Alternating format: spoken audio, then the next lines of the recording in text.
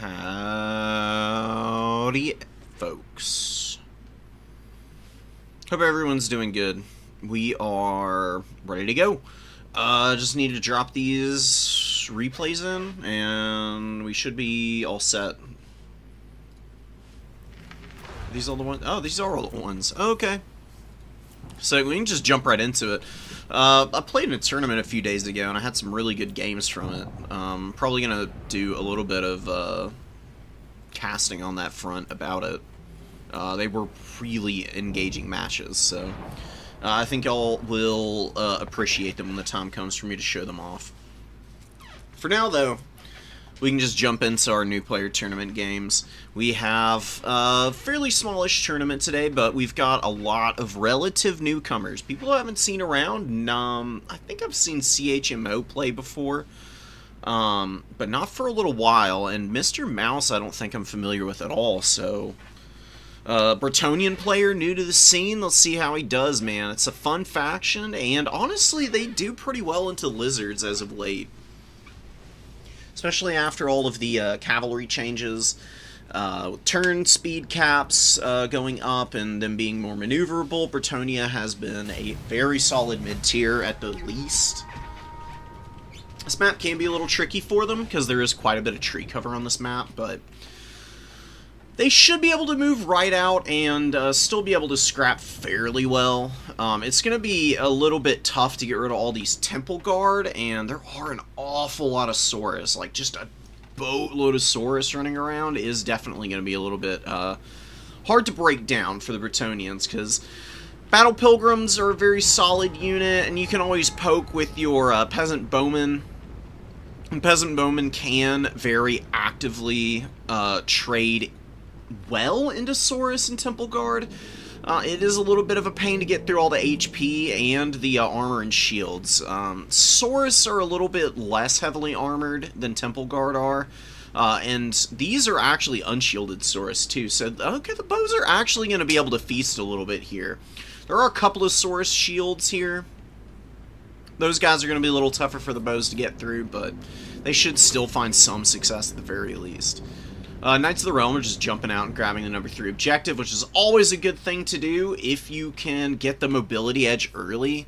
You know, bring some quicker units out right off the rip and just grab objectives before your opponent even gets up to them.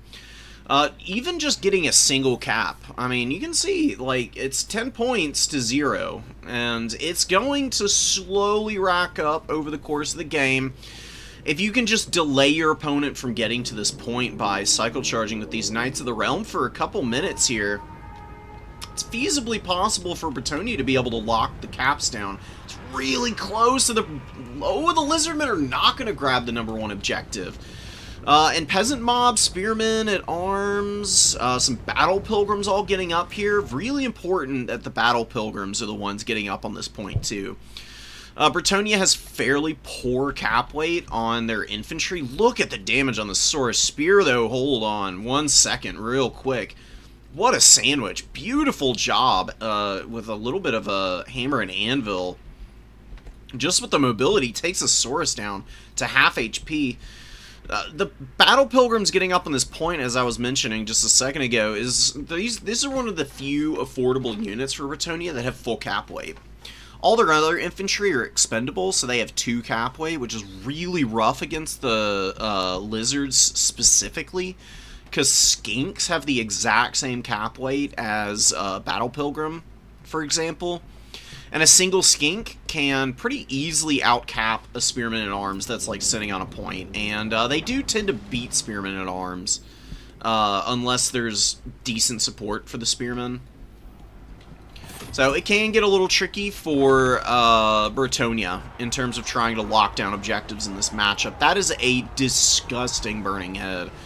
Absolutely ruins the Fire Arrow Bowmen there. Those Peasant Bowmen get absolutely destroyed. Battle Pilgrims take a decent amount of damage, and this Spearman at Arms gets cooked as well. And now a beautiful banishment.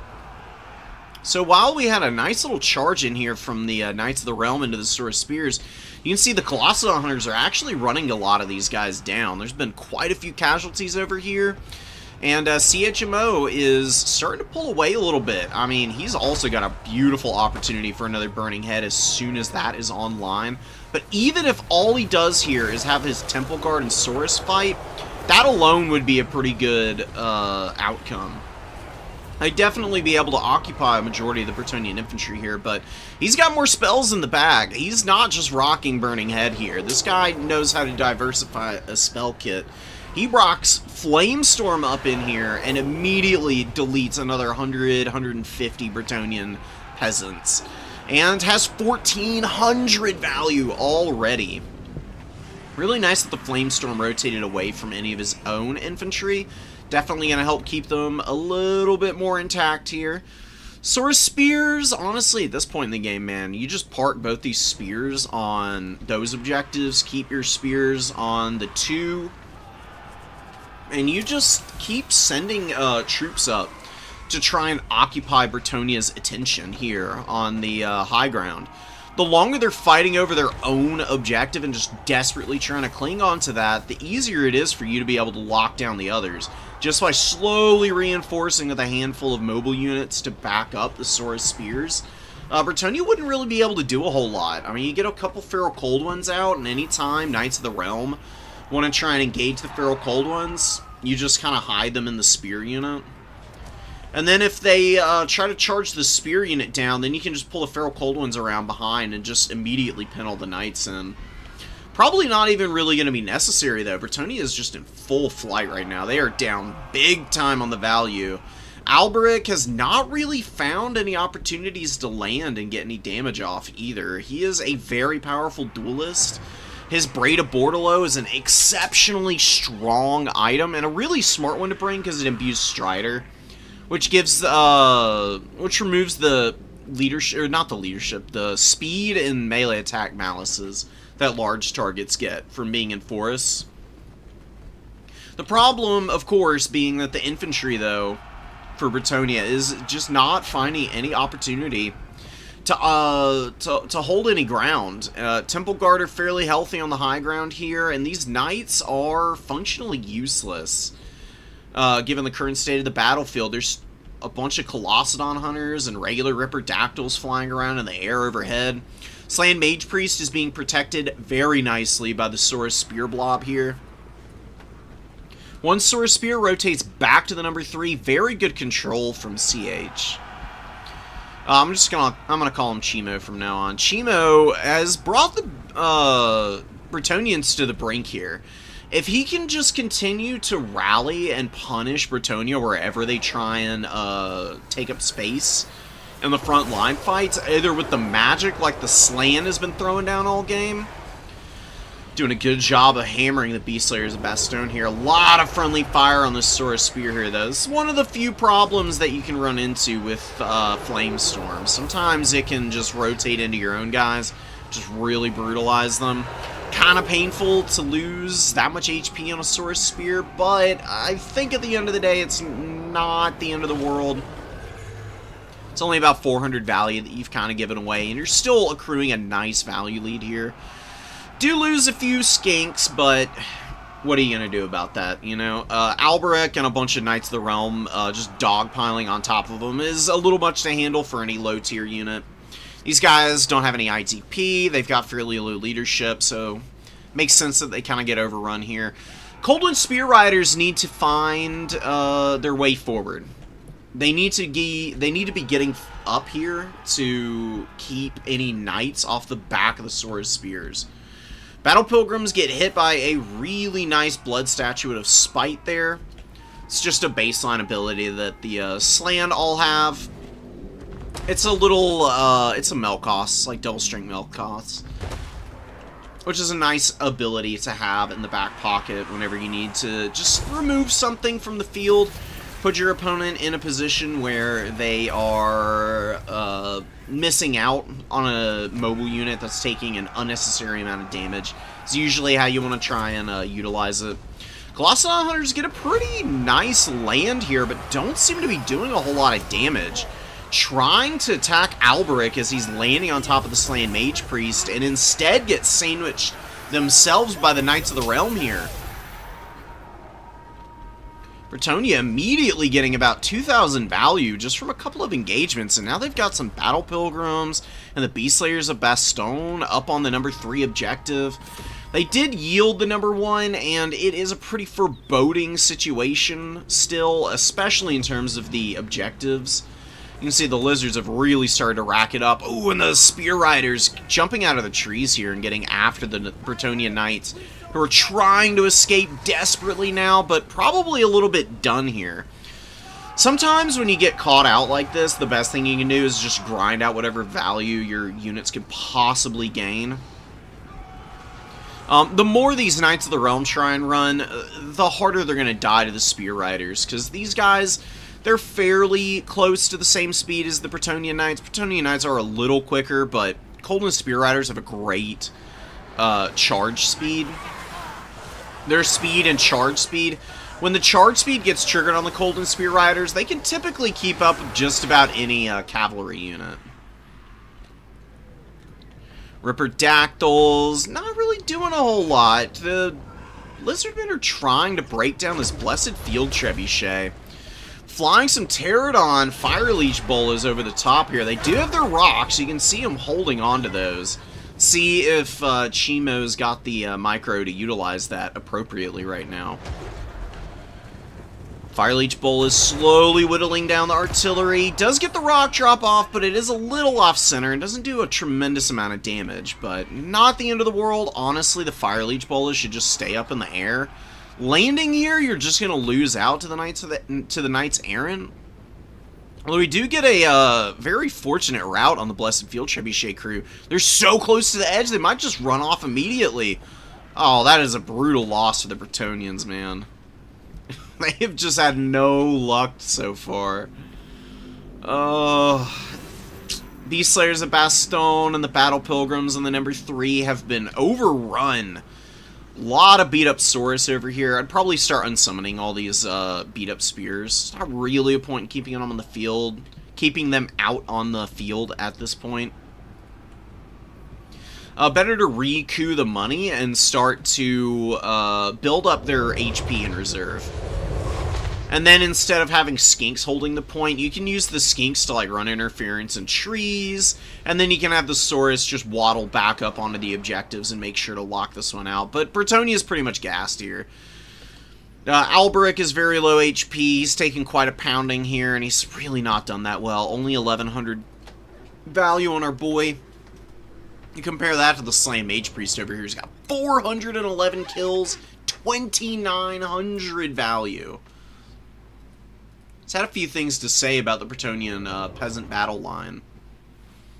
It's been very, very unforgiving. Saurus Spears, man, just rocking right up in there.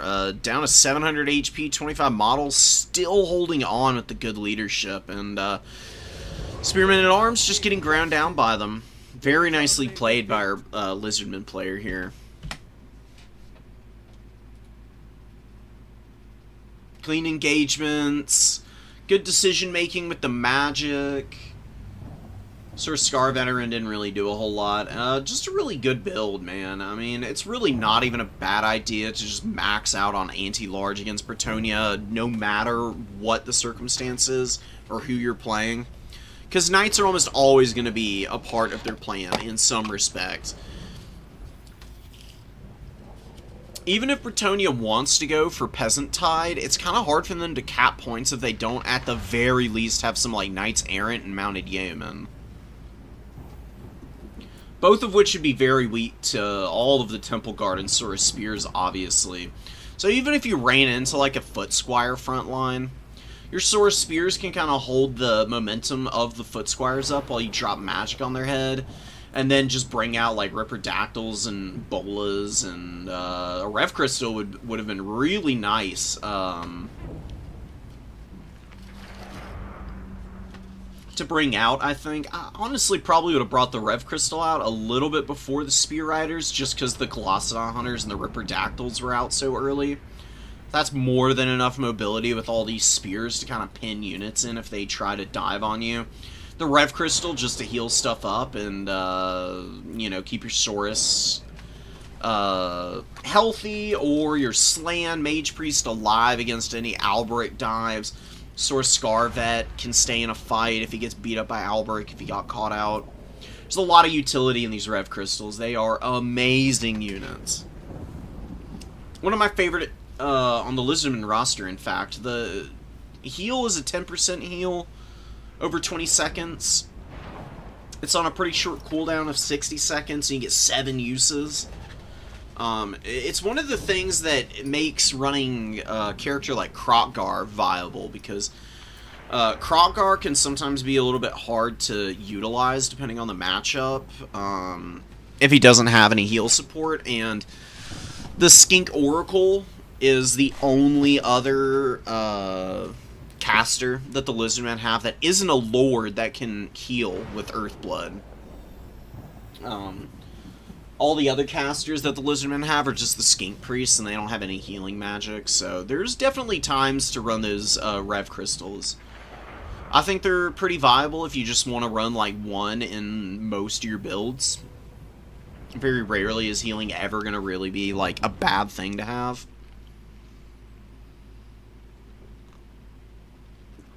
Unless your opponent is just running like an absolutely wicked artillery build. You're almost always going to be able to find some way to get value out of your healing.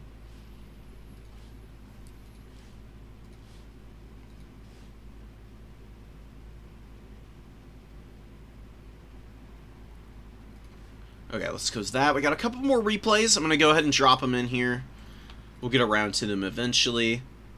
Let's see what else we've got. Any cool builds or exciting matchups that you don't typically see? I mean, Dowley Vampire Coast is pretty rare. Beastmen versus Tomb Kings. Is this the same thing? No, these are different games. Oh. Very cool. Okay, so we got a couple of matchups there that we could watch. Let's watch Laura, actually. Laura versus Tobias. Laura is actually, I believe, won one of these tournaments before, but she hasn't been around for a while. You can play in the new player tournaments until you've won 2 of them. I can't remember who she won with the first time. I think it was Beastman or something like that. She's been gone for a little while and apparently wants to step back in and play some lizards, which is really exciting. Have we already seen a little bit of lizard action today? We'll try not to watch another Lizardman-centric game before we cover some of the other factions that we've got available. But it is a pretty interesting wide build here. You got some Saurus, you got a nice bit of coverage with Skink Javelins, you got some Chameleon Skinks in here, and a couple Chameleon Stalkers. I love Chameleon Stalkers against Empire specifically. Chameleon Stalker Precursor ammunition annihilates war wagons.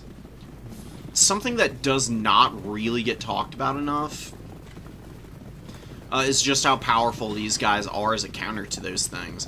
And they've also got stalks, so if you bring them in the opener, you can kind of creep them up on map's edge, and oftentimes sneak up into the back line of your opponent and just jump on top of artillery crews they may have. You can use them to like ambush Sunmaker or Great Cannons. And if there's none of those static artillery pieces, then again, if you can just find a way to kind of creep them up around the back of your opponent's army and chase something like a war wagon into the Chameleon Stalkers with just a couple of volleys, I'm telling you, man, they can take like half the HP off these things with absolutely no issues.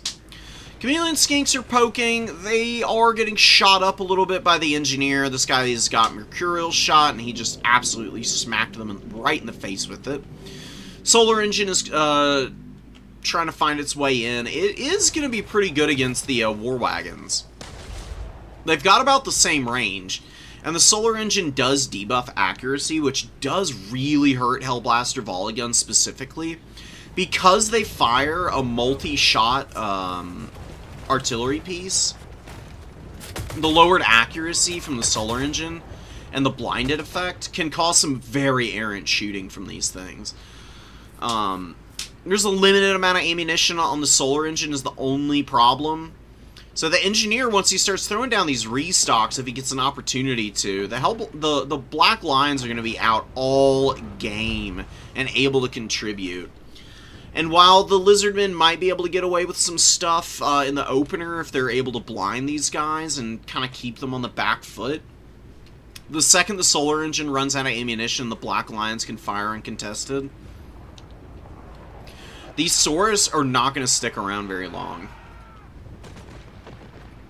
Like, Black Lions are pretty perfectly situated as, like, the mobile artillery piece that the Empire has desperately always needed in terms of punching power in the mobile game. Because you can go regular war wagons, and that's all well and good, but if your opponent spams out heavy infantry, regular war wagons can actually kind of struggle to kill all of them because of shields and whatnot. Black Lions, obviously, as an artillery piece, penetrate right through shields. They love blasting stuff like Saurus warriors into oblivion. They do it pretty effectively, too. Beautiful Searing Doom. Ooh, and it gets some collateral damage on the Umbral Tide there, who definitely want to pull back. We get a nice follow-up. What is that? Final Transmutation. Oh, Final Transmutation coming from the Lizardmen. We've got a Slan Metal Mage here.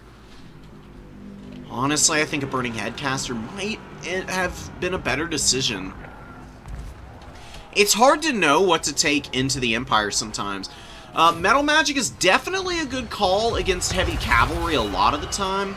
However, Lizards do have Coldwind Spear Riders and a lot of other options that are pretty solid into cavalry. I mean, you can just go with tons of Saurus. You can follow it up with some Colossodon Hunters who can, like, kind of hide away and wait for chaotic fights before they start to get engaged so they don't just get shot down.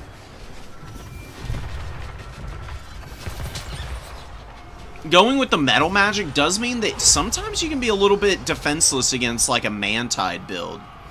Empire is very cheap, crappy infantry, and they can stuff the field. I've seen some pretty impressive play just by running, like, massive lines of state troopers and a million Empire Knights. It's honestly not too far off of what Tobias has honestly chosen here, and it's causing a lot of problems for the Lizardmen. Like, the Saurus are grinding okay, but the issue is that they're not really breaking through in good enough time to fully push back the Empire here. Like, look how deep these spearmen are kind of penetrating into the back line. They're starting to crowd out space coming out of the forest here for Tobias. Or, sorry, for Laura. If Tobias can get these spearmen, just hide them up in this in the trees here. It's cutting off a huge portion of the battlefield right next to multiple objectives, which will make it a lot easier for the Empire to be able to play off these 2 points.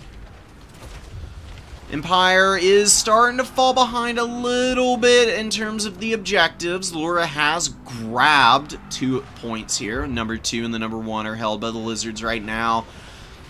465 to 384. There's plenty of time for the Empire to work with, and Tobias is starting to rack up a nice little value lead here. The Chameleon Stalkers have been pushed off fairly easily. Knights of the Black Rose helping out with that. They've also used some spearmen to kind of interdict those guys and keep them away from the Hellblaster Black Lions Arwar. These guys are just sitting and plonking away at the Solar Engine, and the Solar Engine is on the run, taking massive damage. Huge win for the Empire, too. Yeah, well, literally a huge win for them. The cohort of Sotek got thumped by that Searing Doom as well. Lura is definitely going to need to go back to the drawing board a little bit on this one. I really think the Burning Head Magic would be better against the Empire, period. Empire is oftentimes going to be running their own Metal Mage because their Knights are not very good into Coldwind Spear Riders. If you just run, like, triple Coldwind Spear Rider, Colossodon Hunter in your reserves as the Lizardmen, that's honestly about all you need. I wouldn't even really run the Umbral Tide and the Salamander Hunting Packs. The reason I wouldn't do that is because of the risk of cannons, and then also just they're fairly vulnerable in melee. So, Empire Knights and Knights of the Black Rose, anything that the Empire wants to throw out there mobility-wise can actually run these guys down pretty hard.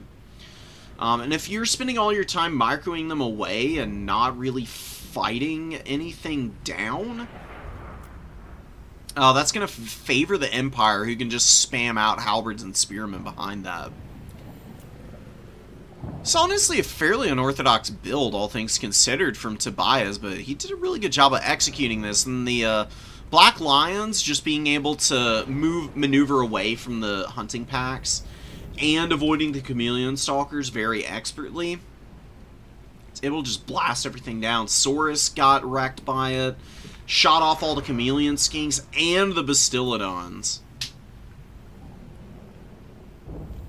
Colossus Hunters with only 300 values. The Archer Corps for the Empire didn't do a whole lot, but was still contributing some nice value. Fairly healthy at the end of the game there. One of them was on death's bed, but, you know, that happens when you get overrun by a Saurus unit. They were occupying time for the rest of the archers to get work done. Now, I don't know what the Spearman was fighting, but he got 1,000 value, which is kind of ridiculous. Probably took a little HP off the Slan, and then maybe, I don't know, beat up on the Umbral Tide or something, who might have wandered into them, would be my guess. I just reconstitute this army. You don't need the Paco Pac cohort here. They're 1,300 gold unit. You can just cut the Paco Pac cohort. Get 2 of these Cold One Riders to be Spear Riders. Cut the regular Salamander hunting pack, get another Cold One Rider, and then probably run the rest of it as is. I like the Umbral Tide for this matchup because they do have Stalk. Really, really nice little ability to kind of hide away from any shooting the Empire does have and creep him out and get a really high impact volley off. Get a really high impact volley off, and then kind of run back into the shadows, get back in Stalk, look for another opportunity, and kind of pull them in and out that way. I don't know, though, man. I mean, in terms of traditional shooting factions, oftentimes are kind of hard to use against Lizardmen, because Lizardmen can run very aggressive melee builds as well as anti-skirmish builds like this, where they kind of do a little bit of everything. Lizardmen can run really well-rounded stuff. They can go very heavy into just a couple units, and they can do single entity monster mash really nicely. I do wonder if maybe the Shredder of Lustria might not be bad for playing into this Empire build, because the Shredder of Lustria will just completely trample all the infantry, and there's not really enough to punish the Shredder, especially if you had some healing magic for it. You could run Mazdamundi, and yeah, you could run Mazdamundi and the Shredder of Lustria into Empire and just bring nets on Mazda, put him on his toilet seat, and just kind of creep him up behind the giant Saurian. Trample and rout all the infantry, and then as the knights are coming in, you can just overwhelm them with your own Cold One Riders. I think that's the way that Lura should try playing it next time. That's just my personal opinion, though. There's a lot of stuff that you can throw out here pretty viably. You can do like a Razor-Dawn hunting pack build with Mazdamundi or something as well. I think you really need some battlefield control against Tobias, because Tobias is really good on his mobile micro. If you don't have a way to kind of lock his units down and punish that, he's going to give you a pretty tough time, because he's kind of going to run you in circles. What's up, Daniel? What's up, David? Hope you guys are doing good. Sorry for missing your chats earlier. Booting up my computer. It can run a little slow, and Google Chrome wants to eat all of my RAM. So I've kind of been avoiding keeping it open, but we'll take a look through here. See what we've got. We've got some more options here with Empire Vampire Counts. I think we might end up watching Dowie versus Vampire Coast first. So this is a really cool Vampire Coast build. Let's go this. Then we're going to probably check out some of the Beastmen games.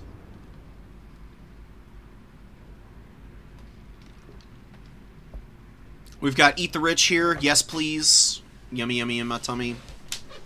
Give me all them, give me some billionaire bones to put in my gullet. And we got Chulechu. Who's running, I think, a crab build. Crab Silostra with triple Det Gunner and a bunch of animated Hulks, Lamprey's Revenge, and just 2 infantry units. This is actually not even, like, a bad idea to run into the dwarves. So, Coast against Dowie. I'm going to have to close Chrome again. It's doing it. I don't know why. Sometimes it does, sometimes it doesn't. Anyways, just to get into the game and ignore any technical issues. Silostra on the Crab, obviously very heavily armored, pretty safe against any non-AP weaponry. Can also beat up on a lot of the Dowie lords. I mean, the only Dowie characters that you could bring that are not infantry-sized is Thorek on his little rune. I can't remember what it's called. It's like a rune chair or whatever. His big old toilet seat, you know, he sits on that and he screams at people and demands better service. And then Thorgrim Grudgebearer, he's got his own special little toilet seat as well that he can sit on. Those both count as large entities. Everything else is infantry size, so not only does Silostra have good combat prowess against the characters, she can also really mess up stuff like Iron Drake, Trollhammer torpedoes, and even use her magic to some pretty good effect because she's got a lot of summons. She's got Ghost of the Past, obviously, which is her bound Damn Knights Errant summon, which is very disruptive and does a ton of armor-piercing damage. But better yet, honestly, I think this is one of the few matchups where the Denizens of the Deep might be able to feast better than the Ghost of the Past. The Ghost of the Past will be really good for terror-routing stuff, but the Rotting Prometheans will be good for locking down stuff like the Rangers and Ulthar's Raiders in the back line. Because while those units are fairly resilient, their melee defense is still only about 26, and the Rotting Promethean summon, I wish I could click on it and just show me. Although, we can go to the unit browser and show them off here. The Rotting Prometheans have fairly low melee attack at 38. Like, in terms of monstrous infantry units, it's not bad, but it is a little on the lower end. As they get tired, it'll get way, way lower. They'll lose, what, 30%, I think, when they get to the very tired state. That means they're not very good against Dowie Warriors. Ignore the Dowie Warriors with your summons, and just make sure that you shut down these missile units. The Quarrelers are one thing, but I would definitely prioritize hammering these Rangers the second they get revealed. They're hidden right now. They're just hiding in the trees. You can see they've got the little tooltip right up over there, the little winking third eye. And they've also got stalks, so they can creep around even when they're out of cover like that.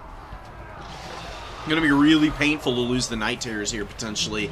Ulthar's Raiders opening up, and they got a beautiful use of Marked by Ulthar out here.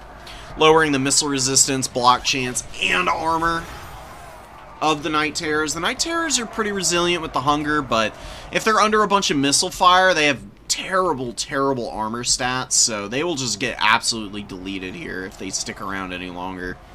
They're going to try and pull back. There's 14 models left. They can get away. They can go beat up on the miners over here at the very least. And Lamprey's Revenge are kind of stomping in. Very heavily armored in their own right. Quarrelers are not really going to be a huge threat to these guys, but it's going to be hard to collapse on top of the Rangers because they're in the trees, and Dowie can just throw Slayers up in there.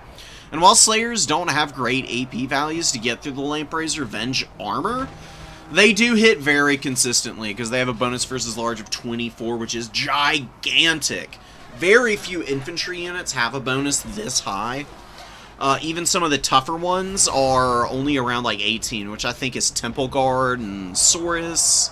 I think they've got a similar bonus versus infantry profile of plus 18. Silostra is pushing with her animated Hulks, trying to get into the cookie jar. She is beating up on the Quarrelers a little bit, but one Slayer unit running around back here and just kind of like dragging down a few of the animated Hulks and making this engagement way trickier than it otherwise would like to be for the Vampire Coast is ending up with them trading downwards very, very badly. And look at the Lamprey's Revenge get run down. Slayers just make perfect contact with these guys as they charge in. Grind out about 300 value. A lot of that damage that the Lamprey's Revenge took is just crumbling then, I guess. Lord chipped in a little bit. Garrigrim's only got an 80 value. What about Ulthar's Raiders? They've got a close to 300. Rangers getting some decent stuff. I think it's just the Rangers and the Slayers together just blasting down the Lamprey's Revenge. And Chulechu is really, really on the back foot now. Not really using the deck gunners the way that he should. He just simply hasn't been able to set them up in a good spot. Just kind of stuck out here in the open, and they're on the... when they're on the top of the slope here, they can fire over the crest just fine, but they had to advance up this reverse side, and there's not really an angle of fire for them. Maybe just going for straight-up carronades or mortars would have been the better option, but I'm not really sure if I can criticize Chulechu too much, because I don't think I've ever seen Chulechu play. It's probably just a little unfamiliar with the maps, since none of these are obviously in the base game, since CA really doesn't like releasing maps for domination mode for whatever reason. Working with incomplete information can definitely be a bit of a problem as you're starting out, because you're kind of playing a bit of a guessing game at times. As a newer person, you just don't really know all of the ins and outs of maps, and maps can have a huge impact on the way matchups play. Very rarely are you going to be playing on a map where all things are equal between the two sides. It's usually why there's picks and bans for maps. In the newer player tournaments, though, you do not get to pick any of the maps. It just kind of gets set and forgetted. Whatever maps we're playing on are just the ones that Hattie or Bird or whoever happens to be adminning the tournament decided would be a nice set. And they typically are pretty good ones. Like, tried Floodplain, which is the map we're on for this round here. Definitely one of my faves, but can be pretty brutal if you're a faction that doesn't like fighting in forests, or if you go for traditional gun lines. And you just aren't able to really like get a good setup in any of the tree lines to protect those gun units. Because if you have to wander up to the top of this hill to get set up, it just takes ages, especially as a slow faction like the Vampire Coast. Like, they just are not ever going to be able to beat the Dowie up here. One of the few times that the Dowie may have a true mobility advantage is in this particular matchup. I think just running like a couple carronades and then a couple mortars and keeping them behind the trees and just hoping you can blast the Dowie off, and still bringing like your big line of Hulks and Morn Ghouls, Lamprey's Revenge and whatnot, and just delaying the engagement a little bit before you build up. Or sorry, delaying the engagement as you build up before diving in would be your best chance for success. Terrorgeist against the Dowie. While I do hate running into like gyrocopter spam myself, and I on Khorne am oftentimes prepared right out the get-go for it, I think a Terrorgeist is a little much to invest in. Vampire Coast has Fellbats. All you need to shut down gyrocopters is like 2 or 3 Fellbats. It's a 375 gold unit, and they can just chase these 800 plus gold units around endlessly, and these guys will never get to shoot or do anything fun. And you can use all your shooting to like drag down the Grimdelvers and the Quarrelers and the Rangers and all the other annoying Dowie units. This matchup is pretty forbidding, though. I'm honestly not too surprised to see Chu getting overwhelmed here. In Warhammer 2, this is functionally an unwinnable matchup for the Vampire Coast. The only reason it's better in Warhammer 3 has more to do with the game mode than any kind of advantage that the Vampire Coast might have over the Dwarves. Vampire Coast is a little bit faster, and they can spam a huge gun line out pretty quickly for a really cheap amount of funds. Like, you just go tons and tons of handgunners, for example. Run some hand cannons if you want. Probably just handgunners and pistol mobs, though, is the way to run a gun line against the Dowie. And you can definitely overwhelm a Dowie front line that is not necessarily prepared for that. You can get your gunners set up to the point that you can just keep the Dowie warriors from waddling into you by blasting them endlessly. Bring your Mournguls in and just, like, overwhelm all the melee infantry at that point. And then maybe even push into, like, the back line and kind of overwhelm that at a certain stage. Generally speaking, though, the Dowie, with all of their Rangers and Quarrelers, though, are going to be able to poke down your lightly armored stuff as the Vampire Coast, and that's the real issue. Vampire Ghost just doesn't have armor, and Dowie have a surfeit of armor, and the armor-piercing options for the Vampire Coast are pretty vulnerable to all of the shooting of the Dowie. So if you can't shut Dowie shooting down as Vampire Coast, it's basically curtains for you, because it's just such an uphill climb otherwise. Then you still gotta deal with Doomseekers and Slayers, and they are not the strongest units all the times. Doomseekers are fairly consistent. Slayers are a little up and down, depending on the matchup, but this is definitely one of the better Slayer matchups in the game. Slayers can do numbers here.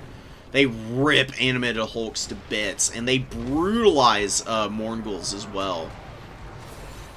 The one thing the Slayers don't do well against in this matchup is the Vampire Coast shooting and just the basic deckhand mobs. Basic deckhand mobs can actually kill Slayers pretty effectively, too. It'll take a couple of your little zombies to, like, waddle into combat against the Slayers, but because the Slayers have no armor, and they also do have fairly low melee defense across the board. I think Slayers have 36 or 35 melee defense, if I'm not mistaken. While Coast deckhand mobs only have like 17, 18 melee attack. As the fight drags on, it's just inevitable that their units are going to take damage, and the zero armor means that they eat the entire load.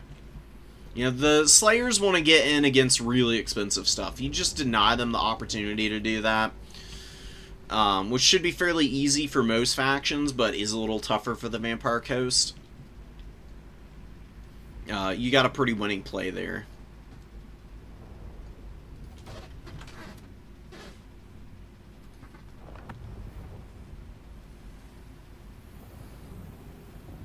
Deck Gunner's really not getting much done. Honestly, the animated Hulks did better than I thought they would. 400, 460, 332. Lampreys are a way bigger letdown than the animated Hulk line. Oh, you got triple Carronade in the back pot. This is a wild Vampire Coast build, but sometimes you gotta go with the crazy stuff in some of these tougher matchups. A standard Coast gun line would have probably gotten absolutely eaten up because there's just so many Rangers and Quarrelers here. They're fairly long range. They'd have been able to poke everything down pretty efficiently. I don't know if you need this many gyrocopters. I think gyrocopter brimstone guns are a good unit against lower leadership factions, yes. But because this is an undead faction, even though they have bad leadership, you're really not going to be able to do too many crazy things with these gyros. I find brimstone guns to be better for the Dowie when they just need to break up blobs of garbage. And they can't really do it the way that they would like here. I'd just cut those and just run Skyhammer Squadron. Skyhammer Squadron, you just rush in whenever you see something like Mourngul waddling its way into combat, or if there's a Depth Guard. The Depth Guard dual weapons are pretty strong against the Dwarves, so the Skyhammer Squadron bombs can just absolutely roast those guys alive. Plus the machine gun on these bombers Has pretty good damage output, and I believe suppression effect, too, which slows them down. Makes it a little harder for them to waddle all the way in. Let me double check that, though, just to make sure. Yeah, it does have suppression. So really good for disrupting the scarier Vampire Coast units.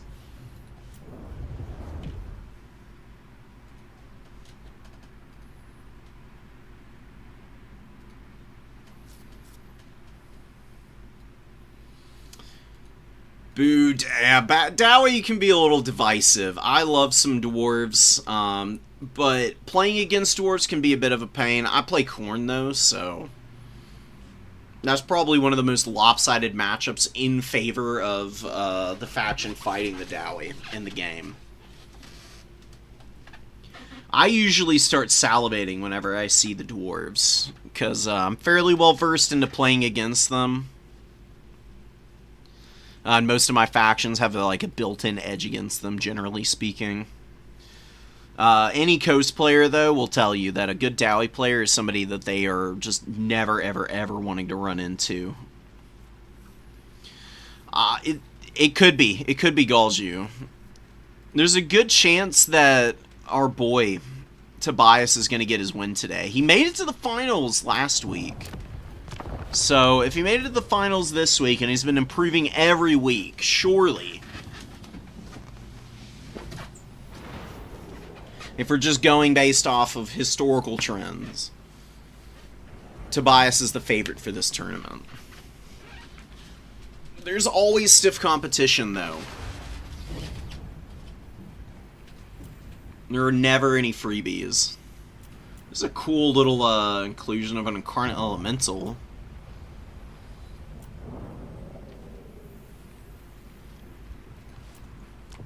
Haven't seen any counts today, nor have we seen High Elves. So let's check this one out. See how these two do against one another. I haven't seen the High Elves face down the counts in a little bit. I can't remember the last time I actually saw this matchup. Which is kind of odd, because it's not like counts are an unpopular faction, nor are the High Elves. They actually get played quite a bit.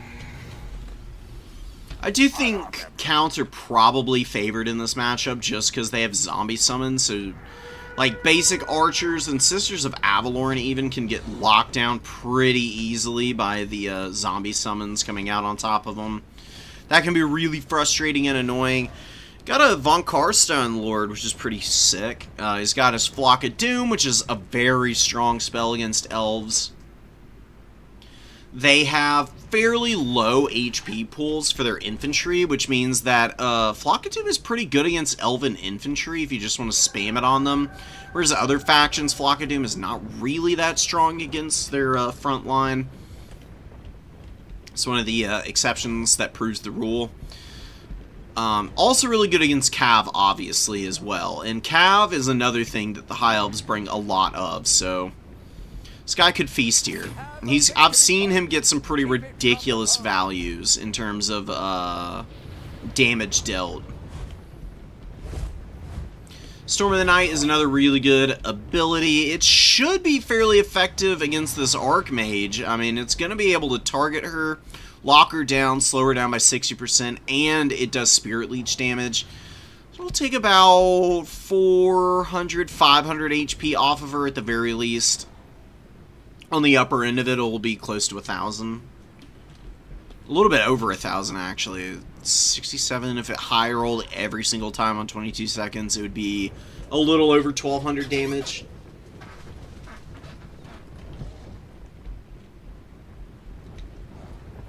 Rangers, Lyran Reavers grabbing points. High Elves getting positioned up on the high ground. Archers are looking to start poking. It's going to be a little bit rough, man. If they can't take down the corpse carts, then I don't really know what the High Elves would do if they can't take down these corpse carts. The corpse carts give a really nice boost to vigor, as well as melee attack and melee defense, and they heal and provide leadership.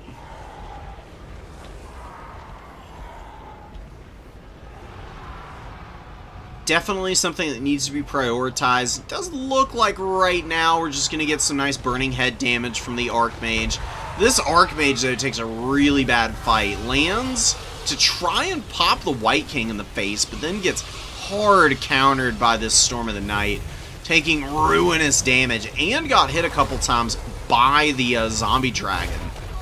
Von Karstein, Vampire Lord, showing who's boss here with 1,000 value right off the rip here. Fellbats are landing on Talons of Torquilida, honestly, so Neeper. So pretty good summon and dive here, but you got 3 Fellbats on 1 unit. Fellbats don't really kill things. They're literally just a tar pit type of unit. Like, they have awful melee attack of 19. They have 44 melee defense. You land Fellbats on stuff just to keep them from doing anything. You're not trying to kill the unit. Spread the other 2 bats out. Get one on the Sister of Avalorn and another on the Archer. You fly in, drop a zombie summon on this other Archer, and all your opponent's shooting is completely offline. And then you just walk everything forward and just engage the front line. Then you can kind of just win. Your White Kings have Scabscraith. Yup, so they can just Scabscraith down all the Spearmen, and then the Ship's Company will get overwhelmed by the amount of healing, and the Stearnsmen probably. Stearnsmen and the White King are going for the Rangers here. Really nice fight for them. Stearnsmen are an amazing unit. Super strong. Just based purely on the stats. Good melee attack at 34. Nice bonus versus infantry of 8 and 45 melee defense. Solid all the way around. Good leadership as well. And the armor isn't bad either, with a silver shield and an HP pool of 9,800. Very resilient, and then they get regen on top of all that. I forget they always have expert charge defense. Another nice thing for them. Burning Head's gonna roast them a little bit worse than other Graveguard would, just because these guys obviously are weak to fire. They're hanging in there, though. They're doing alright, and it looks like a Life... Oh, a Life Mage with Starwood Staff. And Regrowth, so we're trying to heal up the Archmage a little bit, but there's Cryptars all over the Archmage on the Dragon here. And the Von Karstein Vampire Lord trying to just make his way in and help beat down on this character, but now there is a lot of vengeance coming in from the bows. The Sisters of Avalorn are throwing some heaters down right here. They've got 1,400 value already. Big boy up in the sky is going to need to pop a heal on himself, which he does. He's getting a nice little bit of HP there. He also flies over the Unholy Lodestone to get a very, very slow passive heal from it. It's only a 0.05 per second, but it's still respectable. It's still something. And really, the nicest thing about the Unholy Lodestone heals is that it stacks on top of all other sources of healing that the vampire counts have. Mortis Engine heals stack with it. Regen stacks. It's really more the vigor reduction that it provides that enables the vampire counts to be such a nightmarish faction. So it gets to a certain point and it just takes ages to actually kill anything in melee against the counts, because they just last so long. They're just able to waddle in, fight at full vigor for extended periods of time, and grind you down. We've seen some pretty wild Scabscraith misses, which is a huge issue. I mean, that's one of your big selling points of the White Kings, is being able to use that kind of item to wear out your opponent's really expensive low armor stuff. And High Elves have a lot of units with very low armor on the field right now, but because the Scabscraiths are just not hitting, the Spearmen have been able to last a lot longer than they otherwise might have. Really should have. A couple of them are breaking over here as the Cryptars are pushing through. Need to shut down the Sisters of Avalorn. If the Archer Corps just sits and stays online for an endless amount of time here, and they use all their ammunition up, it's very possible for them to just blast everything down. Archmage is getting run off the field, actually shatters, but we don't see a kill on her. She could end up biting the counts in the butt later. If your opponent's lord runs off, the leadership penalty eventually wears off. There's only a perpetual -10 leadership if you kill your opponent's character, which isn't going to happen here, but I think counts are in a good enough position that they don't really care about getting the kill.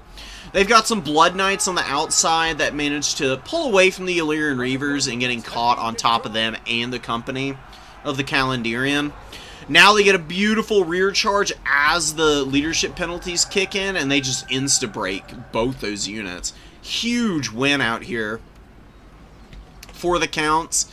And you can see Dirk is staying fairly close, but it's going to be a long uphill climb, and it's going to become worse and worse over time as the Unholy Lodestone spreading a lot of healing around to one of the Graveguard and a zombie. There are a couple of other units over here that are now on top of the Sisters of Avalorn. These guys finally get shut down. They've used a lot of their ammo, and they've got 2,000 value, as you can see. If they got the other 10 volleys off, they could be up at some... They could have as much as 3,500. I've seen Sisters of Avalorn do some pretty wicked stuff if they're allowed to fire. Which is why running them down is so important. I mean, you just can't allow shooting units to really function or thrive in domination mode. Because if your opponent's shooting is online, it means that they have safe defensive pockets to defend objectives from. And if that's the case, then oftentimes they're going to have a double cap on you, and it's going to be really, really tough to be able to break your opponent down from there, because they're just going to continue to suck you in and drag you down slowly but surely. Here, though, the Blood Knights have broken into the back line. They're going to run down the one remaining archer on the high ground. With those guys offline and the Cryptars finishing the Sisters of Avalorn over here,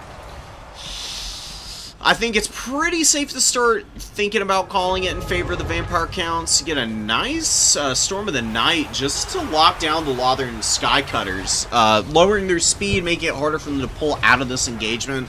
It's not going to do a lot of damage to them, but there's plenty of units here that can help put a beat down on them. Got Cairn Wraiths, you've got Blood Knights making their way in now. Even the White Kings. White Kings can do pretty good damage to just about everything. These guys are super annoying. They're such little ankle biters. They're really inexpensive. That Scabscraith ruins a lot of front lines, as I said. And then they just like sit there with their larger than normal HP pool for a foot character, and they just smack everything around. They got really high leadership too. Silverhelms against some Cryptors here. And Silverhelms were winning at first, but as this fight continues, the Cryptors should be able to put a little bit more of a beatdown on these guys. Simply because Silverhelms, while they are solid in combat with reasonably good stats, they're more of a shock unit at the end of the day with their charge bonus, representing a majority of their damage potential. If they're just engaged in melee against something like a Cryptar, like, yeah, they probably outtrade them slowly but surely. The issue is that the Cryptars with their regen are just not really caring, and they're hanging in there, and they are dragging quite a few of these models down with them. Sisters of Avalorn have managed to survive. They're standing firm in the trees here with only 22 models, though, so I really don't see how the High Elves are going to make their way back into this one. They've got all the Lothern Skycutters routing over here. Fireborn have been run off, finally. Lyrian Reaver Archers do eat a charge in the Blood Knights, but Blood Knights don't stick around. They're just going to pull back with the Dire Pack and the Bats and make their way over to the number 3. If the Counts wanted to, they could just anchor up on the number 2 and 3 on the outside. But since you already got the number 1 objective, and you do have a decent number of units over here, you can just bunker up on this too. Nicely done by the Counts, man. Gotta love to see some of the less well-known von Karstein figures making their way in and getting some good value. 4,800 is crazy.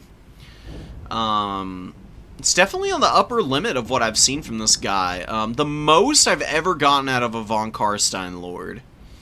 I was using Mana Battery Necromancers, and I was playing against Bretonia, and I actually lost the game that I'm talking about right now. He got 7,000 value. It's the only unit doing anything, though, by the way.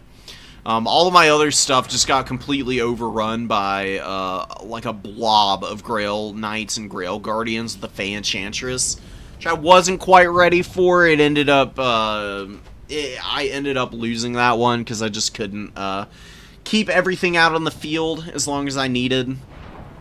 It was a little bit painful to lose, but typically speaking, 4,000 is about what you can expect out of the Von Karstein Vampire Lord in his good matchups.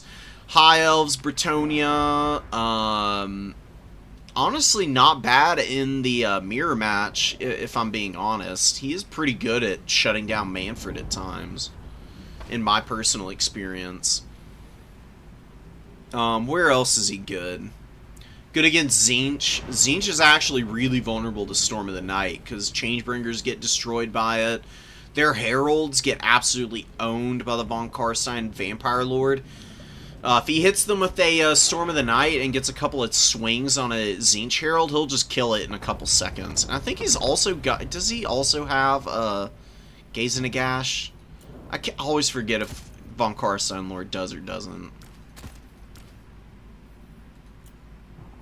No. Oh, he's got Transformation of Kadan. Regardless, just Storm of the Night is enough to kind of shut down Tzeentch. Usually in that matchup, you run him on the Hellsteed, though. Who else is he good against? Before we go, any other, like, truly goated matchups for him? I think those are really about it. He's pretty good against the Dark Elves, I guess. They can bring some flyers that he can shut down. And Flock of Doom is always good against elves, so that's another reason why he's pretty good here. Yeah. Just stick with him there. The other really good options are the Strigoi Ghoul King. Not the Strigoi Vampire Lord, although this guy is pretty solid. The Ghoul King tends to be a little bit better because he's on his Terrorgeist and he has Opal Amulet. He's got a really nice spell kit. Pretty much all of these spells have a matchup or two where they're really awesome, except for Command of the Unliving. Command of the Unliving is kind of garbage.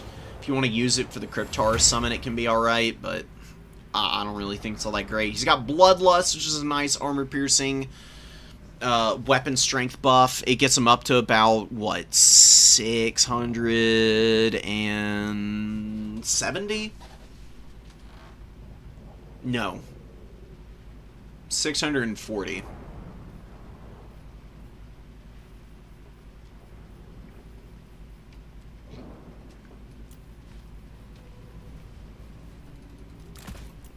He's also fairly affordable compared to some of the other options. I think the Strigoi Vampire Lord,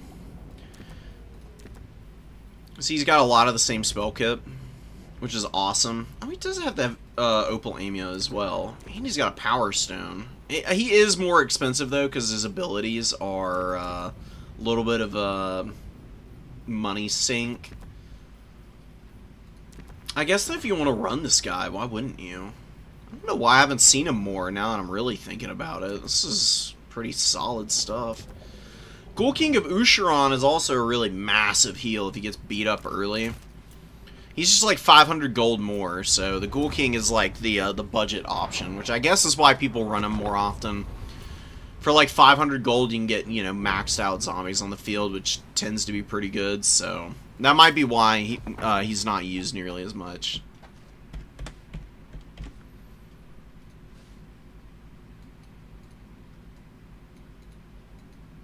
Not a big fan of... Yeah,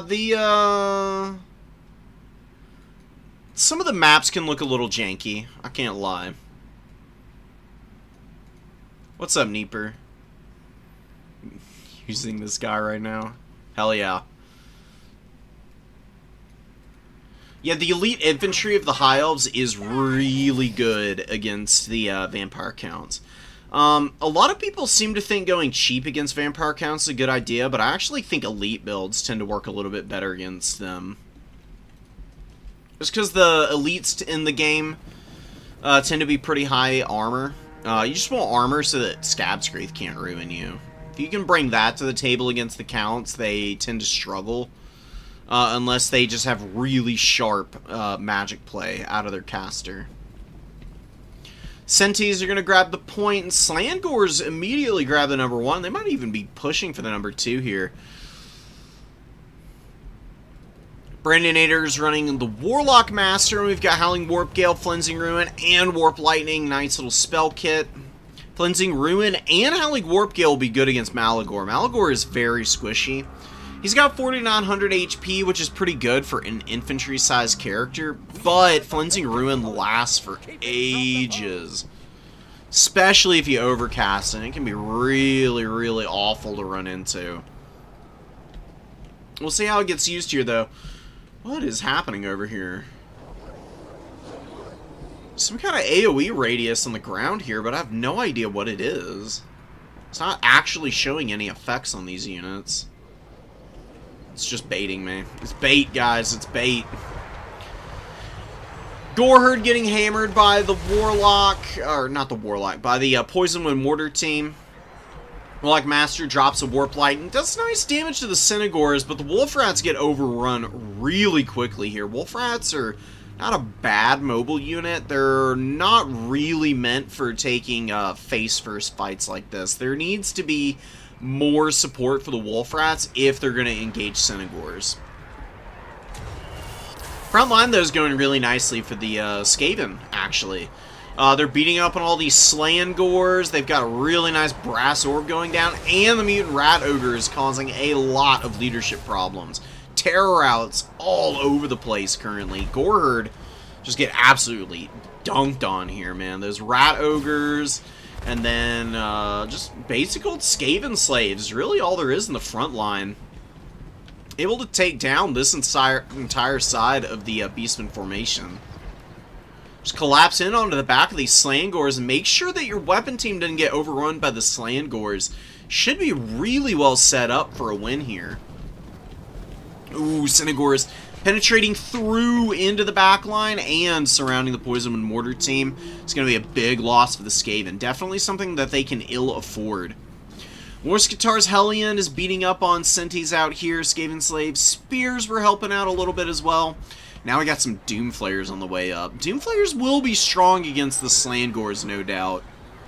Gonna need to see a little bit more, though, if we're gonna get a dub here from the Skaven, because while they were doing okay for a minute here, and they did break up a lot of the front line, losing that Poison Wind Mortar team, and then also not really having a whole lot of answers for the Butchers of Kalkengard is worrying me quite a bit. I mean, if both of the Mutant Rat Ogres can rally up, they can fight the Butchers of Kalkengard here. Without those two units holding with one another, though, these guys probably just rampage around and beat up on everything. They are a terror-causing Minotaur. And Minos do have an ability that scales really nicely into the later stages of games in Blood Greed. Stack regeneration on top of all that, and the Butchers are the kind of unit that the Skaven just cannot adequately deal with a lot of the time. Here, though, man, look at this. The Mutant Rat Ogre just does not care about fighting them. Butchers of Kalkengard can't get a good surround on it, and then the Morskatar's Hellion and the Warlock Master able to make really good contact with these guys. You saw a Warp Lightning go down on top of them as well, doing some decent damage. They're dropping models like crazy, and there's no regenning dead models. Like, once one of these Minotaurs is dead, it's dead forever. Oh my god, and they get routed! Huge loss for the Beastmen here. Brandon coming back and making a game out of this, and he's never lost his home objective. Beastmen are an incredibly aggressive faction. They do have a lot of, like, crappy infantry up on this point. Ooh, is Brandon gonna be able to swing this one back? He's got a chance. If the, especially if the dwarf thing menace over here is able to clean up all the Ungor herd and like low-level trash, then just like wave after wave of clan rats and Skaven slaves should be able to take the objectives pretty easily. Nice charge and a beautiful brass orb from the Warlock Master, but the Chimera is right on his tail. We need some peel for him. Morskatar's Hellion and the Rat Ogres need to get over here and make sure that this big old beastie does not make it off the ground. Last thing you want is for it to jump up in the air and be able to snipe this character. Skaven are really bad without leadership, and he's out on death's bed here at 1300. He's basically in the danger zone where any of the follow-up fights that he might end up in are his last. He just needs to drop his Warp Lightning safely from behind the front line now. A lot of Ungor herds surrounding this Mutant Rat Ogre, and the Morskatar's Hellion has been forgotten about here. It could be in getting a lot of work done. This Warp Discharge is actually really strong against blobbed up infantry. Because of how much damage it does. It's got a 2-second duration. It does 8 damage per second on a 15-second cooldown. It's basically nothing. It actually leashes the life out of units that are bunched up around it really nicely. Because it's got a pretty big radius of 10 meters, which... small in some respects, but for these AoE type of effects, especially on tightly packed infantry, it's pretty incredible to watch. Doomflayers with close to 1,000 value, but they are getting run down now by the rallying Butches of Kalkengard. Still 9 models on these guys. I would just keep them out of combat for a little bit longer. Let them get back up to, like, full vigor and max out the HP on the 9 models before re-engaging them. I guess you're trying to capitalize right now on the fact that the Skaven are not really holding on to the number 2 objective here. They have lost it. There is a nice little core of Rat Ogres, and the Dwarf Thing Menace is moving out now. Gonna run down the Slangors and the Ungor herd pretty easily. We'll see if the reinforcements that are being thrown up here now with some Ungor Spear herd are able to help the Beastmen just lock this one out. Malagor is sitting at the edge of the map doing God knows what. I have not really been seeing him throw down Flock of Doom like he should be. It's also not providing icons of vilification when he's just sitting all the way out there. Icons is a pretty good item. There's definitely some matchups where it's pretty useful. I actually do think this could be one where you do want to include it automatically. Because Skaven do have a lot of terror-causing units, and they can be pretty frustrating to run into. If it's not Mutant Rat Ogres, it's Brood Horrors and Packmasters on Brood Horrors and stuff like that. The Beastmen are a fairly low leadership faction. They usually get away with being low leadership by having Primal Fury, which gives ITP to everything. It's a lot like Frenzy for Khorne, for example. The issue that usually arises for the Beastmen, though, is that unlike Khorne, where a lot of your frenzied units for Khorne are in the mid to high 70s for leadership, the most that Beastmen get up to in terms of leadership on units is 80, like the Koroks Manrippers. These guys are a pretty stalwart unit compared to most other Beastmen. Ungor Spear Herds only have 54 leadership. And 54 leadership is respectable if you're not terror ratting from stuff, but it definitely does give way to some serious issues if leadership punishing mechanics start stacking on one another. That's why the icons can be kind of nice, because it just provides a little position at which you can hover Malagor over it, and all your units are just that little bit more resilient. That's oftentimes all you need to be able to hold on in the middle of a really tough fight. Butchers and some Ungor Spearherd are holding up the Morskatar's Hellion and a bunch of Skaven slaves right now, trying desperately also to potentially get on top of the Ikit Zap Zap cannon. Butchers have 2,300 value. They have helped beat down the Warlock Master a bit. Also saw them putting in some work on the Morse Guitars Hellion for a bit there. They've really made a huge comeback. It was really, really fortunate for the Beastmen they were able to save those guys. Being able to preserve them into the late game is getting the Beastmen into a great, great position. Excuse me. Malagor and the Chimera are running the Warlock Master off the field. Warlock Master with 1700 value ain't bad, but Skaven just can't match up to the Slangor Fury here in the late game. Slangors did pretty good the first time out, but here at the end of things, without that huge core of Rat Ogres that was present on the field straight out the gate, instead of just paying for themselves here, the Slangor are probably in a position where they could feasibly grind out about 1,000 value apiece. Butchers of Kalkengard are hanging in here, just chilling. It looks like everything is chasing down the Ungor Spearherd. Gotta keep eyes out for little opportunities like this. Very easy to miss something like that.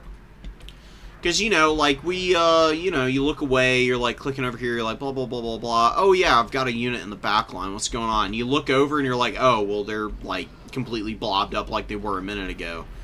So then you're like, okay, whatever. You watch it back later and you realize you missed out on an opportunity to actually compromise your opponent's artillery piece. Potentially even run it off the field, because make contact these Skaven artillery crews. This is an ROR one, so they have better leadership, too. If the Butchers get on them and kill a few models off this unit, they'd probably run fairly quick because of the terror. Last few of the Butchers of Kalkengard on the way out, they have done work. Good job for the few of them that were able to disengage from that early engagement that was really awful for them. Zap Zap Cannon nailing Malagor, like 3 perfect hits in a row there. And Slangors pushing deep into the back line just to lock down reinforcements. Rat Ogres and Skaven Slaves all over those guys. They won't be able to last forever, but at the very least, they're just putting themselves in the winning position that they want. Lock out this number 3 objective and just camp on that. There's no way the Skaven can even get up on these points and cap them in time. Even if they had a little bit more on the field, it'd probably be out of reach for them. Turtle Tribe is banking up 1,600 supplies. And we're going to get a tap out here. Scrappy game from Brandon. Just can't afford to lose the Poison Wind Mortars the way he did. I don't think you need to start out with Wolf Rats either. Just cut the Wolf Rats and get your Night Runners out first. Night Runners would have been really good to have out early, because they're an annoying little skirmish unit that can do some pretty big damage to Slangors. Slangors are low armor, have no shield. Night Runners love shooting stuff like that. Instead of having to wait on those guys, you can immediately get them into action and have a little bit more to do in the skirmish phase. And the Wolf Rats can kind of sit in reserve and just hang out. If you need a little extra gold, and just cut like 1 Skaven Slave to fit the Wolf Rats into your reserve army. They'll just be better served there.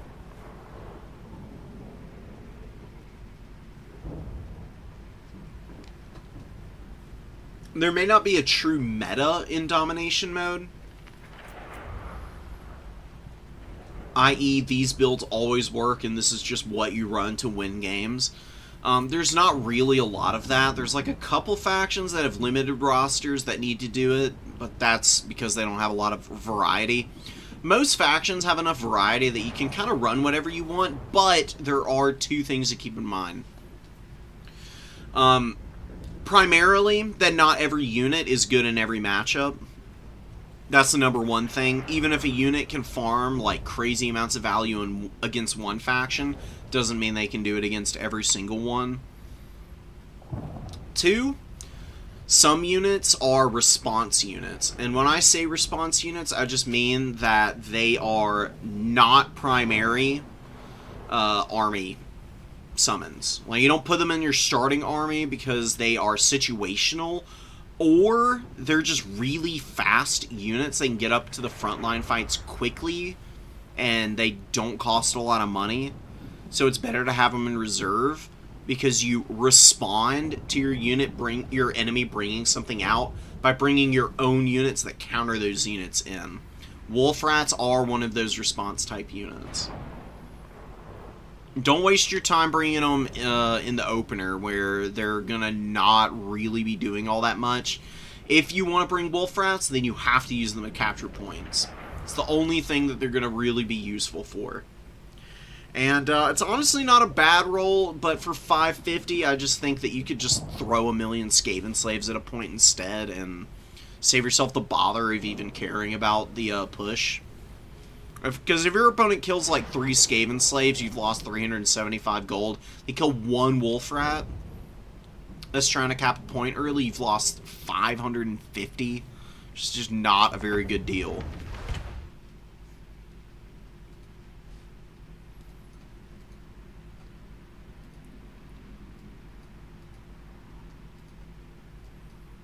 Yeah, ooh, I like your build, Daniel. 3 times 3x Phoenix Guard. Summon in Healer and Fireborn to support. It's pretty good. I mean, Phoenix Guard are just rock solid units.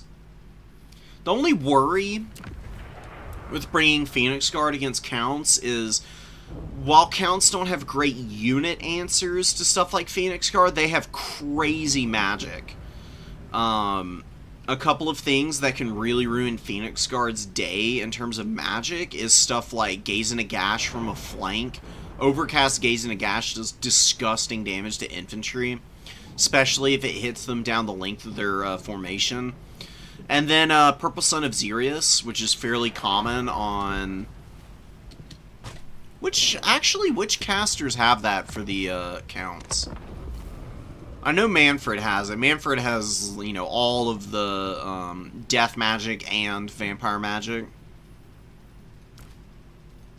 Who else has got it, though? Strigoi has the Gaze and a Gash. Gaze and a Gash is on, like, half these characters. Maybe even more. Probably closer to, like, 70% of these guys have it.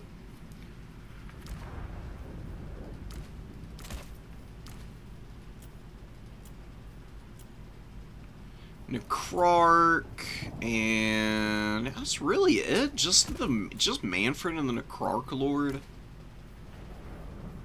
That's kind of wild. Honestly, the triple Phoenix Guard probably a pretty safe bet then, just because Purple Sun of Xerius is kind of at a premium here. Still got to watch out for Gaze and a Gash, and I guess Wind of Death wouldn't be too bad against those guys. Have to hit like the whole front line though, for it to really be worth it.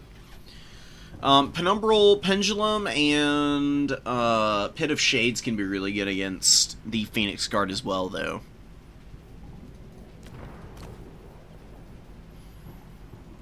If you can just avoid getting farmed by those, then triple PGs can smack some stuff up, dude. They're a pretty salty unit. They've got some great stuff for matching them against the undead specifically, with ITP, expert charge defense. Fear causing is actually kind of a big deal because it means they're not affected by fear penalties. They've got 90 leadership. They got martial mastery, which means they've got pretty good melee attack and amazing melee defense. It means zombies just bounce off these dudes. And Fizzrez. Fizzrez is pretty useful. There's actually not nearly as many armor. Or sorry, not armor piercing. There's not nearly as many magic damage units on the Counts as you would think. Pretty much none of their infantry have it. Cairn Wraiths are the only one. And Cairn Wraiths are really not that strong. They're actually better in the mobile game than they are fighting stuff in the front line. Hex Wraiths aren't really a good unit at all. So, as you can see, like... Fizzrez, absolutely amazing against the Counts. Mortis Engines do all their damage via the actual Reliquary Corruption effect, so their magic damage doesn't really count for much of anything. They don't really do any damage in melee combat, Mortis Engines. It's really just from, like, sitting and leeching the life out of everything where they get their value. You're probably not really going to see those too often, though. As a high elf player, you've got pretty good answers for killing Mortis engines, so a lot of counts players won't run them, which means that, again, Phoenix Guard, just stacking with and near one another, have a pretty easy time staying safe because of that. If you've got a good game where you've pulled that off, please send it to me, dude.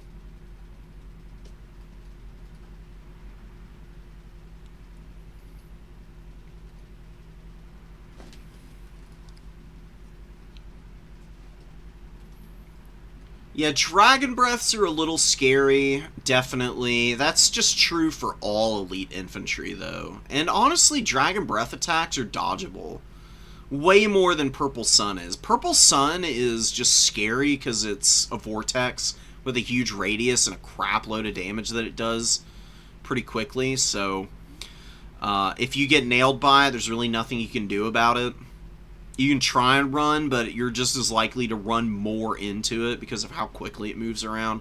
Dragon Breaths are pretty predictable because you got to line up on the side of the unit, you got to cast it from a certain distance, and if you're paying attention to your opponent's Lord and you see it coming, if you just pull your unit out of the front line and start running away, then oftentimes those breath attacks, they can cause a lot of friendly fire damage, or they just whiff and they end up doing a little bit, but really not nearly as much as you know, might otherwise be expecting.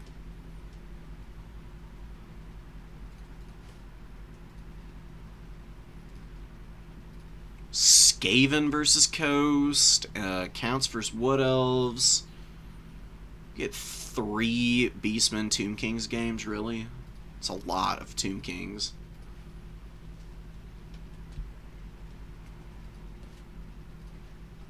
Dowey versus Cathay, Bones versus Baguettes. I can only imagine what that one is.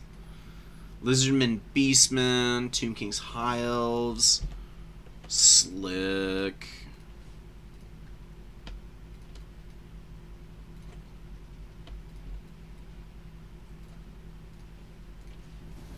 Alright, we got a lot to pick from now.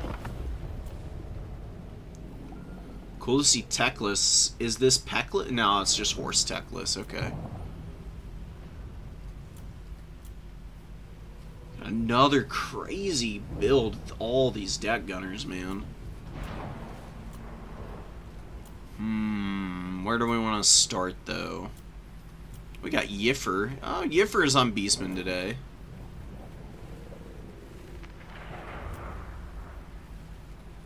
I think I kind of want to watch the one of the earlier Tomb Kings Beastman matchups. We got Turtle Tribe versus Roderick. Roderick is rocking our boy Cetra.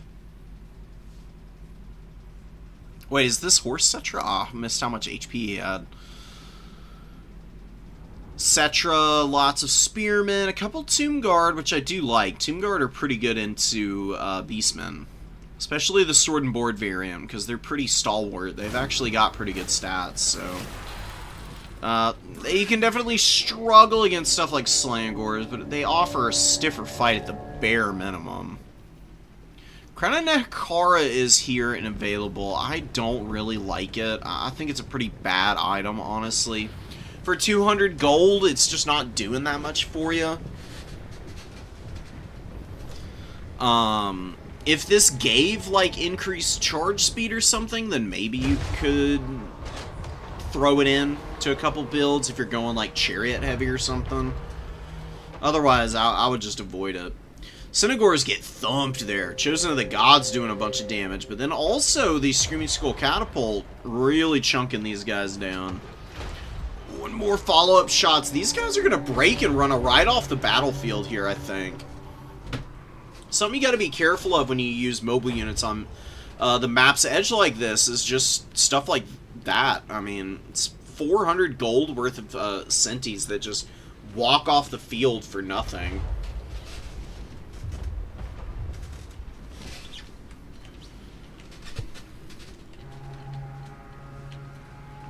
These Synagore throwing axes get caught by the Nekara horsemen. You can see a bunch of stragglers back here.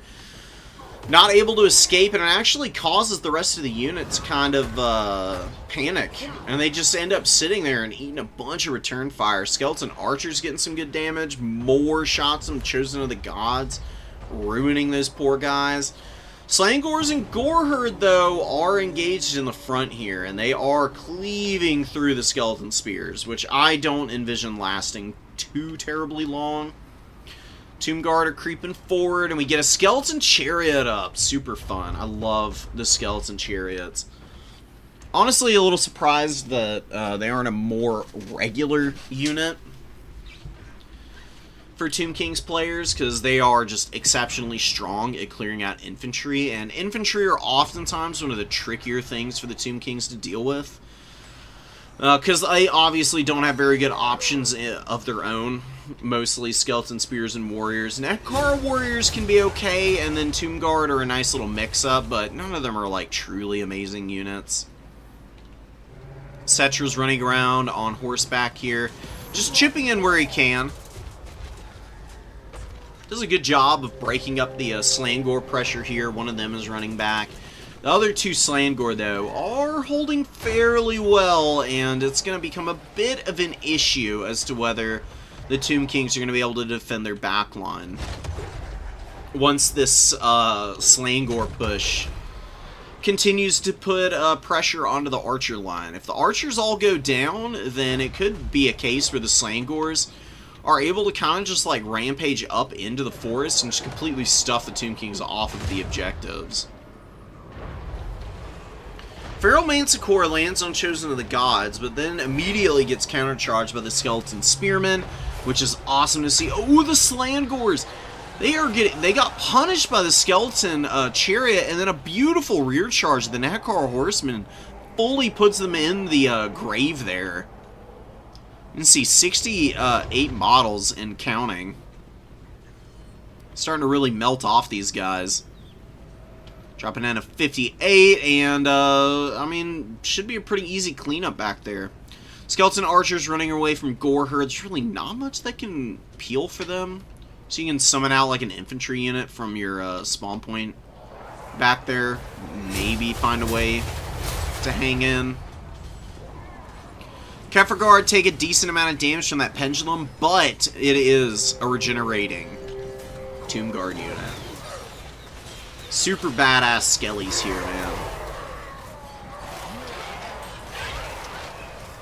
Really great stats, good bonus versus infantry. The charge bonus on them is a little low, but, you know, 15, not the worst in the world, I guess. At the very least, they can get into combat, do a little extra damage early, and then out-trade everybody as the attrition wears on. Synagor's diving deep, man. I mean, this is kind of desperation mode for Turtle Tribe. He's pressing so hard to dive this backfield, and it's just not worked out. He lost the 3 Synagor throwing axes. He lost a melee Synagor trying to get back here, and he's going to make contact and finally kill the catapult. If you consider the overall situation of how we've gotten to this stage, Synagor great weapons are going to trade out fairly evenly here, but you've lost, what, 2,475 gold plus 800, yeah, 3,200 gold worth of Synagors just diving one catapult. If we get a good engagement on the Chosen of the Gods, which it looks like we're going to get here, then maybe the Beastmen can start to swing this one back. You can see they've actually managed to catch up. There's no chariot on the field. It eventually got dragged down. I can get a good opportunity to see exactly how it ended up dying.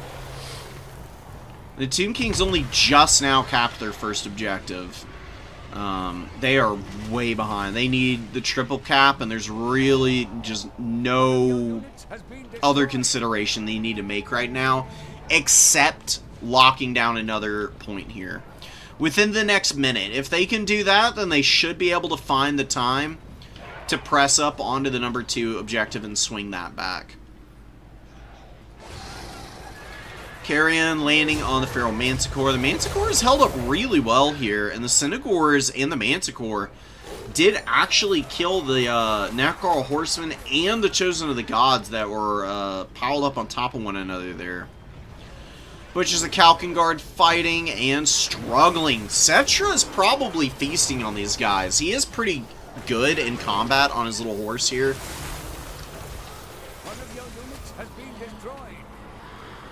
Kefirgard and then Ushabti summon also helping out here. 800 value on the Kefirgard already. They've only lost one model, guys. Dude, they're coming back with a furious vengeance. This is going to be really painful for the Beastmen. If the Kefirgard get up on this number 2 objective, they're probably going to have to bail on it and try and find a way to steal the number 3. It's going to be basically impossible to kill these guys in melee. Unless you're getting some wicked shock damage with chariots and Centaurs just like dogpiling onto the Kefirgard. I really don't think a Slangor can get even close to outfighting them. So you can see the disparity in stats. Like, Slangor have awful melee defense by comparison. And the Kefirgard, even though their melee attack is a little on the low side for a dual weapon infantry, still 41 at base. They get a bonus versus infantry of 9, and their melee defense at 51 is what really makes these guys such a nightmare to fight. Because you can throw anything short of like truly elite infantry charging into the Kefirgard, just kind of end up bouncing off of them. They do have 70 armor, which is pretty respectable. It's an upgrade over the regular Tomb Guard, who only have 55. And you gotta consider the weapon strength here as well. Slangor actually have weapon strength in the upper end of the spectrum for dual weapon infantry. And Kefirgard still outclass them in that regard. Sitting up here with 42, and do they have extra AP? No, they have less AP. But more base weapon damage really isn't that bad for the kind of role that they function in.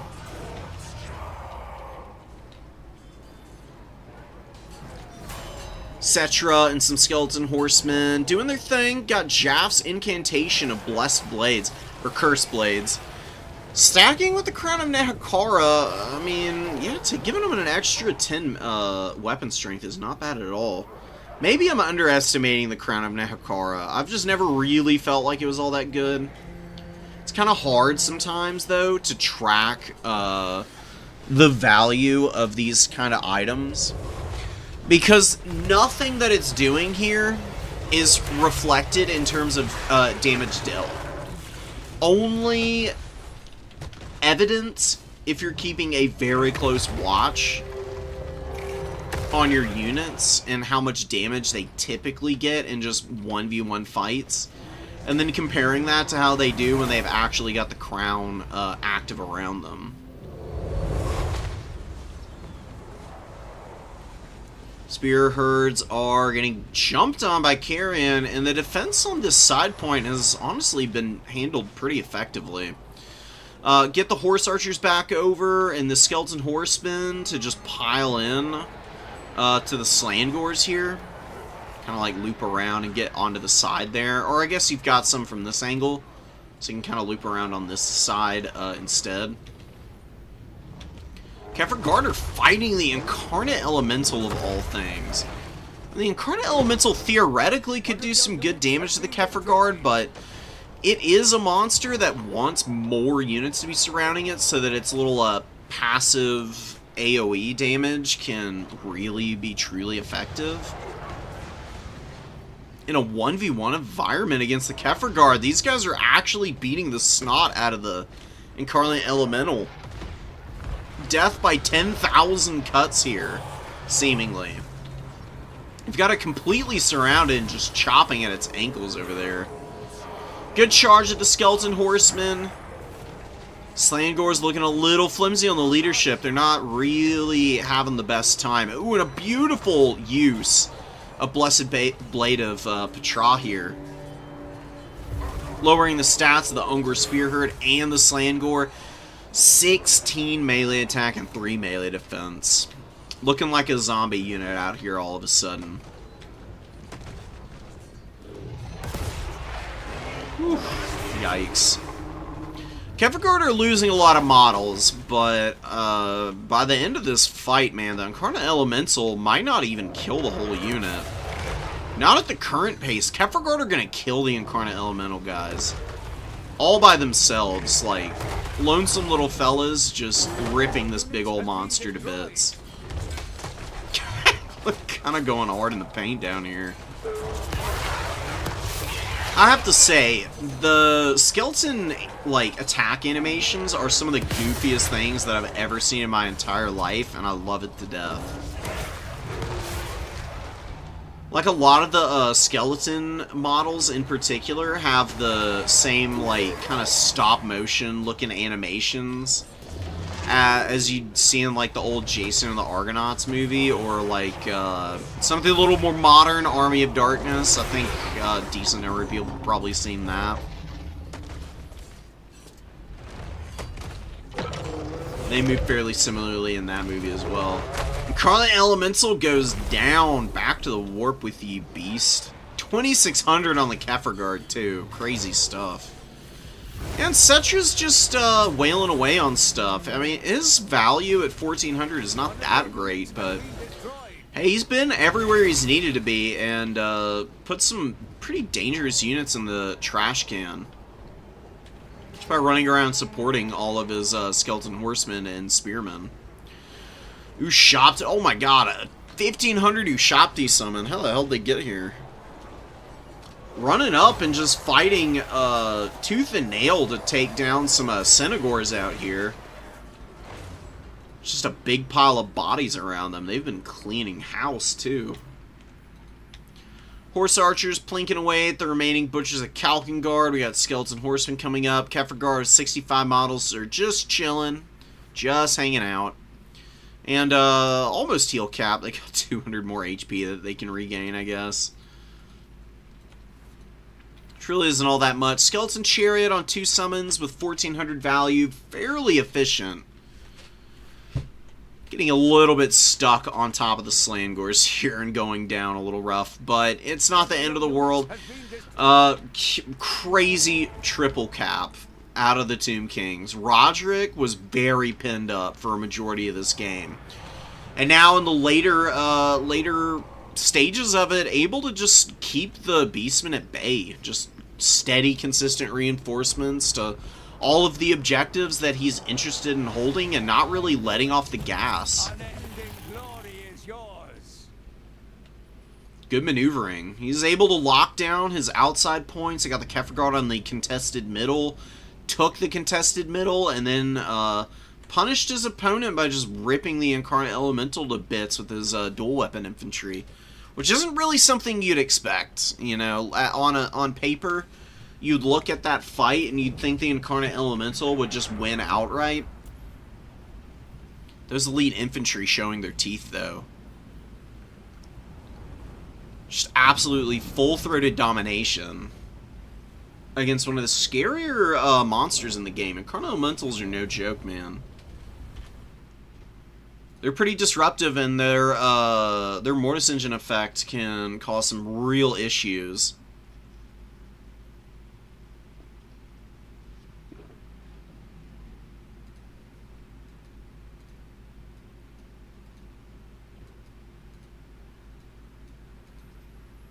The Cats musical? Yeah, I remember Cats the musical. Those were good times. That's one of the worst movies ever. I think that came out around the time that had Movie Pass too, and I saw it in theaters and it was just absolutely atrocious garbage. It was pretty hilarious though. I had a good time watching it. The only movies that I think I've ever seen that I genuinely had such an unfun time watching that I wanted to leave the theater, it's a very short list, and Suicide Squad is probably the only one that I, like, legitimately almost got up and walked out of. The, like, Will Smith Suicide Squad movie. That one was insultingly awful. God, it was miserable. Like, when I can sit through all, like, what, 2 hours of cats and at least have a little bit of fun, and then I watch a stupid superhero movie and I'm more miserable watching that, something is deeply wrong with your movie. They really fumbled that one. The subsequent Suicide Squad movie, though, was pretty good. They fight the giant starfish. That one was everything that I initially thought that the first attempt at a Suicide Squad movie was going to be. So we got Drycha and our 2 Waystalkers, and Waystalkers waste no time in using Arrow of Kurnus. Deck Gunners drop a few models, not the end of the world. I mean, there's 5 freaking Deck Gunners here. A lot of collateral damage, though. That was a pretty effective Arrow of Kurnus right there. How many model kills is that? 33. Honestly, only about 100 value out of it. It's hitting a lot of garbage here, too.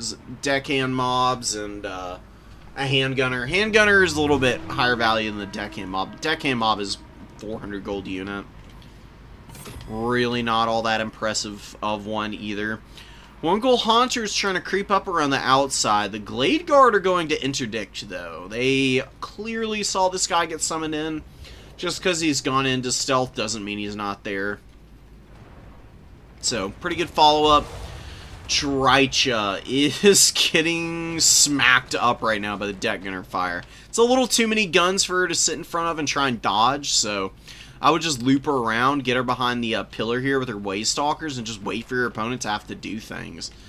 Coast is going to have to push the number 3 objective. They really should not, under any circumstance, try and go for the number 2. It would be a disaster. This map is pretty small, so the home objectives look pretty close together, and they are somewhat, but the reinforcement points are really close in as well. I mean, there's literally a Vanguard right up onto the flank, and even summoning from the back reinforcement point, you know, if your unit doesn't have Vanguard, it's really not that short of a distance to run. That's going to favor the Wood Elves big time, because Coast is already going to have a hard time just getting up to their own home objective to defend. Pole arms are hanging back, but we have gotten some pretty decent damage onto them from the Glade Rider core. Glade Riders are just kind of pushing forward and poking and prodding and doing a pretty decent job of keeping these guys from being able to move in and engage. Morn Haunter has been getting pounded a little bit, but he's, you know, hanging firm best he can. Got about 40 value. 40 value, guys. Watch out. This dude's going crazy over here. Did bring Deadly Onslaught, Foe Seeker, Potion of Strength. Just cut all these. The Scarecrow banner, nah, you cut this. Scarecrow banner probably better against Bretonia. Some of the factions that actually have flying units, but also have some foot stuff that the Morgul Haunter can beat up on. Just bring your characters plain. Like, most of the heroes are better off being as cheap as possible. Few of them have some good items and abilities, but Morgul Haunter really is just not one that has anything worth mentioning. It's all fairly low tier garbage. Night Terror is getting jumped on out here by the Wild Riders. Wild Riders with the Wild Hunters of Kurnus just put these guys in a garbage bag. And, you know, they've stabbed them a couple times and thrown them out onto the freeway to get run over at this point. Oh, they just crumble out in moments, dude. It's brutal. Drycha and the Waystalkers are hanging out off to the side. And a cheeky attempt to cap the number 1 objective coming in here. Glade Rider's getting around the flank, too. Could potentially get this entire Deck Gunner line if they maneuver around appropriately. Do get a Rotting Promethean, someone's just going to muck up the works a little bit, but they're going to be able to squeeze through for the most part. So about half the unit is going to be able to carry a charge home. They do make pretty good contact. Are they going to kill this deck gunner unit? If they can kill one deck gunner unit and put some good damage onto the others, then honestly it'd be a pretty worthwhile dive. And Iosis is staying well ahead of his counterpart here. Chu is able to rally the Morgul Haunter back to the safety of the main line. Did lose the Night Terrors, though, as I said. We've got Silostra chilling out over here. Silostra not on her crab is kind of wild to see. Against a faction that has so much magic damage, bringing in Ethereal is kind of asking for trouble. I'm a little surprised that Arrow of Kurnus is not being used against Silostra more aggressively. Because a couple of hits from that will put her on her back foot and probably kill her outright. Morgul Haunter should go after the Waystalkers. It's actually a pretty safe engagement over here. You got Depth Guard and the Morgul to beat up on the Waystalkers. And just have your polearms kill any cavalry that come in. And Haunters should be able to handle these guys. They're okay duelists, but they're not really built for a proper fight against an anti-infantry monster like this. Probably get engaged on and hold for a little while and then ultimately end up running away because of the terror that this guy causes.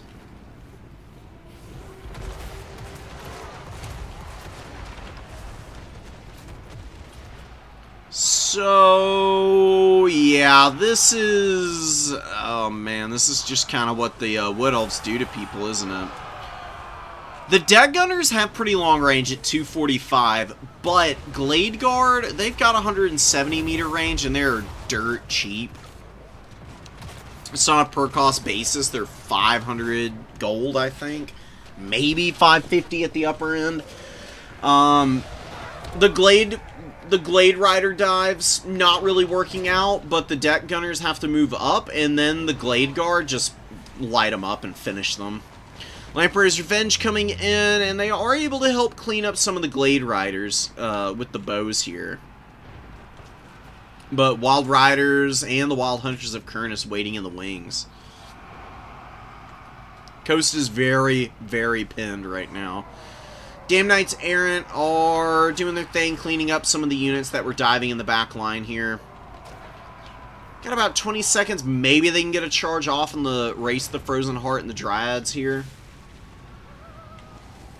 And the Depth Guard. Oh, the Depth Guard are being pulled by the Waystalkers into the Starfire Shafts and the other Glade Guard back here. Starting to really suffer. That was a Fanguy's Revenge that just whiffed completely. Chu is out here trying stuff, but he's definitely got a few things that he's going to need to clean up in the micro front if he's really going to be getting in here and competing in the new player tournaments. Good Tide Call. Nice chunk of damage. Slows the Dryads down so the handguns can kind of waddle away. Very slowly waddle away. I mean, they're not going very quick, obviously, as a zombie unit, but... the Dryads are down to 17 speed because of the Morgul Haunter here. Silostra is actually getting hit by Melkoths right now. Just trying to finish her desperately are the Wood Elves. Which I guess that really is kind of the killing blow, wouldn't it be? Lamprey's Revenge are fighting the Wild Riders over here and dying. Morgul's get lit up by the Wild Hunters of Kurnus. Wild Hunters of Kurnus moving forward and probably just going to charge into the Rotting Prometheans here. That's what I would do. I would just turn around and immediately engage those guys. I would save my ammunition to use against the Lampreys. Lampreys are a little bit tougher to kill in melee combat. They got 59 melee defense, really freaking high. Even the Wild Hunters of Kurnus with their bonus versus large of 15 are going to struggle a little bit to get through that melee defense.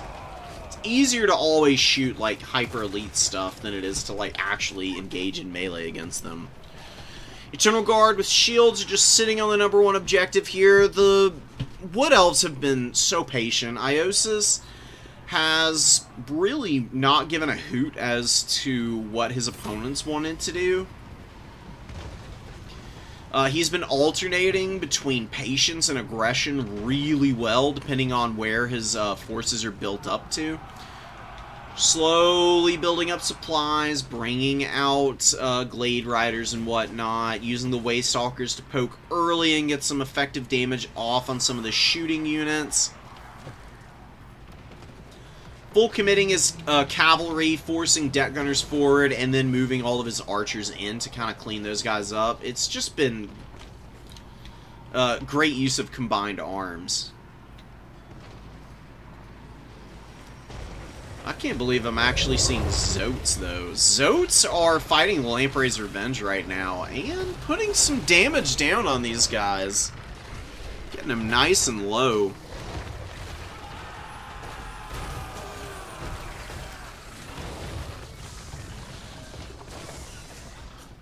Follow-up volleys from the Glade Guard. Getting them to the breaking point, and they are going to crumble out before the Wild Hunters of Kurnus really even get an engagement there.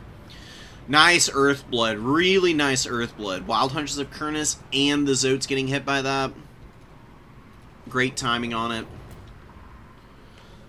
Pulling back with some pretty good rhythm, and just bunkering up for any more pushes. But we're not going to see much more. Vampire Coast gonna eat that L this day. Little rough for them.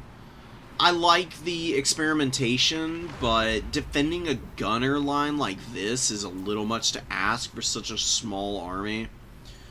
And Coast does not need Deathstreak Terrorgeist. Hardly ever.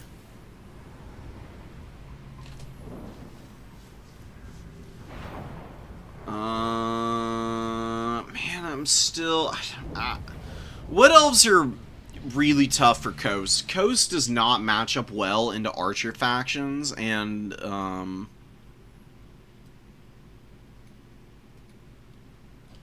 Hold on, sorry, I got a message. I need to read this real quick.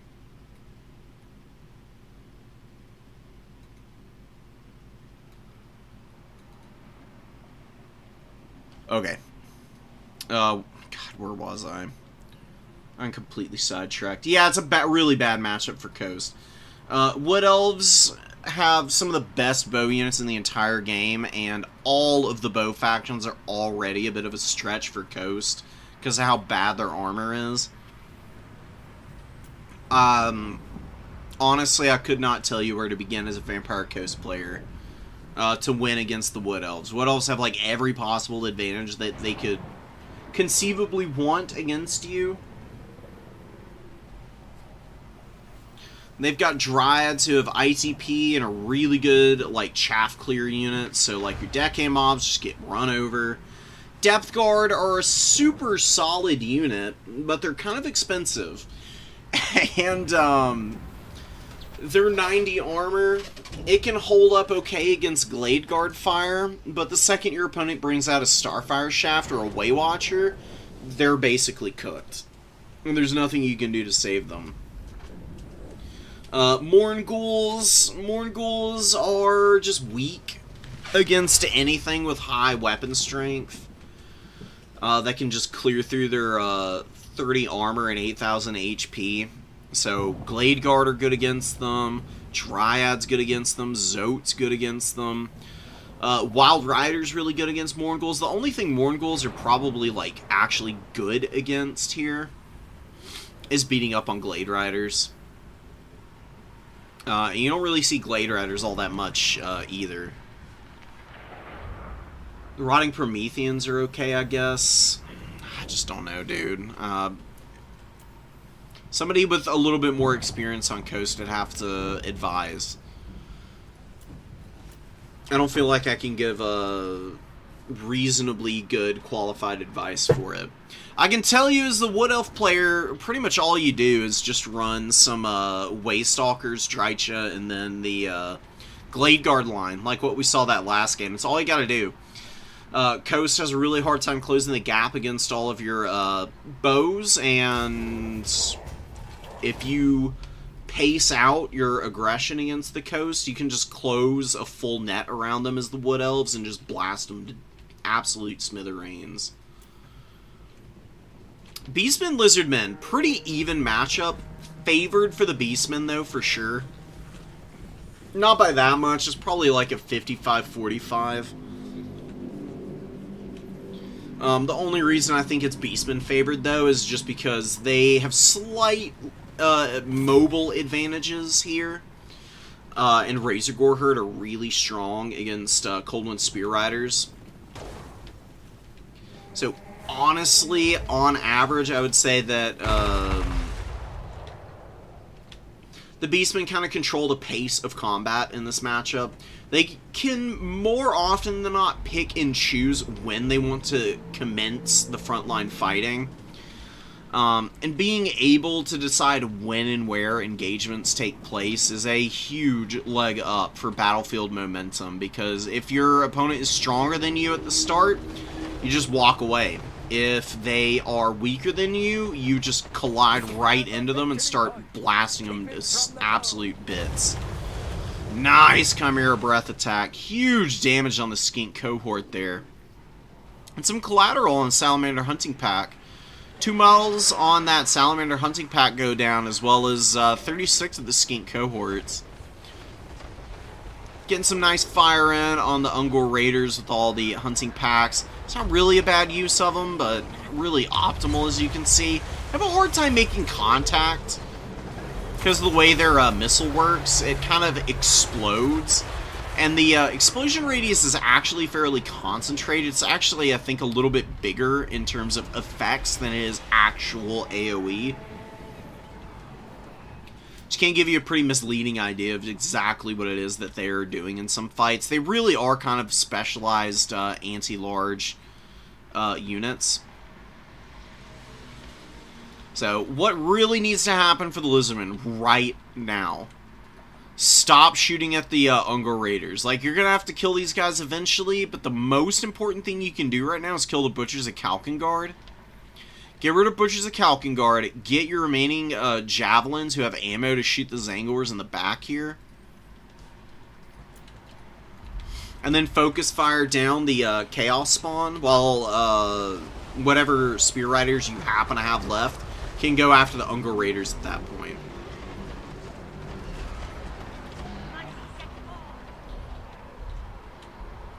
Malagor's running away. We get more Salamanders shooting against the infantry, which is contributing a little bit, but certainly not bailing the lizards out of a rough spot. You might think that CHMO has a lead here just because the damage value says so, but I would say that's deeply deceptive. If the Ungor Raiders can continue to get good shots off on the Pterodons in the sky here, this is a 700 gold unit, and it's only gotten 87 value. That would be a huge bleed-out point for the Lizardmen if they lose these bolas. And then the Butchers of Kalkengard continue their rampage. Look how far back the Lizards are being pushed right now. And Krokar is really not up to much. He's kind of twirling around, a little lost in the sauce, I would say. Feral Cold Ones are fighting Korngors. This is going to be a brutally quick fight in favor of the Beastmen. They love killing Feral Cold Ones with Korngors. Look how quickly they ripped this unit apart. Like, the Feral Cold Ones can get a good charge off oftentimes.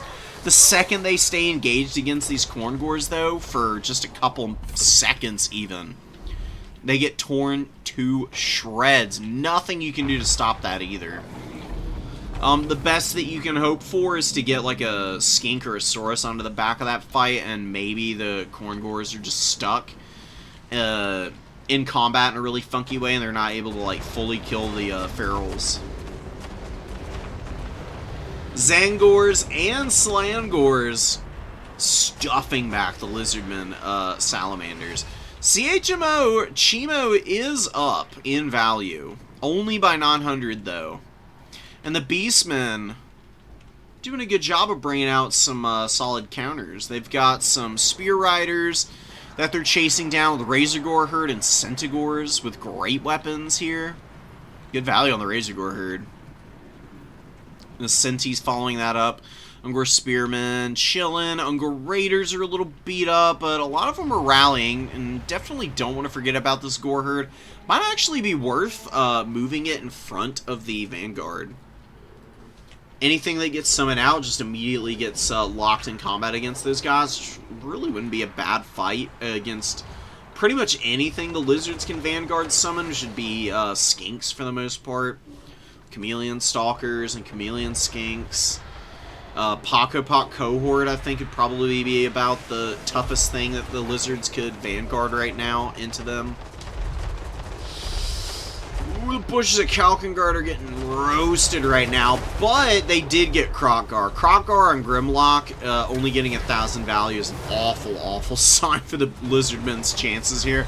And he even gets killed outright. No Rev Crystal to come out and try and heal him up and save his bacon. Got Razorgore Herd rampaging around here, and the Skink Priest of Heavens is routing. And now we've got the Cynagors just going hell for leather after the Salamanders. Might even be able to close the gap and make contact with them. And the Chimera occupying the attention of the Colossodon Hunters for now. I do pop their Toad Rage, they're doing some good damage to it, but Chimeras do have immune to flanking. So, fairly resistant against the monstrous anti-large counterpart that they're running into. Most large units would be dead by now, fighting against the Colossodon Hunters like this.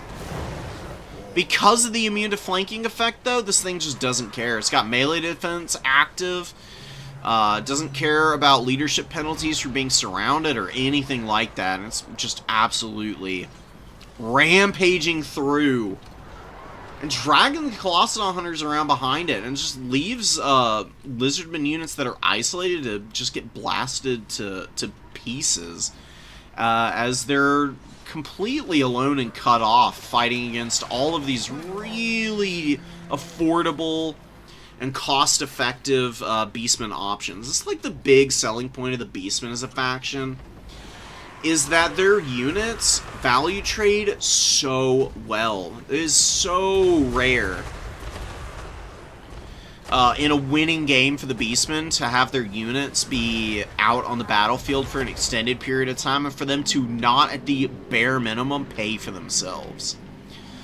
Some of the units that can struggle with value trading are like Zangors. That's not really why you bring Zangors anyways. And a lot of the time they can pay for themselves. Zangors and Ungor Spearherd can oftentimes struggle to pay for themselves, but stuff like Ungor Raiders can get like double their value really easily. Same with Corngors. Corngors being just a great anti-large halberd unit can get pretty amazing value without too much investment. Without having to just like spend all your time like microing them intently, perfectly positioning them. They're pretty nice for just quick setups and pushing around flanks of fights, or like what they're doing here, just holding on the objective. I think we finally see the Beastmen petering out in full effect here. They are definitely not going to be able to keep up the pressure back here now. A lot of their units are running away. There's still Salamander hunting packs everywhere, but look how... Look at the ticket disparity, dude. Chimo has such a tall hill to climb. Even by the time he gets to the number 2 objective, his opponent's going to be at about 1,300.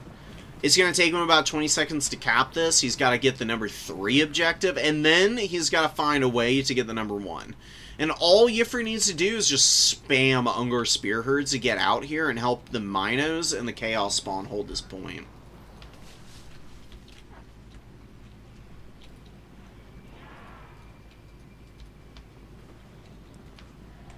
Doesn't help the Lizards either that Malagor is just flying around up in the sky, happy as can be right now.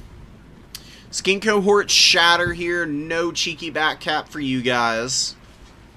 Colossodon Hunters waiting in the wings with 1,200 value, pretty respectable stuff so far from them. Some Slangors routing underfoot, Salamander hunting packs opening up. Good value on them. Yeah, 1,200, 1,000... 1,000 over here. Definitely the units that are carrying the lizards in the value trade aspect of this game. Good Wind Blast. Gonna clear the Ungor Raiders. Ungor Raiders get thumped by that pretty good. Actually break fairly quickly. Feral Cold Ones, though, really suffering. They also got hit by that wind blast. The very tip of the cone actually made contact with them and did, in fact, debuff their speed, and they got slowed down enough that they're rampaging into the Corngors and the Minotaur Great Weapons now.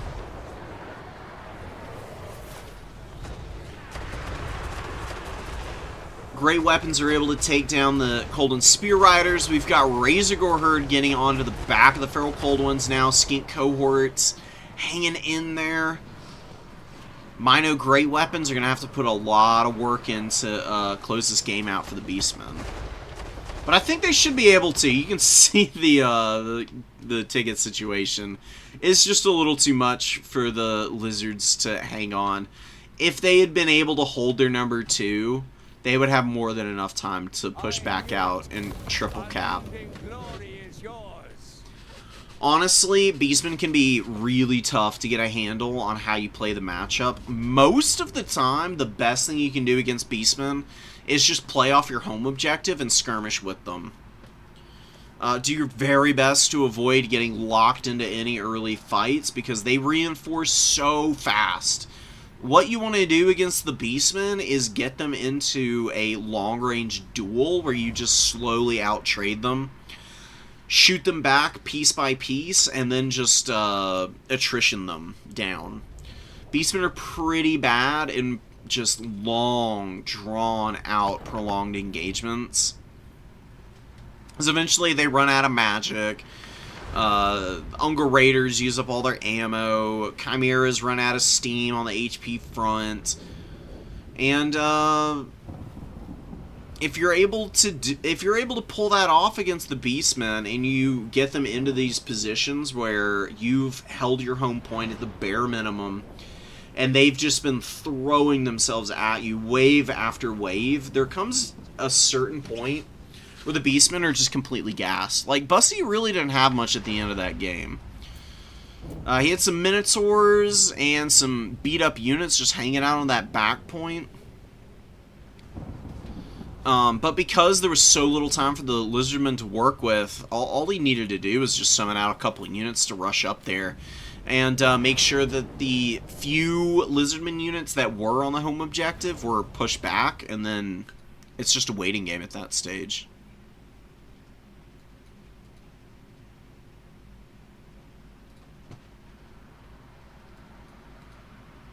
How do Beastmen defeat Lizards, and how can Dwarves beat... Beastmen do not lose to Dowie. If you lose to the Dowie as Beastmen, then you did something really wrong. Beastmen are, like, the even more than Khorne, probably the #1 nightmare matchup for the Dowie. And the reason is Razorgore Chariots just absolutely crump everything that the Dowie have. Dowie can do absolutely nothing to Razorgore Chariots except kill them with cannon fire. Cannons are like the only thing that can save Dowie from a rampage of Razorgore Chariots.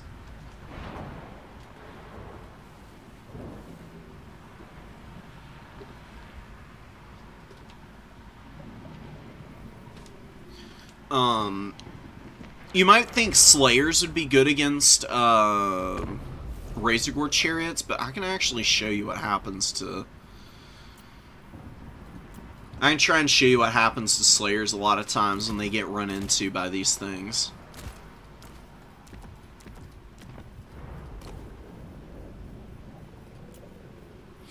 How Beastmen beat Lizardmen is like what we saw last game. Beastmen don't oftentimes out-trade Lizardmen. But they get such an edge in, like I said, picking engagements and just, like, staying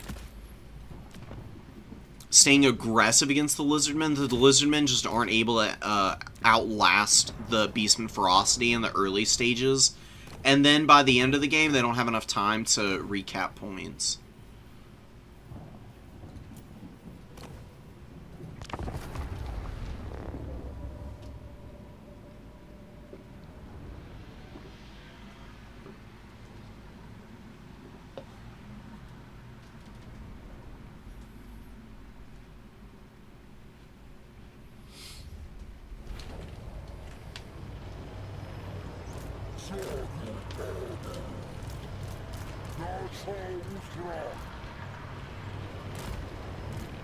Let's flip them around. Just fast forward through this.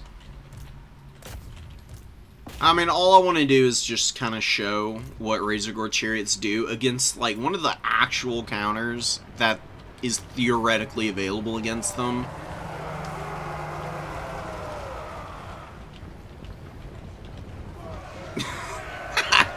Just...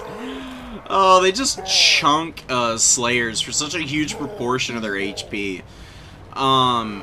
In a vacuum, it doesn't look nearly as bad as you would think, but the reason that this is rough for the Dowie is you see how easy the Razorgore Chariots just push through the Slayers? Like, Slayers just can't even stop Razorgore Chariots. Like, they just get free access to the Dowie backline immediately, no matter what's in front of them, basically. I mean, you either flank around behind your opponent, or you just run right through the middle of them, and just start cleaning house on their range tools. Once you're in on the Dowie range units with Razorgore Chariots, it's basically GG. It's very rare that they're going to be able to find enough of their units available to, like, shoot back. We can probably kill all these Slayers without losing a single model on the Chariots here.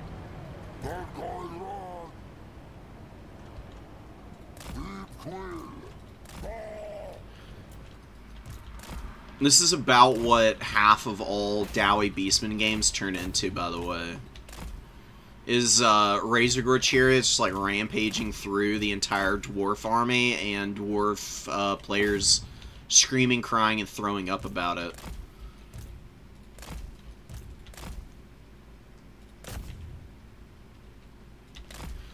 The reason why this happens is because of the Primal Fury and the charge speed of the Razorgore Chariots gives them just, like, a huge amount of extra stats to chunk through the HP of the Slayers.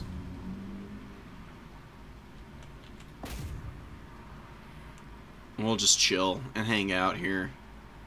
You can see if you stay in combat against the Slayers, they actually take quite a bit of damage, the Chariots do. That's never really what you're doing against Slayers anyways, though. Beastmen kill Slayers with Gore Herd or Ungor Raiders. And the Chariots are just like the disruption tool that kills the ranged backline. Disrupts them, throws them around, and then allows all the other Beastman units to just follow up and clean up all of the already injured Dowie.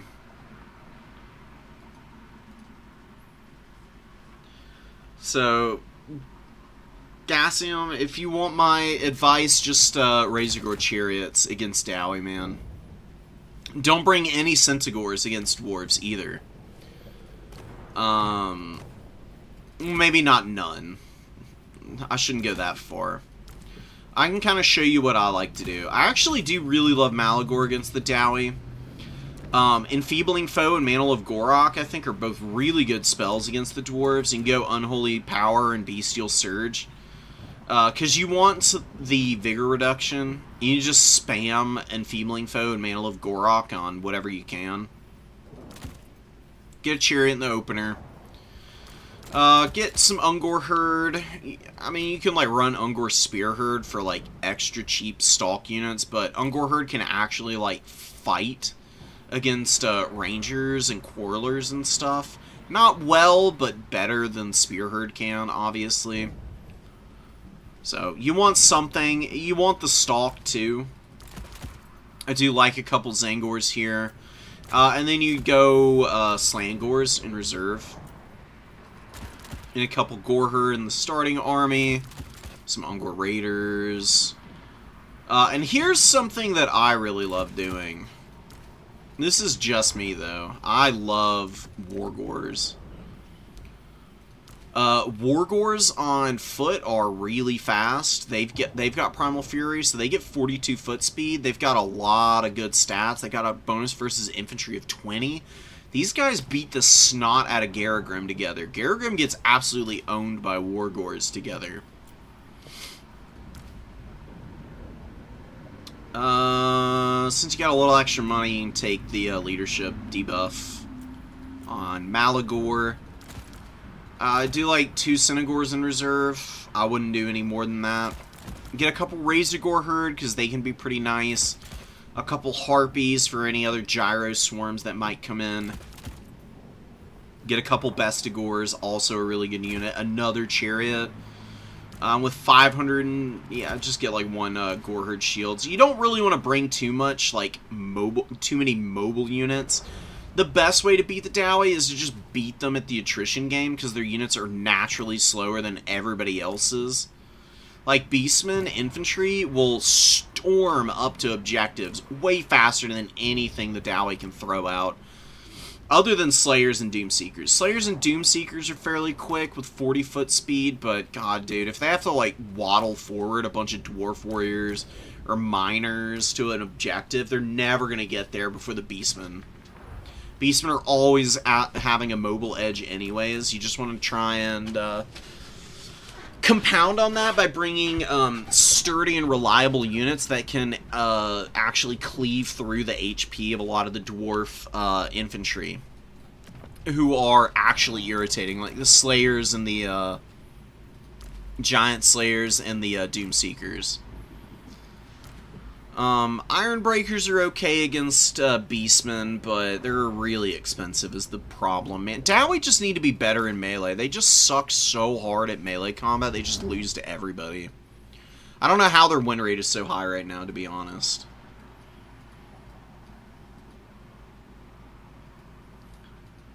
Sounds good, Galgio. I'll see you tomorrow. Me and Galgio have a game to play in one of the monthly tournaments. So I'm going to be playing against him then. What do we want to see? Bones vs. Batcats would be pretty fun. Where are they in bracket? They should be, like, done, basically. Finals and semifinals might even be starting by now.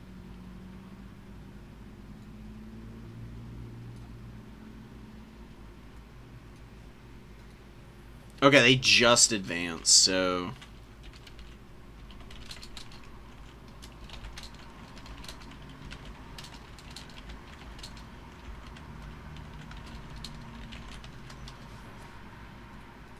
we've got some time, so we'll do a couple more games. Ooh, this is a great example of, this isn't a bad Beastman build. This is pretty solid. You can definitely run Cygors against Dowie and not suffer for it, but they're just not really my cup of tea against them. I like Cygors in a couple other matchups. I actually really love the Eye of Morrsleep against the Chaos factions in general. Against pretty much any of them, I actually think it is low-key a carry tool for the Beastmen against those factions. I think I may actually stand alone in that opinion, though. So we got Pestigors and Slangors. You know, Pestigors are okay. I just like the shields of the Slangors more, personally. That's just a me thing, though, because my experience on the Beastmen is often that if your opponent does bring just a disgustingly fat bowline, where that's literally all they have, the Zangors can be really nice for just, like, jumping on a point and just wasting your opponent's ammo. There's no guarantee that your opponent will ever do that, though, so it's a little bit of a give and take. You just need to know who you're, like, trying to call out. Knowing your opponent, also, by the way, is definitely something that's worth keeping track of. Like, knowing the tendencies of certain players can give you a little bit of an inside edge on, you know, taking it to them. So we've got 2 Flamethrower Iron Drakes and a Flame Cannon. You know, Flame Cannons are pretty short range, but Beastmen don't really have their own artillery to punish that. Like, if you want to use Cygor Boulders to try and snipe enemy artillery, it's kind of a wasted effort, because Cygors are a little bit bad at it for some reason. I don't know why. I think it's because of the targeting priority on Cygors. A lot of artillery, like mobile artillery, single entity, or just like standard stuff like flame cannons, when they're firing against other artillery pieces, a lot of the time they're trying to hit the other cannon models, not necessarily the crew. And I think the Cygors are trying to hit the crew more, and it just means that they end up missing horrifically a lot of the time.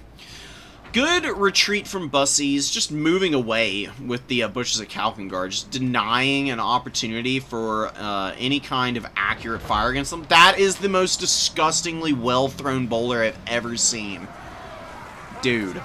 Psychor just iced that Iron Drake unit. It killed almost like half the unit with one boulder. And gets them to the breaking point. They might even run away here. It may be looking like the Dowie are doing alright, but this is about as bad as it can get for the dwarves. They've lost all their Iron Drakes. The Ranger Great Weapons are running away. Well, I guess they got one Iron Drake over here. But, they've got Slangors just all over the back line, and the Flame Cannon getting shut down means that the Butchers of Kalkengard can run back in and just get to work now. Like, they have absolutely nothing to fear in melee over here. There's no Slayers, it's just the Iron Drakes. There are some Pestigors over here, I guess, that are getting shut down by the Iron Drakes right now, and if they do manage to get some good shots off on the Butchers, that could be a problem. But now they're pushing right up into them. Iron Drake's also getting hit by a really nicely timed Chimera Breath attack. The Butchers and the Pestigors really starting to overrun here.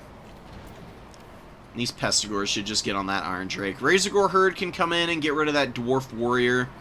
Razorgore Herd do have Striders, so they don't mind fighting in trees ever. Like, they don't suffer any ill effects from it. Slangors are getting pummeled by the Doomseekers. Again, Doomseekers, like I said, are one of the few Dowie units that does fairly well on a regular basis in all of the Dowie matchups. It's just because they have so much damage output. Like, this is what the Dowie could be. They could make the Dowie a little bit less ridiculous in the ranged combat arena and make them slightly better in melee, and I think everybody could be a little bit happier. Because as good as Doomseekers are, it's not like they're even a broken unit or anything. It's not like they take the Dowie and, like, add something to them that they just never should have. I think, honestly, for me, they just kind of show a different path for what the dwarves could be. Really nice Pit of Shades from the Great Bray Shaman. Doing some good damage, and the Grimdelvers are getting attacked in the forest on their own side of the field here. Oh my god, look at the...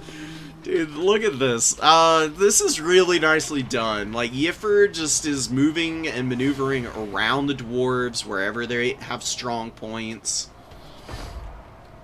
He's got this frickin' Cygor that's, like, dragging units all the way up here and then getting attacked by Goreherd. And it's still shooting in melee combat. That's another nice thing about the Cygors. If they're in melee combat, you can still give them orders to throw their boulders, and they still fire as accurately as ever at that point. Rune of Slowness has got the Butchers of Kalkengard moving at a glacial pace. It doesn't even matter, because there's nothing to follow up with. Brimstone Guns got one good volley off, and now a Mana Core is just ripping the Gyrocopters right out of the air.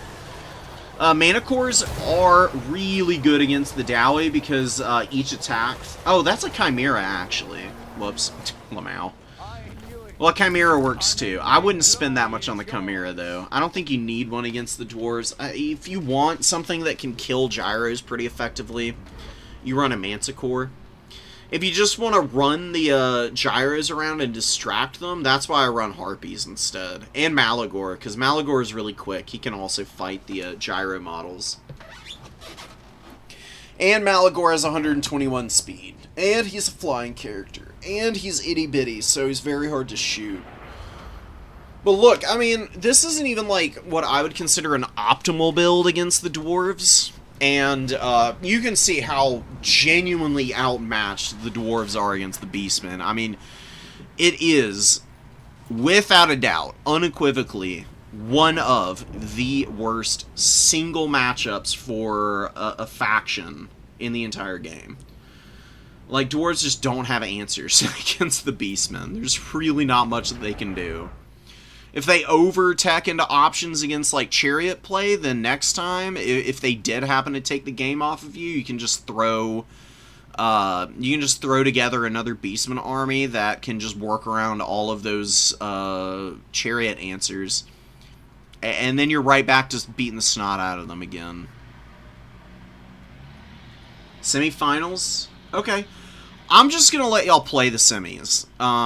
That's just how I prefer to do it because I do not like dealing with lag. I'm not doing it. I'm never casting live games again as a spectator until we get dedicated servers. If CA does that, then I'd be happy to jump in and host lobbies and cast people live. It just doesn't work the way that it should, and I'm not gonna bang my head against a wall about it. You know, I'd rather just have people send me the replays that they have, and just rapid-fire replays, dude. You know? Especially for these new player tournaments, man, where people are, like, really wanting advice on their games. If all I did was what Turin does, where he just, like, casts, like, 4 or 5 over the course of a stream, that's great for the 4 or 5 factions that might get covered. There's 24 factions in this game. So my philosophy is just don't waste your time doing the things that CA does poorly, and show off the stuff they do well, which is they made an amazing game with amazing visuals, sound effects, and honestly, some incredibly fun mechanics. I mean, there's very few gripes that I have, considering the faction and roster diversity, in terms of, like, mechanics to the game. Like, my big one is no dedicated servers, and Cathay, I think Harmony could use a rework, my personal opinion. And then aerial combat is a little janky. Like, you can tell that it was not really designed to work with flying units in a way that is ideal. You know? Like, they're working with their own in-house engine, I'm pretty sure. And they did a great job, but, I mean, the engine is, like, 10 years old at this point. You can see the cracks in the system. Which is why I'm really hopeful for 40K Total War to kind of fix that. Because flying combat is going to be absolutely insane in that game, if they do it right. It's going to be really engaging. It's going to be high stress, high intensity type of stuff. I am honestly salivating at the thought of them updating the engine and having a much cleaner, more natural feeling system of flying combat. Just right now, it just doesn't work the way it should. Like, if units are moving in the air, this is a real...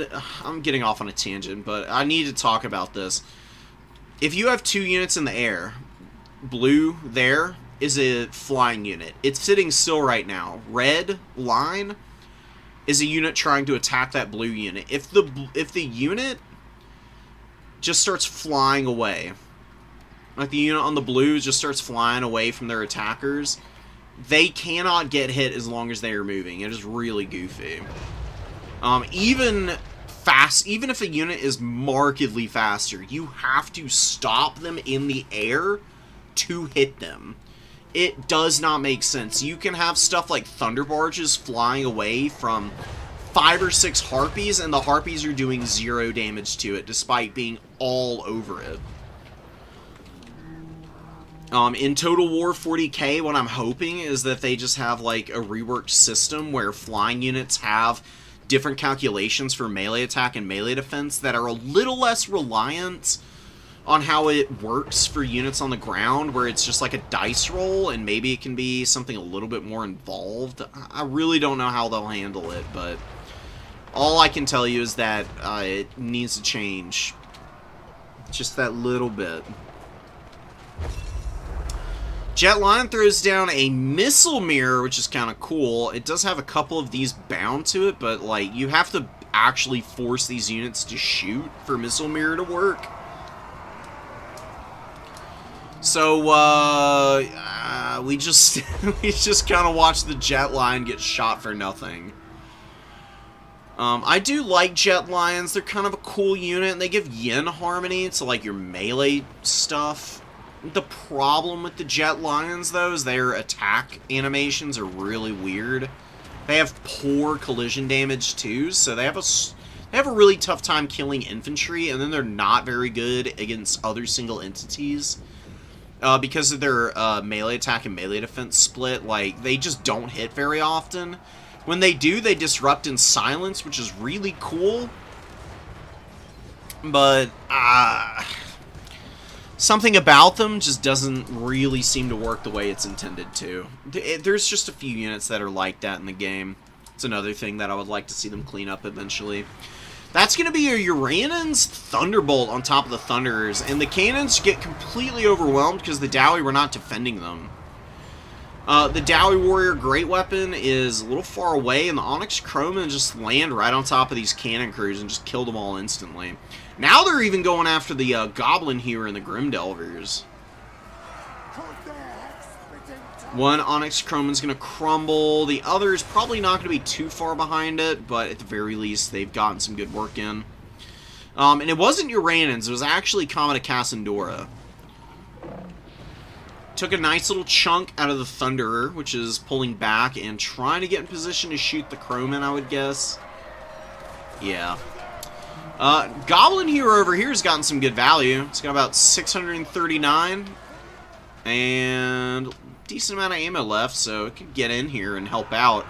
Cleave through some of the Jade Warriors for sure and allow the Dowie to advance up without so much of an issue with the Crane Gunners, because if the Goblin Heroes can quickly kill any remaining Jade Warriors on the field, then you can just, like, send swarms of Slayers to, like, run these guys down.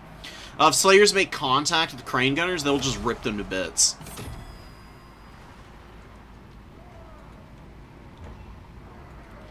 I do think, though, that Cathay is in a really nice spot. I mean, they've got a good bank of supplies here. They're starting to regain the lead after that kind of rough opening with the Jet Lion getting shot up really badly. I mean, killing both the cannons is massive, because really the cannons are what you should be using to kill Crane Gunners. In the absence of any cannons to shoot Crane Gunners, though, Slayers are your next best bet. Because your opponent's not going to want to engage Longbows and Jade Lancers onto the Slayers. If they do, then you can get some decent value that way. And Slayers are also quick, so Crane Gunners can't run away from the Slayers. Miners, Dowie Warriors, and a few Slayers fighting in the pit down here. All these Miners and Dowie Warriors are running for their life, and the Skyhammer Squadron is out on the field. Super cool, fun unit. Bombing runs on these guys are disgusting. We're probably going to see one here. Oh, kind of missed their opportunity. Now they're getting shot at by the Crane Gunners are going to kill them in like maybe 10 seconds. They just need 1 or 2 volleys on these things. If they all shoot it, they're going to kill these so fast. They blow up the Jade Warriors, but that's just kind of cute more than anything. It's only 272 value. Skyhammer Squadron already looking a little worse for wear, considering the battlefield situation. They've got 2 more bombs that they can drop. The ideal circumstance is that they're able to drop both of those bombing runs on the Grace of Kuai Yin and just kill them outright. That would be where you're hoping to see them work and function. I don't know if they'll get that opportunity. I mean, being this beat up, they're definitely in a bit of a predicament. If they move out from behind this pillar, they're just going to be within range of way too much scary stuff. Oh, whoa! This cannon crew came back. Where the hell did they come from? Sneaky guys. Alright, let's go. That's actually massive for the Dowie. You can see they immediately start killing one Crane Gunner unit. Every one of those cannon shots that hits a model is killing a model. And they can kill multiple crane gunner models. You can see 2 more go down there. Gets these guys to wavering. Just maybe 1 or 2 more volleys, and they'll have that unit completely out of hand for the Cathay forces. The Dowie are doing okay on objectives. They definitely need a little bit of forward momentum. They need to stop pushing the number 2. Dowie do not push home objectives well at all. I mean, they just don't have the speed for that. I think the idea was the cannons facilitate that push, but because you've only got 1 cannon left and it's actually very weakened, you know, you've got your 3 Dowie on each artillery piece and that's it. If they lose any more of these crew, there's going to be cannons that are unmanned. You just need this thing shooting for the rest of the game. You need to protect it, too. There's nothing back here to stop the Jade Lancers. If they really wanted to get into that cannon again, it would be a pretty easy move for them. Wanbo actually kills the Dowie Lord down here. Malachi gets absolutely bodied by the Jade Dragon here. It's got 2,400 value. Master Engineer's trying to help out, but it's a little bit tough of an ask for the Master Engineer. He's not good in melee combat. His missile is honestly pretty decent, but it can be a little bit of an issue for him to use all his ammo if he's constantly getting interfered with, because he fires regularly every 8 seconds. But with only doing 180 armor-piercing damage, a character like Wanbo, who's got 8,400, is a little bit tough to chip through for just 1 dude. There were a couple of Master Engineers, I could see them shooting him down. Cannon gets killed 100% this time. Jade Lancers are going to go cap number 1 objective for free, too. And you can see the Dowie infantry all the way out here, who just advanced up to number 2, got shot to pieces by the Grace of Kuai Yin. And they didn't even end up capturing the point. Jet Lion goes down. Long Strong Slayer Pirates are shooting some Jade Warriors and doing alright. Crane Gunners are out of ammo, and they've all been unsummoned, and look how many supplies Meat has. I mean, Ether Rich is not doing a bad job of grinding back into this game, but he just needs a lot of help. There's only so much that this Goblin Hero can do, despite it getting a bunch of extra ammunition here. Jump on this and fire all those shots off and maybe get rid of the Jade Lancer, and clear this middle point of the Jade Warriors, and maybe even kill Wanbo, but are you going to have enough time to get the caps you need? Dowie are looking to get the number 3 here. Cathay is a little slow getting stuff back out. They're bringing up Crane Gunners. Is a unit of Brimstone Guns back here. We got some Miners and Slayers moving up. I don't know if I'm liking the Crane Gunner resummon.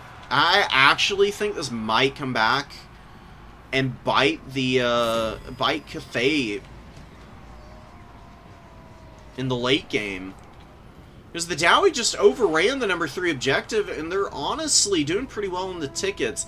The Jade Lancers did not cap the number 1, and they're pinned back on the number 2 objective here for an extended period, because waves of miners are just constantly pushing them down. I don't know if they'll be able to get a double cap at any point. Jade Lancers make it into the Miners. The Miners did get their blasting charges off on the Jade Lancers, and they just don't really do that much damage to them, unfortunately. Brimstone Guns are setting up for a bombing run. They do have multiple uses of bombs, and with the Brimstone flamethrower fire, oh, look at that! The Crane Gunners get jumped on. The Brimstone Guns do go for the Crane Gunners and immediately break one. That's 1,000 gold off the table instantly for our Cathay player here. And Meat is a really good player, by the way. Won a couple weeks ago with the Chaos Dowie. has been practicing Cathay for a little while now. He's had some pretty good success with them, but certainly struggling against the Dowie here all of a sudden. The Dowie have just stayed in this game and are just not giving up. And they're actually causing Cathay tremendous headaches right now. This Crane Gunner unit is going to rally, but not for another, like, 10-15 seconds at the bare minimum. Time which Cathay desperately cannot afford. They're also weakened to the point that any unit that gets in combat against them next probably finishes them off, and they don't come back for the rest of the game. Jade Lancer's getting roasted. I don't know why the Brimstone guns peeled off from there. They should just go back and finish the unit up. But now they're getting shot by the other Crane Gunner, and they're going to be going down here. 2,500 on this one, 1,000 over here.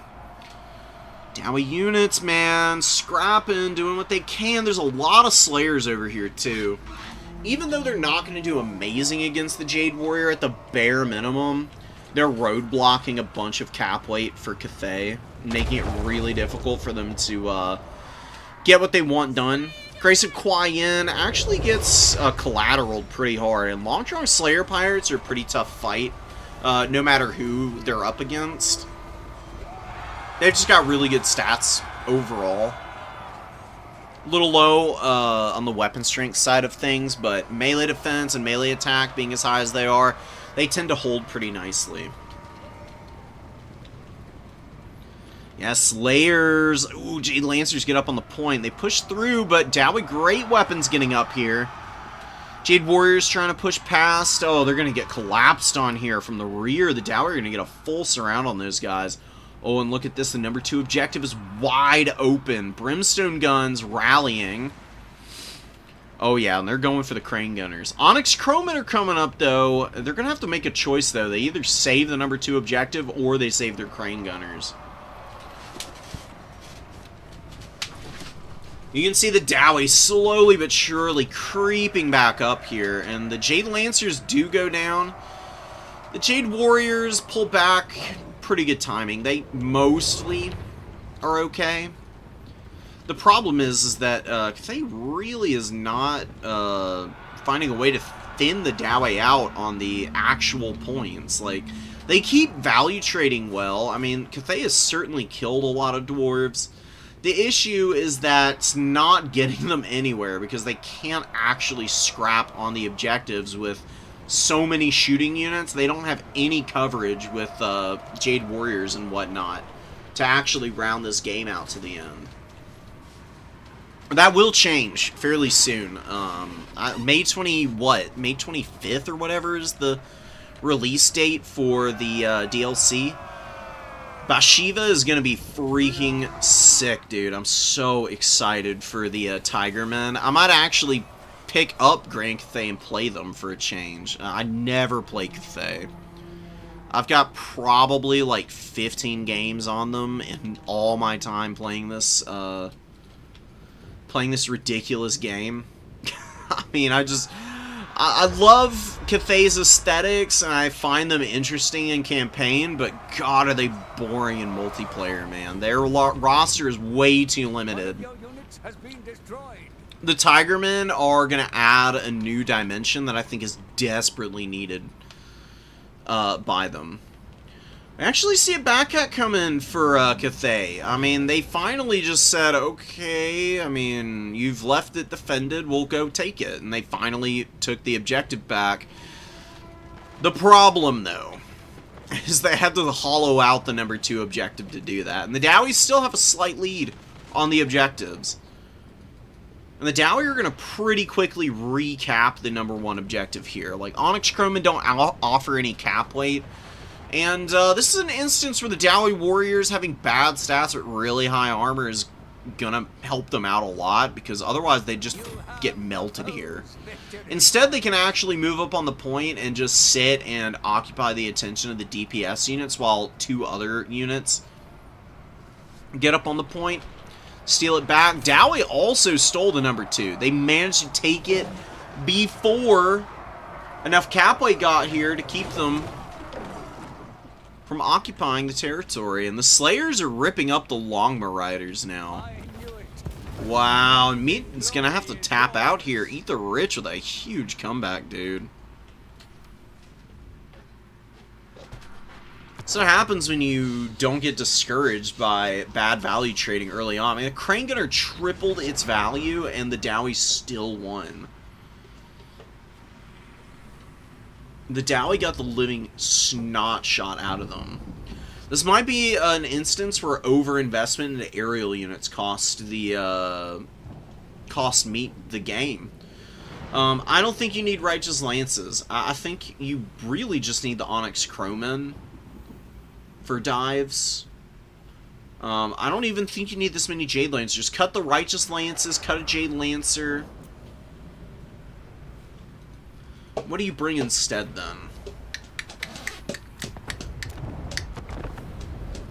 Also,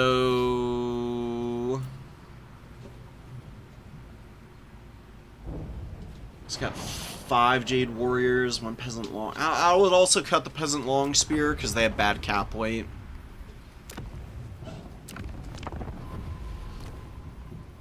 What is Cathay working with here against the Dowie? I did like the Wanbo pick.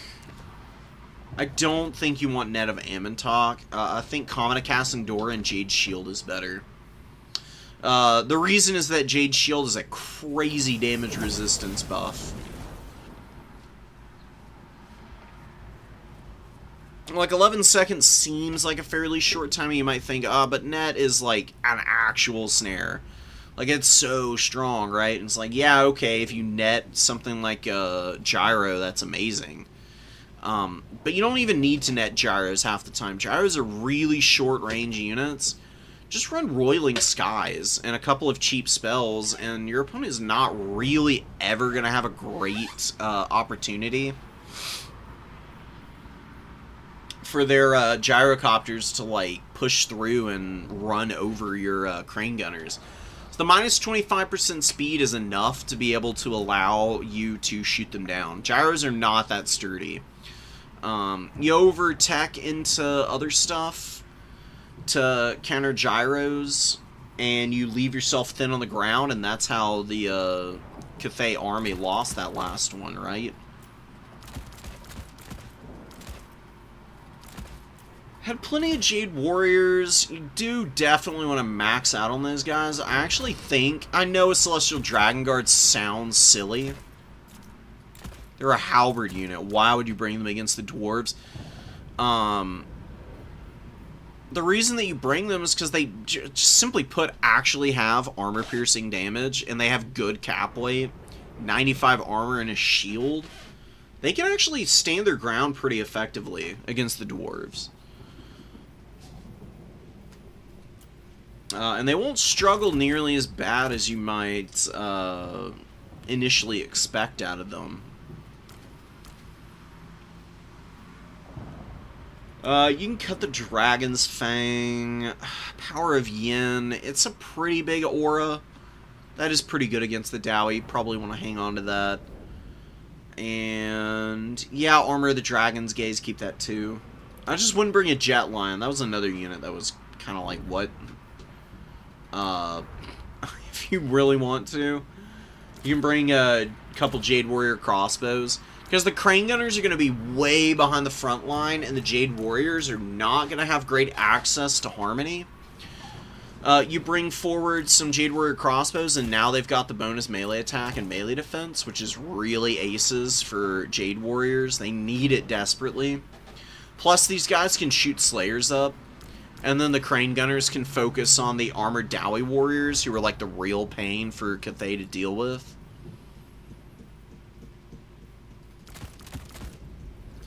Actually, you probably want to do 2 Crowmen and the Empress's Crowmen for your summon. Because Empress Crowmen have Nangao Grenades, and they do okay damage. It's not like the most amazing ability ever, but it's solid.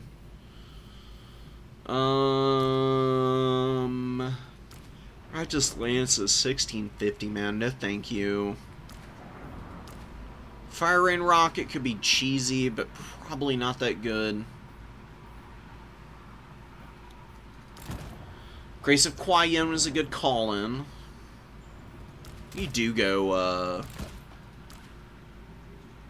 Triple Jade Lancer still. Honestly, Triple Jade Lancer I think is a pretty good idea.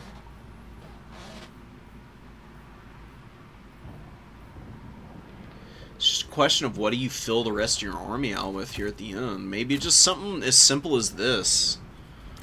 Peasant Archer, or maybe a Peasant Horseman. Maybe you do. Maybe you even go even cheaper than that. The reason that you bring a bunch of Peasant Horsemen is because they are units that have full cap. It says they're expendable here. They've got 4 cap weight. Peasant Horsemen have 4 cap weight, not 2. Really good for taking objectives from people. Just like spamming a bunch out, stealing a point, running away, and then just causing mayhem in your opponent's rear lines. It's a pretty good use of your time. Cap weight was a problem last game, so you've got to find a way to kind of make up for that. And I think that's actually a pretty well-rounded Cathay build. I mean, in their current iteration, that's about as good as you probably... as good as you probably get. Slayers are so hard to deal... Yeah, Slayers are really hard for Cathay to deal with, but that's why I think the crossbows are the way you go. Because they're not going to really do that well against anything else. Like, they just sit there and go kind of under the radar and just shoot Slayers all game, and you farm some decent value on these guys. And you just, like, summon the Dragon Guard out after your Crane Gunners get unsummoned. After you summon out both of these Dragon Guard, then you can start resummoning the Crane Gunners, because you have to have something durable on the points.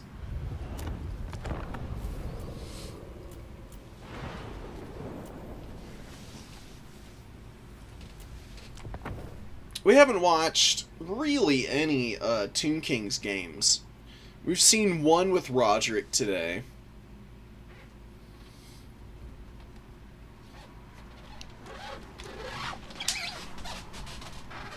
Won a pretty close game against the Beastmen. What can he do against the High Elves, though?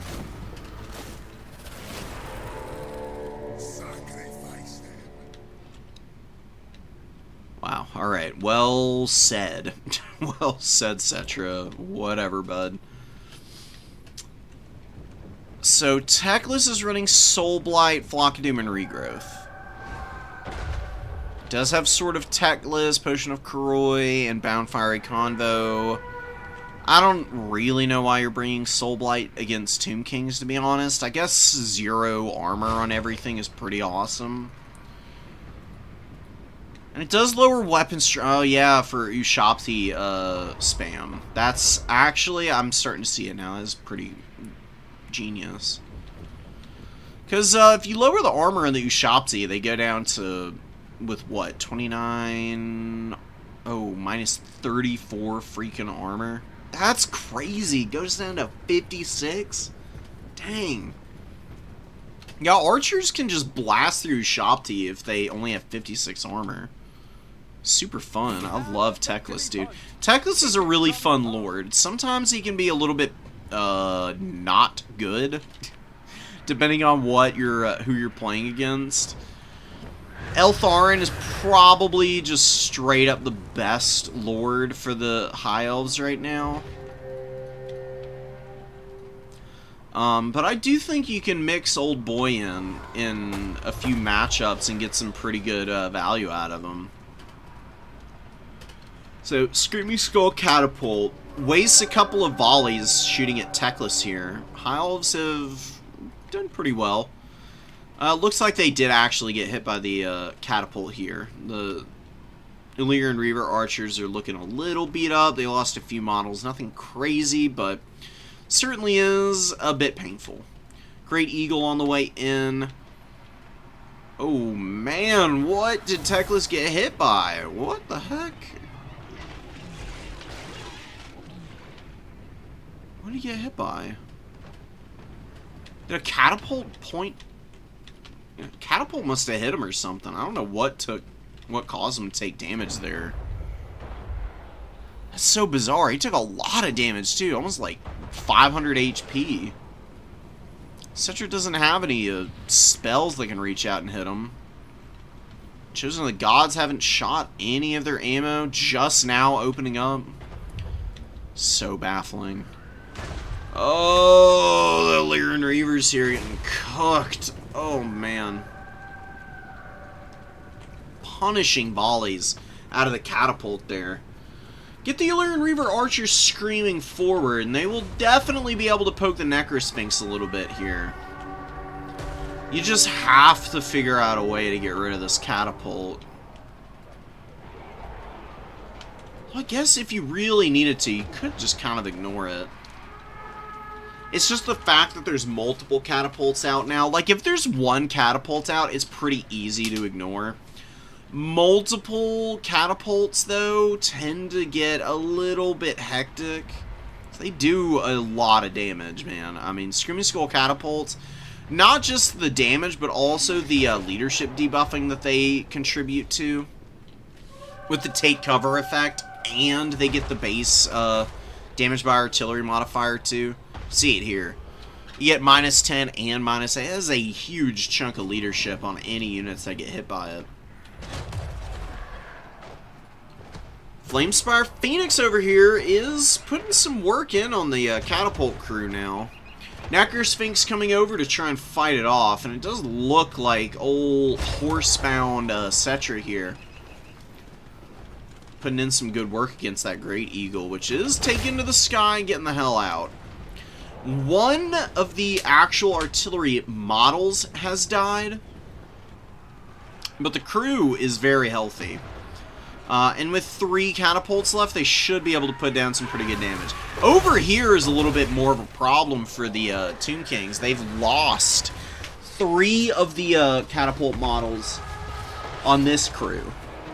Now, these guys are really not going to be able to contribute much. I'd probably unsummon them even if they don't die here.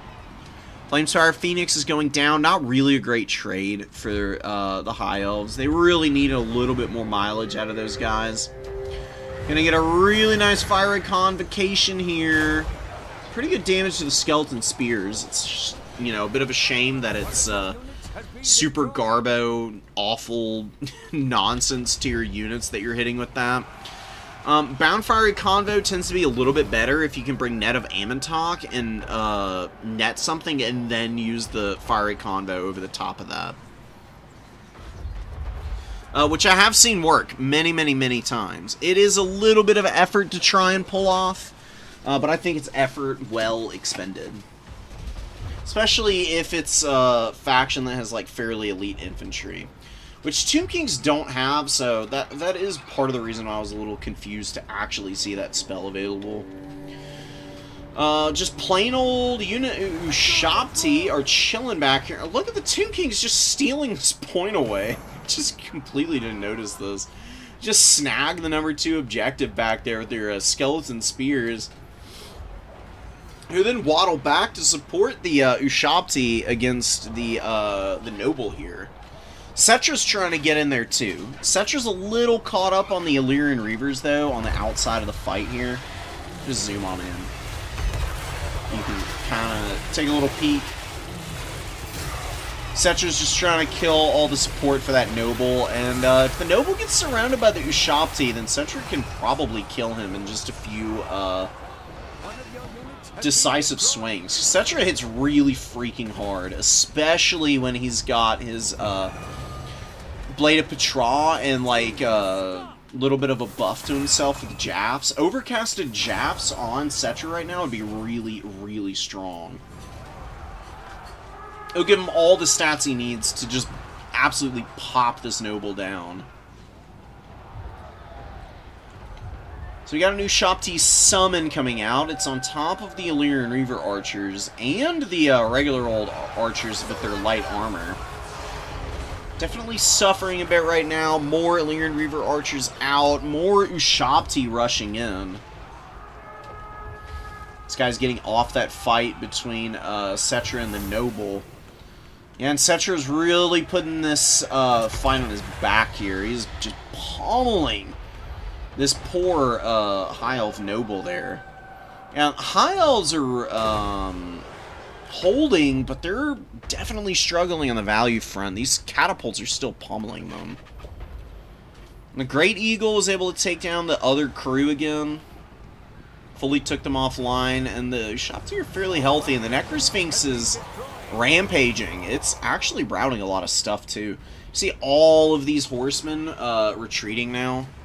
A little surprised that the Tomb King's player here, Roderick, who is somebody who is fairly knowledgeable about the game, isn't bringing the, what do you call it? Oh, God. Usirian's Incantation of Vengeance, which is Melkoth's, but, you know, steroids. Melkoth's on steroids. For 10 WOM, you can do an unreasonable amount of damage to Skirmish Cav with that spell. And against the High Elves, I think it is a pretty good idea to bring, because you can also use it against Fireborn. Fireborn are a very, very strong elite cavalry unit for the High Elves. They get absolutely rolled, though, by Usirians, because they don't have any spell resistance. So spells tend to be a very efficient way of removing those guys from the field. Noble gets a rebirth, or a regrowth. And then Teclis turns around to start trying to swing on Cetra. Cetra in a 2v1 against Teclis and a Noble. Who wins here? I think Teclis is going to end up clutching this one out. Because even if Cetra, like, survives this engagement, I don't see him being able to outlast any potential healing Teclis throws down on himself. Teclis is not really a good combatant, but he's not, like, the worst hybrid character of all time. There's other, like, pure spellcasting type of lords that are way worse in combat than Teclis is. Nekar Horseman screaming in. Oceanids desperately coming out to try and deal with some of these Tomb King's units, but Necrosphinx is here. And while it is having 30% of its 640 weapon strength mitigated here, that is a truly bonkers amount of weapon strength. And the Oceanids can only resist so much of it. They're going to eventually fall apart here. Like, even if they kill this Ushapti unit, which they very likely will, so these guys are just so beat up at this point, then the Necrosphinx can just stay engaged on them with some of the cavalry, like what's happening here, and just drag them down. High Elves holding on to their home objective, but they have lost everything else in the field, basically. Oh, and the Screaming Skull Catapults... looks like this one may have gotten resummoned, and yeah, I think this is... No, what is going on here? No, I think this one was a resummon. It's been using all its ammo. This one was out longer. I have no idea. Regardless, both Screaming Skull Catapults are back out on the field, doing some pretty good work here. Making mediocre contact with Silver and Guard here. Silver and Guard will hold in for a good long while, but if the Necrosphinx were to come over here with its terror-causing attribute, I think it could maybe even, like, rout them off the objective here. And then the Tomb Kings can just cap that point up and probably close the game out by swarming it with a bunch of garbage. I think Kefirgard probably should, like, rotate over down here. Well, I guess staying on the number 3 is the right thing to do right now. There's nothing else protecting it. Roderick has 1,800 supplies. I'm very curious to see what he brings out next. He's got to have something in the back pocket. I mean, he's got a fairly small Tomb King's army. Surely something is back in reserve to summon out, though. And he really should unsummon the Chosen of the Gods. They've done pretty good damage, but they could definitely do with a top-up on their ammunition. Ooh, there we go. Now we're getting some square hits on these guys. Silver and Guard just lost 13 models in a couple of blows.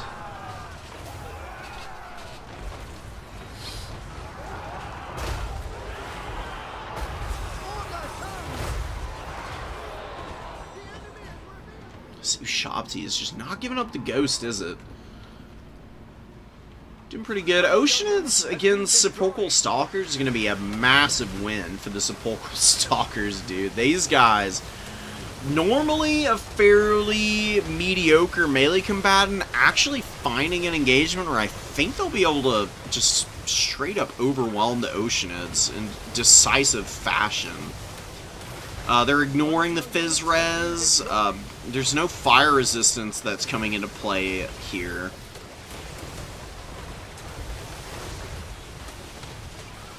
And the missile resistance, I mean, useful against the shooting, but only 20% mitigation against it.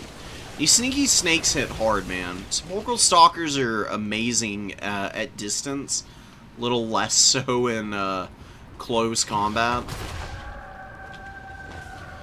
You can see the poor Noble trying to fight this Necrosphinx now.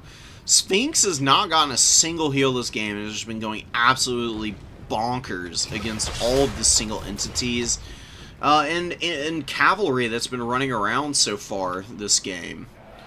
All the Illyrian Reaver archers were getting murked by it.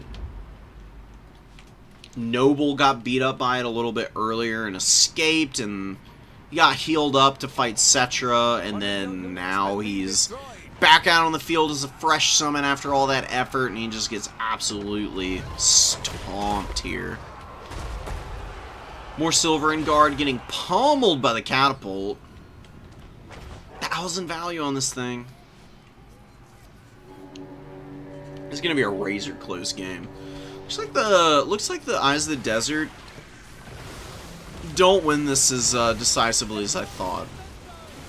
Although I think Perfect Vigor has more to do with that than anything else. You're getting there, slowly but surely getting there against this Oceanid unit. And at the very least, this value is all their own. I mean, they've been locked in that 1v1 for a hot second now.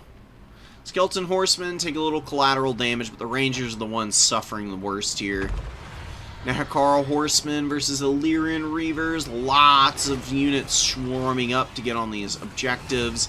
And the Kefir Guard are cleaving through Rangers right now.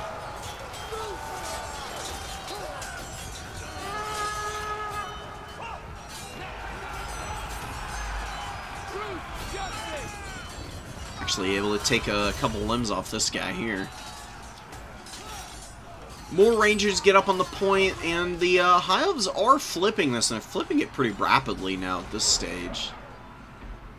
See, it's really starting to get to a critical point for the Tomb Kings. They need to save this point. Well, they did take the #1, so maybe they don't even need to worry about it. Man, they just can swarm with cavalry so freaking well. And they got a Tomb Guard Halberd up on this point, too. Yeah, that Necrosphinx goes over and terror outs the Rangers. Brutal stuff. Yeah, they're capping it fairly fast, all things considered. But I don't know if they're gonna... be quite in time. Oh, they just barely flip it before the Skeleton Horsemen get on the point. Ooh. I want to see one more catapult shot just absolutely ice like 20 dudes again.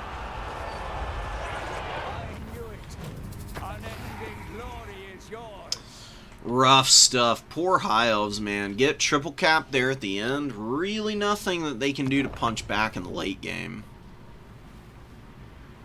The Shopsy were great. Catapults were great. 1900 on Cetra, and the Sphinx with 3,000 value. 1,000 on the Eyes of the Desert. A few of these other units in reserve are not all that great. Kefir Guard was really solid, though, as well. And the Illyrian Reaver Archer cap was very bad, and Archers really didn't pay for themselves. Techless only got 1,200 value as well, also. You know, Techless, it's kind of expensive. 1,200 value is not nearly enough for what kind of effort this matchup required of him. I think you can probably optimize the spell kit a tiny bit more as well. Like, the Soul Blights were a cute idea, but I don't know how far they really go. The Flock of Doom, Regrowth. I actually think Chain Lightning is still a good spell here. You bring Chain Lightning because you just delete skeletons that are blobbed up on each other. Which happens a lot more than you'd think. Just get rid of Scroll of Hoeth, Greater Arcane Conduit, Kindle Flame is pretty strong, Shield of Sapphire is nice. It is a perpetual ward save every time you cast. Potion of Korroi's fine. Gives damage resistance and a heal.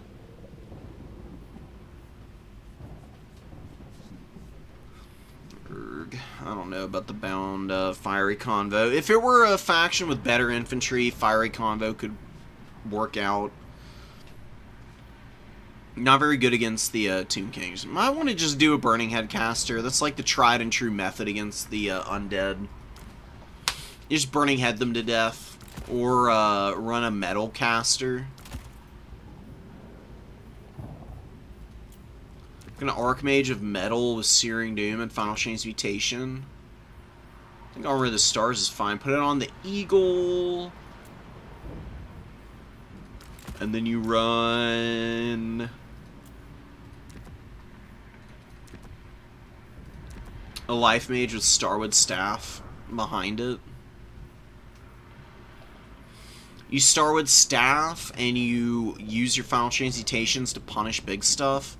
Searing Doom to hit cavalry and just little bunches of infantry.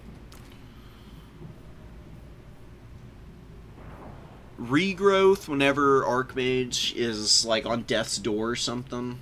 Just to keep him around. What else could you do? You know what? You know what? Actually,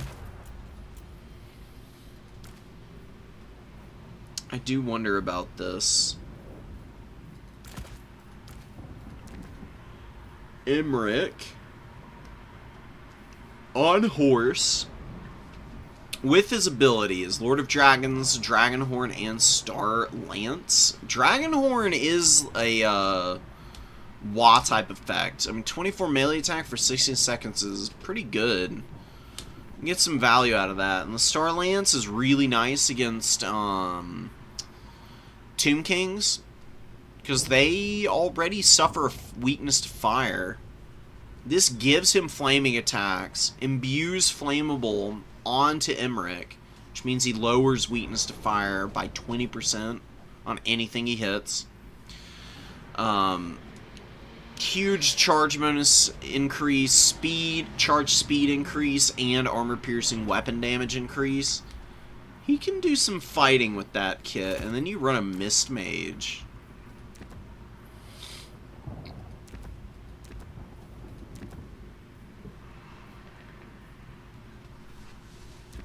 And you use the the Mistress of the Deeps. And you just summon Oceanids on top of your opponent's crews.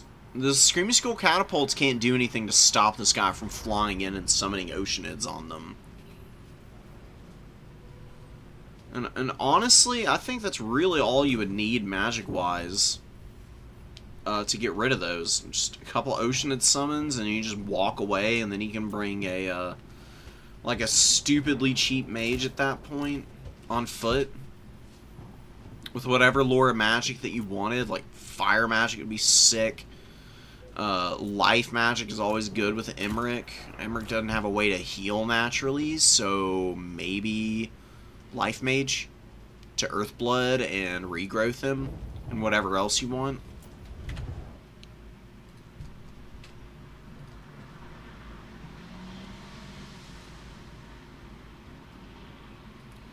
Yeah, Eltharion is expensive. The reason Eltharion is so good, though, is because his Mistwalker Barrage does a stupid amount of damage, and it's infinite charges. It just never runs out of them. I think now, with the fact that Mistwalker Barrage is so strong, they could limit it to 10 uses. It'd take him, like, all game to use all 10 uses anyways. It would just mean that he's not, like, always wrecking everything around him constantly. Skycutters can deal with catapults, that's true.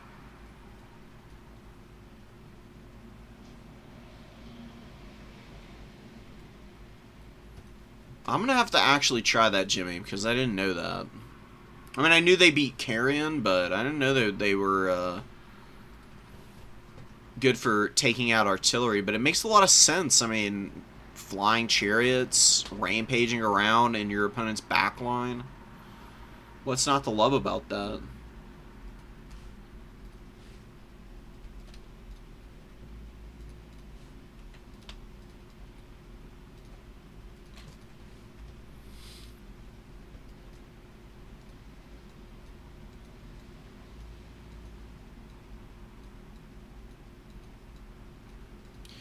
Yeah, High Elves are not immune to a few fail points that definitely hurt them in a few matchups. The lack of armor-piercing damage can be a huge pain. I think the reason that they lack some of those things is because they have such strong magic options. I think CA really wants people to intentionally be using High Elves as a full combined arms faction. Like, if you really want to play the best elves, then you play Wood Elves. Behind that, Dark Elves have had really good showings in the past. They're struggling a little bit right now. But they've still got some really favorable ones that you can kind of run them in. Look, honestly, any faction you can win with right now. Like, the only faction that probably can't win a tournament is Grand Cathay and Ogre Kingdoms. Although I guess the right Ogre player could do it. That'd be really interesting to see. I don't know if anybody has won with Ogres this season.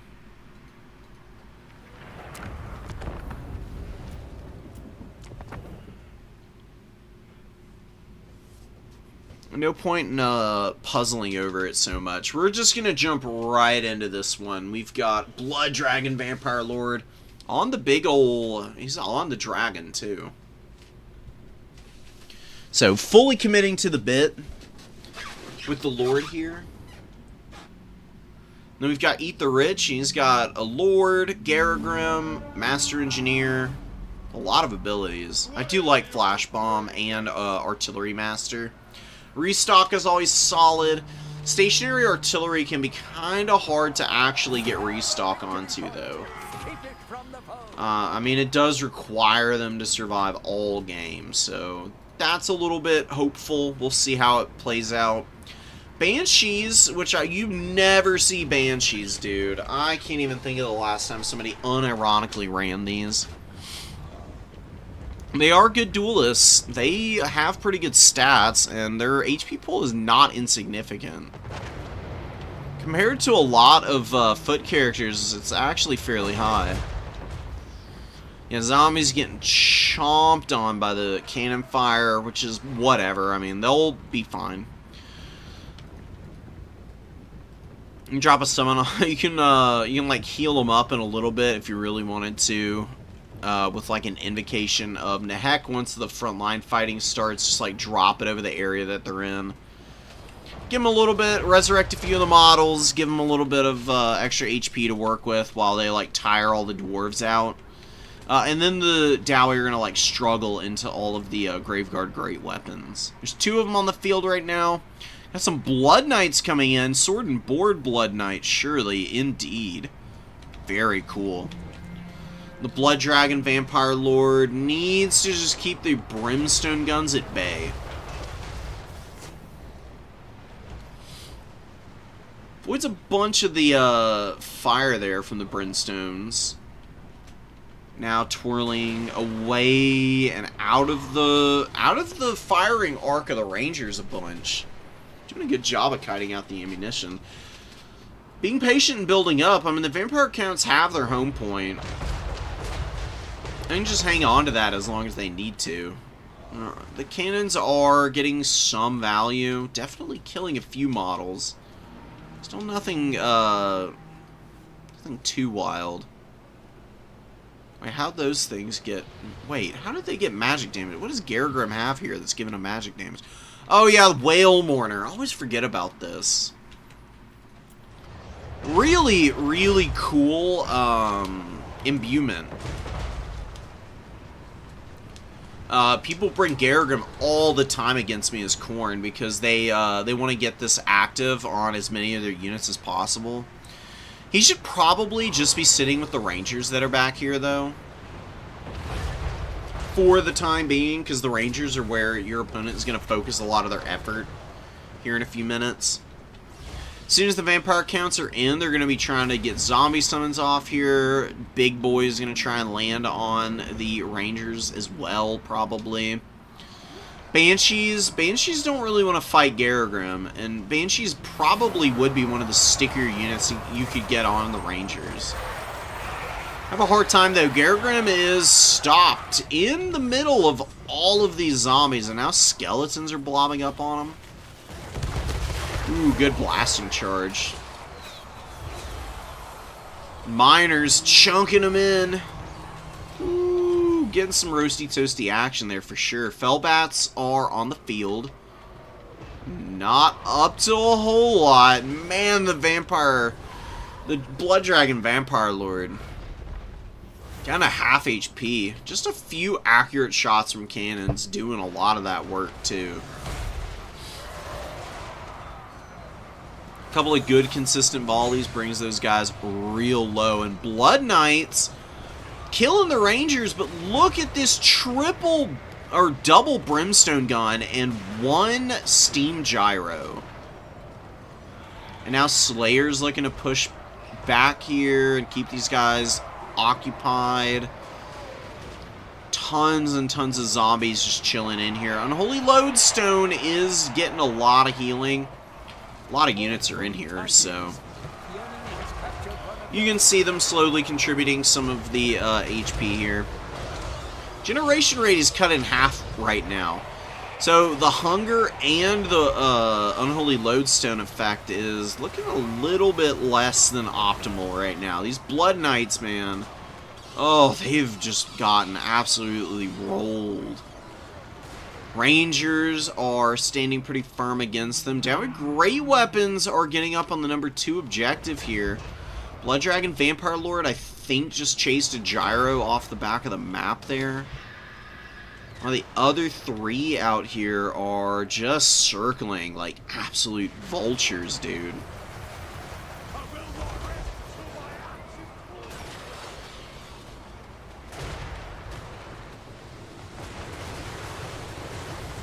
Yeah, more Fellbats on the way in are just crowding out more space. Might be able to kill one of these gyrocopters if they stay engaged on them long enough. But the gyros are moving again.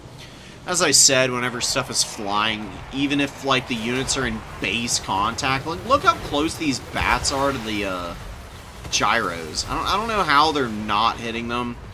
They get hit by a flash bomb now, and the Master Engineer is going to enable some pretty good overlapping fire to get rid of these guys. Fellbats are getting real low, down to 2,000 HP just about. Blood Dragon Vampire Lord chilling. Got a fat breath attack off here. That's 100% what that was. Probably the first time he's been able to contribute substantially. Devils of Schwarzhofen coming in, but yeah, those bats dying causing a bit of an issue. Banshees are doing something. I have no idea what Banshees are useful for here. I think I see the idea behind bringing them, but with Garagrim around, there's just nowhere safe for them to stand because everything is getting magic damage. They would get absolutely rolled if they had to sit in there against a bunch of Dowie with magic attacks, because they're very reliant on that Fizz Res, and that Fizz Res only goes so far. Devils take down one Brimstone gun, but the other gyros are hot on their trails and doing some pretty ruinous damage. Plus you got Long John Slayer Pirates underneath who are blasting away, and they have helped put these guys into a bit of a predicament. There's nowhere for them to really go either, man. I mean, they're just trying to chase back this unit, hit their breaking point, and they immediately disintegrate. Ooh, that minor volley there. Oh, that was brutal against the skeleton spears, man. Huge damage. Honestly, the big issue has been Neeper's Blood Dragon play. I do love me some dragons. Excuse me. I really don't think you need a dragon caster like the Blood Dragon Lord here. He is quite expensive, for one. Two, the Helm of Discord, it's not like it's tied to the dragon model. Honestly, the best thing you could do here is run this guy, but just on a Hellsteed. Especially with this kit, like, Heart Piercing, really, really powerful ability. It sunders armor, he has a huge increase to armor piercing damage, and a ton of charge bonus. Put him on the Hellsteed, he's actually got a higher, I think Hellsteeds have a higher charge bonus than the Dragon. Coupled with the sundered armor, and the slight increase to armor-piercing weapon damage, I think the Blood Dragon Lord could feasibly fly around on the Hellsteed and snipe the Lord, maybe even Garagrim by himself, with Helm of Discord and Sword of Anti-Heroes also chipping in some damage. You won't have to spend so much time stuck up in the air and getting blasted by these cannons, because Hellsteeds are a very small model, very maneuverable and responsive. The Blood Dragons are just big, chunky dummies. Kind of hard to actually move around the battlefield the way that you would like. That Slayer unit basically got one shot by the breath attack, but Blood Dragon Lord with only 1,000 values pulling back. Blood Knights, more Blood Knights coming in just to get killed horrifically by the Brimstone guns, which have 1,100 value. Oh, the Dowie Air Force is going crazy in this one. Yeah, and the cannons, oh my glob. 2,900 value on this one cannon. And the other had what, 1,800? Yeah, 1,800 value on this one too. So one cannon has tripled its value, and this one back here has doubled its value at the bare minimum. Bombs away, and huge damage on the zombies. I wouldn't use any more bombs on them. They're basically dead and gone. Oh yeah, this is where you use it. Do it, do it, do it, do it. Ah, that's beautiful. Karen Wraiths are pretty resilient to the Skyhammer bombs. These things do so much damage, though, that it does actually crack through their Phys Res pretty effectively. What's going on back here? Spellcast of some kind trying to go down on the Blood Dragon Lord. Don't think it popped. Dowie unsummoning their cannons. Dowie are gonna win a real tough matchup. I mean, one of the tougher ones in the game, I would say. Dowie are a faction of extremes is really what it comes down to. They hard counter probably 4 factions, and then get countered by hard countered by 4 factions. And then everything else is a little bit more up to skill. Like builds and execution kind of stuff. One of your units has been destroyed. Unending glory is yours. I mean, I don't know. I do find that counts more often than not win this particular matchup. I think they do it by bringing a few more great weapon Graveguard. Instead of all these Blood Knights, I mean, you bring one Blood Knight, that's fine. I think that's acceptable. I don't think you ever need to. And while Cairn Wraiths are solid, they're a little unspectacular in terms of their damage output.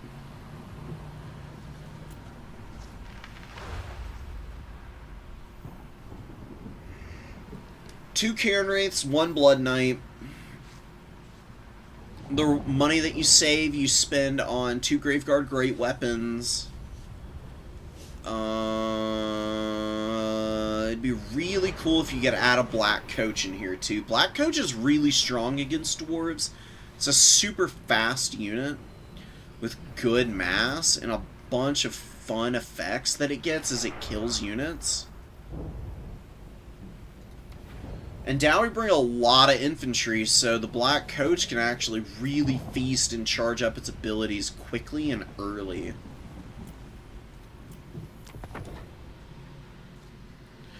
So we got Laura versus Tobias here. Balthazar Gelt, Empire Captain, and the Engineer. We've seen this matchup earlier. Laura against Tobias. They're just on a different map this time. Okay. They bring Headcaster this time. It looks like they did. I think that's the Fire Slam. I don't recognize them all by sight. I guess I should learn it. Yeah, Burning Head this time. I am curious to see if that helps the Lizardmen in this game.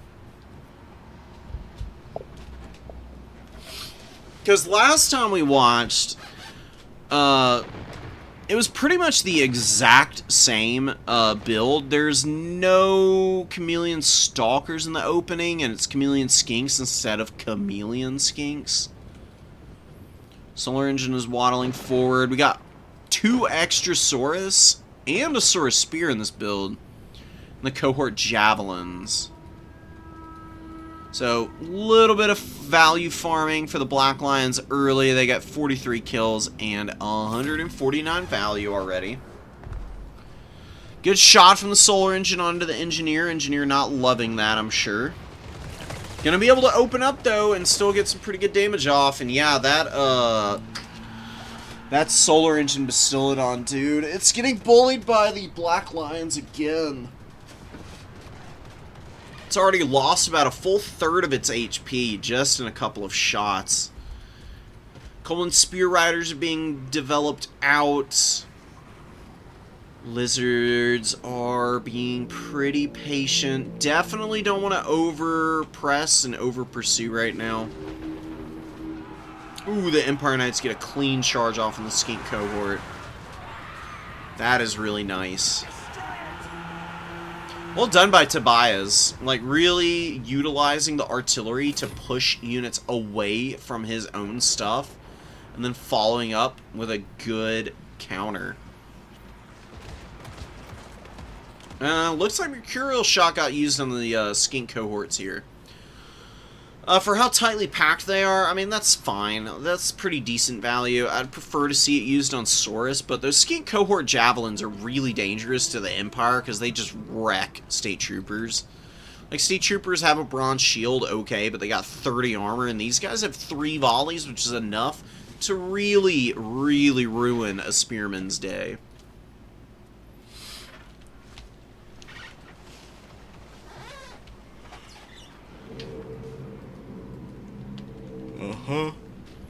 Bunch of halberds come out, and then a Demogryph Knight as well. Tobias is banking his supplies very nicely.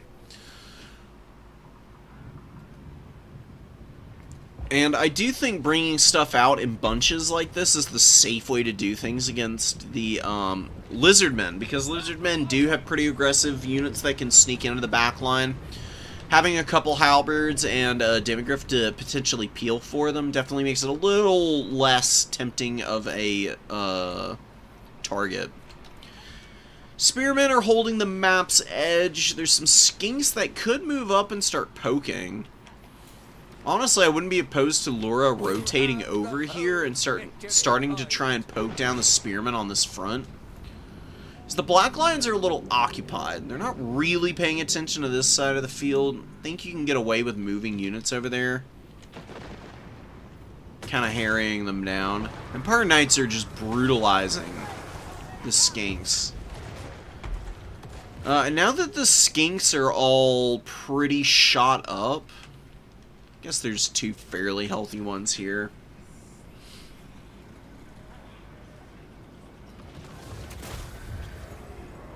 Without the skinks, the skink cohort on one side of the formation, Tobias is able to grab this point. And the lizards pushing up right now is putting themselves in a bit of a risky position. Like, the Black Lions are going to be able to ruin the Coldwind Spear Riders if they are locked in and actually hitting their shots efficiently. So they should be. I mean, the Black Lions are an ROR, so they get a big increase to their accuracy. Searing Doom, honestly not that good of one. Whiffed a little bit on the Spear Riders. Actually did about as much damage to the Empire Knights as it did to the Spear Riders. Burning Head coming down, but nothing is engaged in combat against those State Troopers, and Tobias with a really good retreat there just completely denies Laura anything. Sora's warriors are milling about, and they are going to try and get into the spearmen, which is awesome. But what Laura really needs to do, instead of hitting the State Trooper front line, hit the archers first. There's two archers right next to one another. This is Burning Head Value Town. Cast it right down the center of this archer. This archer will 100% die to an overcast Burning Head. And hopefully the other archer gets hit by the Burning Head directly. And you can very feasibly just remove both those archer units instantly. And you may even get some lucky collateral all the way out here, potentially. Searing Doom is coming down on Saurus. Good shot. Good call. Good call.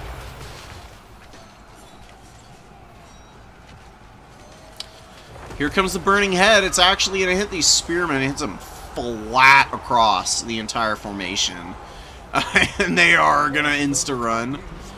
Burning Head misses these spearmen. They manage to tuck in nicely, and then the Burning Head goes wild and doesn't hit anything else. Brutal. Unfortunate for Lura. I mean, definitely a good chunk of change out of those spearmen. Still think the backline here, safer place to drop it. You don't have to worry about roasting your own guys either. That's the other nice thing. And your opponent has to make a choice. He either runs with archers and they have to move back and cede ground and positioning, or they get deleted. If your opponent moves them, gives your frontline time to grind a little bit without quite as much worry and fear of getting shot to pieces. And then hopefully you can win those frontline engagements and then just have your infantry naturally push back your opponent. Searing Doom coming down. It's going to thump into these poor Coldwind Spear Riders now. Honestly, a little lucky on the scatter pattern on that Searing Doom there. Spear Riders avoid the worst of the damage for sure, actually. Black Lion's finally getting shot at by the Solar Engine, and the Solar Engine was actually doing pretty good damage, but now Demogryph Halberds are in on these on this big old boy. Colossi Hunters and Coldwind Spear Riders, though, definitely going to be a pretty solid counter to these guys here. We do have a tricky situation, though, with the Demogryph ROR, Royal Altar of Griffites, looking to make their way around the back of this engagement and maybe even be able to finish these guys off. Ooh, the Spear Riders finished their fight in the front line, and now they're pushing deep to get after the Black Lions, and the Black Lions are caught out here. Oh, they're getting pinned in with the mass too. Uh-oh. Spear Riders have a lot of leadership, just a few swings from each of these guys, and they could kill this War Wagon. War Wagon's getting beat up. They're really starting to bleed HP.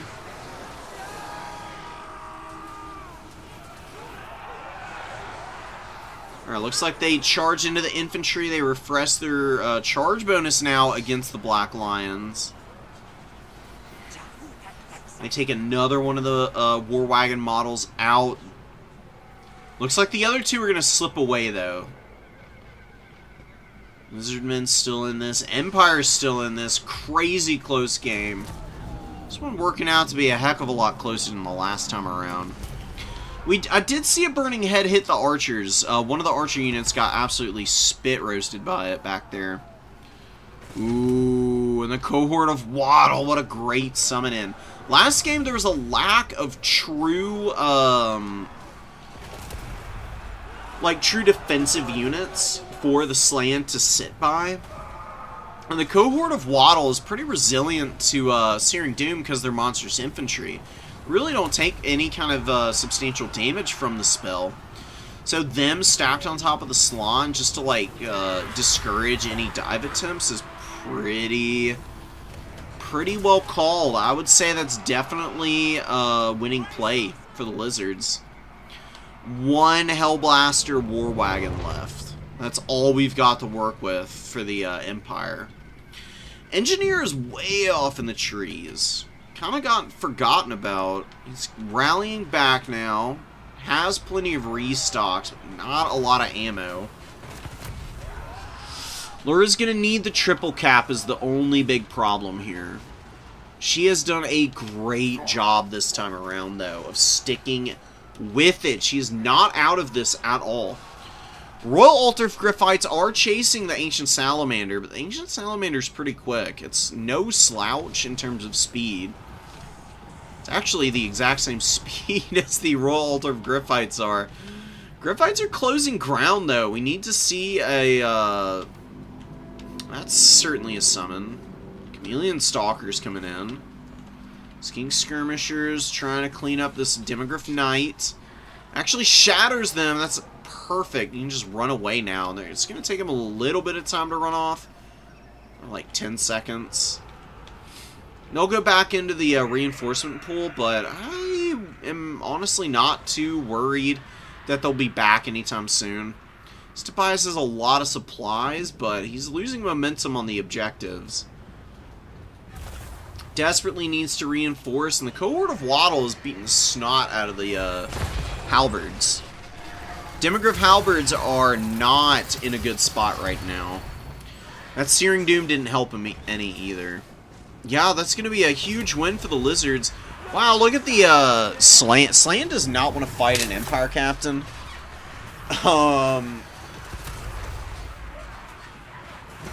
The Empire Captains actually have good stats. And Slan have low armor. Low armor, but high missile resistance, which is part of how they survive in the skirmish phase. Fighting in melee, though, this guy could just end up dead to the Empire Captain if he doesn't move. Lizard's not able to take the number 3 objective. Halberds and a bunch of spearmen. Piles of spearmen out on the number 3 right now. Ooh, and a burning head being thrown down. One spearman dodged immediately. This burning head is maybe even going to whiff completely. Although it seems to have a real desire to roast this spear unit here. And does end up getting a nice little chunk of change out of him.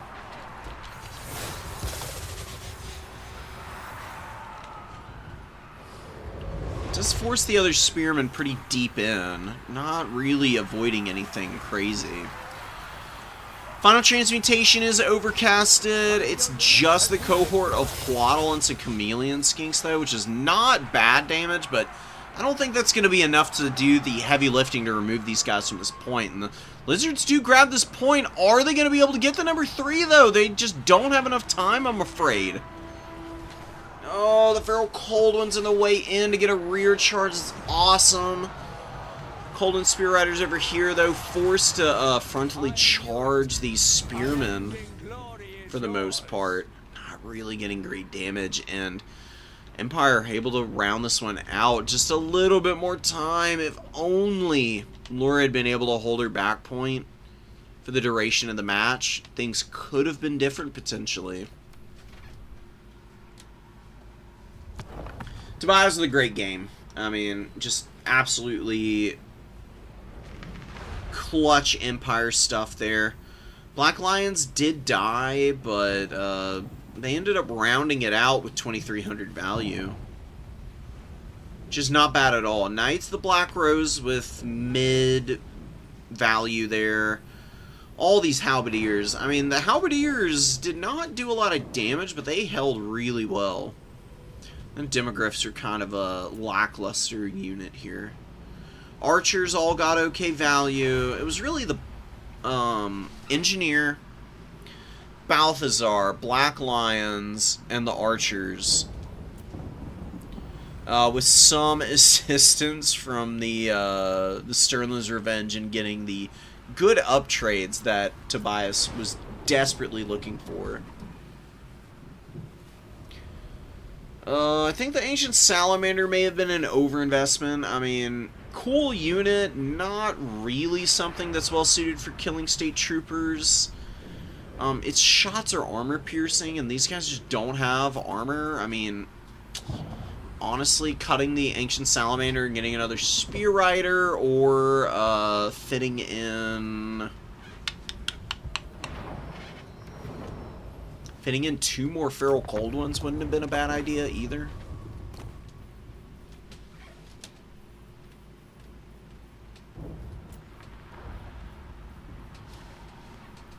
Just how much are they? Yeah, they're 1050, so you can get 2 Feral Cold Ones in for the price of that. I think that would be worth. I think it would be money well spent. It's going to be kind of tough. I mean, Tobias has been doing really well today, but he's going to run into one of the harder counters for the Empire. Dowie are a nightmare for the Empire. Miners with blasting charges wreck State Trooper front lines, so the Great Swords are definitely needed here early to try and help out a bit. I actually like the triple grenade launcher, but he's running into triple cannon from Eat the Rich. And Imperial Road is a pretty open map. There's not really anywhere to hide from artillery fire like there is on others. Like, you just have to sit on that middle objective and eat all that damage. Ooh, Miner gets vanguarded up here and reveals the Outrider Corps. Oh, that's a huge leg up in terms of an intel. It looks like Tobias was going to use the Outriders to kind of hide in the trees and then move up and just blast whatever was on the number 3 off and take it. Now these guys are revealed, and triple grenade launcher out here is going to require a response. So we'll see how Eat the Rich handles it. Yeah, Gyrocopter's honestly not a bad way to go about starting that. Gyrocopters are pretty good at killing cavalry models. They do a lot of damage to them.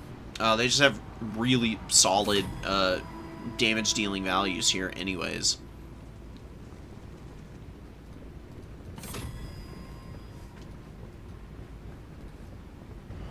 Miners chasing, grenade launchers running. Garrigrim gets blasted right in the dome. Engineers are bullying him a little bit. I would definitely think about maybe keeping him back early so he doesn't have this happen to him. Tourney is getting shot to death a little bit. Outrider grenade launchers shooting at blasting charges. And blasting charges getting vengeance. Doing a lot of damage to these grenade launchers. Brutal stuff. Other grenade launcher comes over to try and help out. Grenade launcher's out here, getting rolled by the gyros, as I thought might happen. The gyros are controlling the outside corner of the map really effectively against the grenade launchers. Gyros get set up here. They could drop their bombs in just a second if they really wanted to, but they break leadership on those guys. They're running for their lives now. 1 grenade launcher remains for the Empire. Blasting Charge is doing some huge work against this greatsword unit.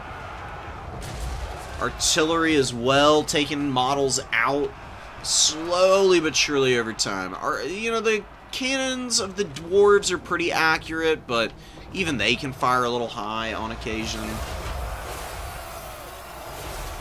Garrigrim and some dwarf warriors trying to take out the Sigmar's sons. So you got Plague of Rust going down on them. Iron Wardens, I don't know why I called it Iron Wardens. He's got an item called the Iron Warden's Hammer, which is the perfect vigor.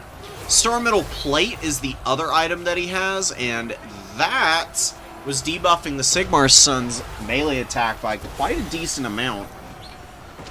Dwarf Lord going for Balthazar. Balthazar is also getting shot at by the cannons. I wouldn't waste my time shooting Balthazar with the cannons, honestly.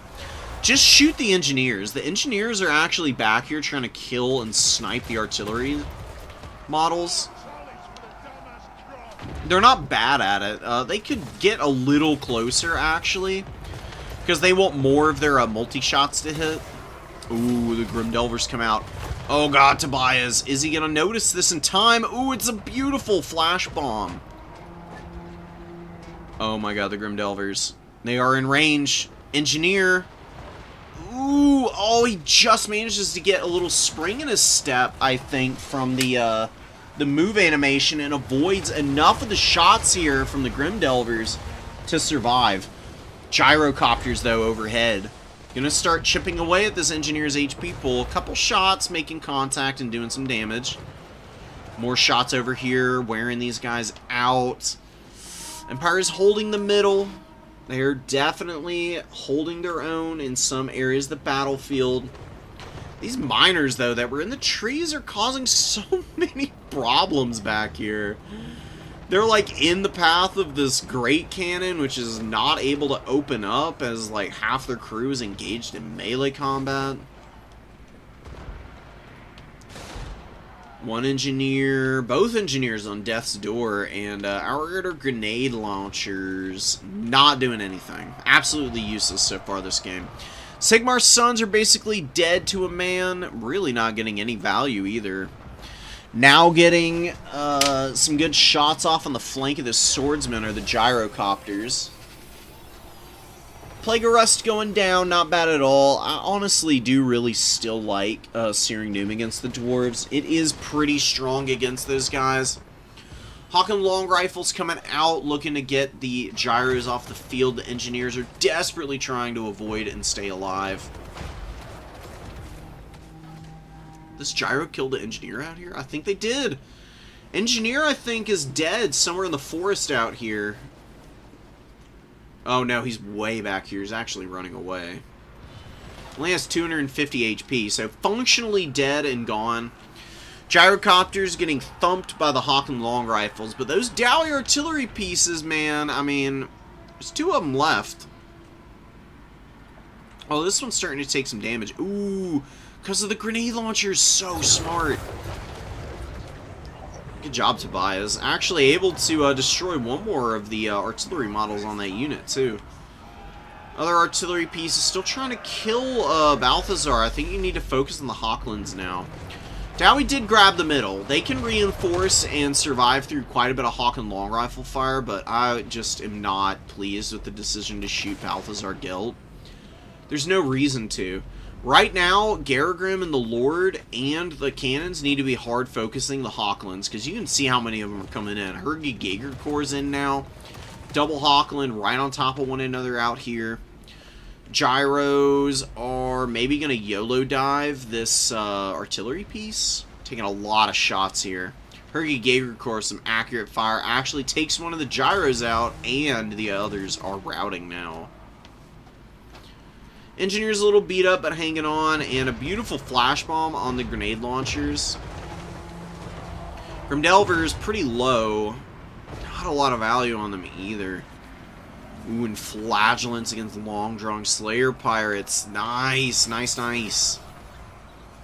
Yeah, the Empire, man.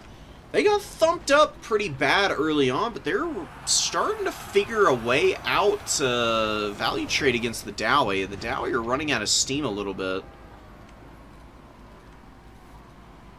Yes, these cannons are fairly well secured, and there is restock on Master Engineer. He probably should just drop restocks now on his cannons before he runs up to the front line.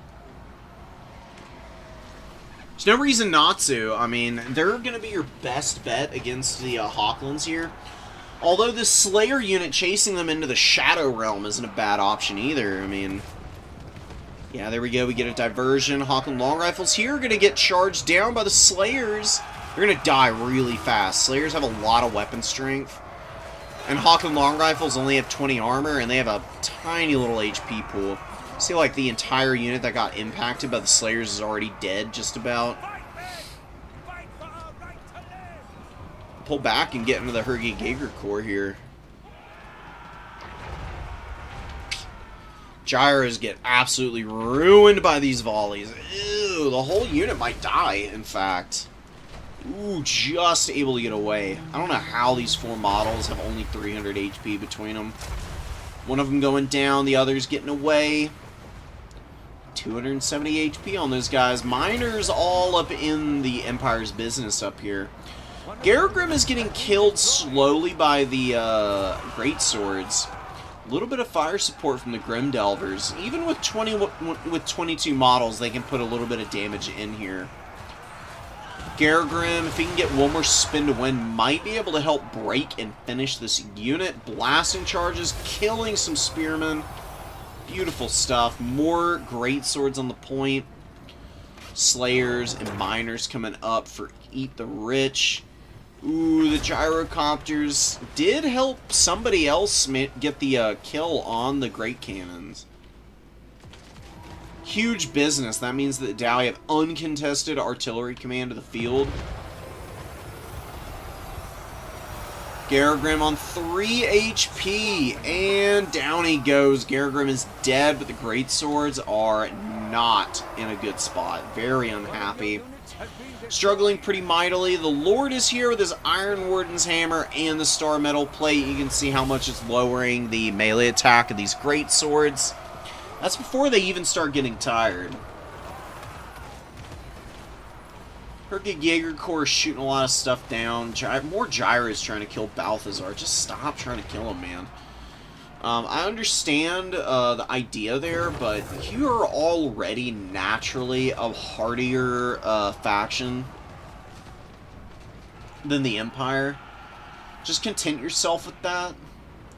Don't try and focus so hard for the snipe. It's useful, but not the end-all be-all here. Probably don't even really have the best setup to even outright kill Balthazar. And if he just waddles off the field, then leadership will stabilize for everything else eventually anyways.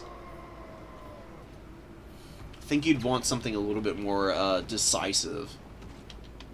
Just focusing on holding the middle objective is the only game plan that Dowie should focus on.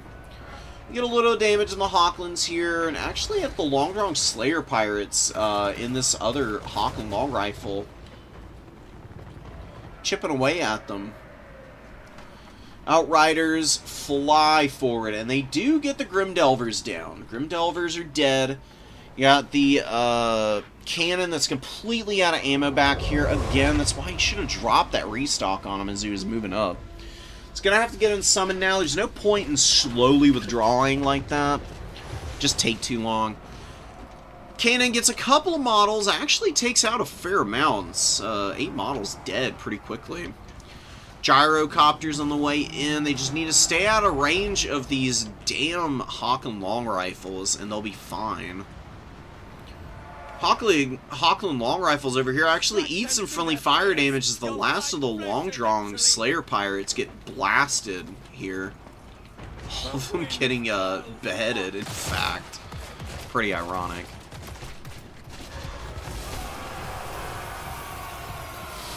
Slayers engaging against Greatswords, not really a good fight for the Dwarves, but they just need to do whatever they can to hold this point and they win the game. That's all they need is an attrition fight where they're controlling the Outrider grenade launchers from like clearing huge numbers, and I think they win this one. See the Gyros taking a little bit of return fire. I'm still thinking that Eat the Rich could maybe do to diversify out of just spamming Gyros for a bit here. Understand the thought process. You got a nice blasting charge volley there. The Slayers took a pounding from those grenade launcher shots.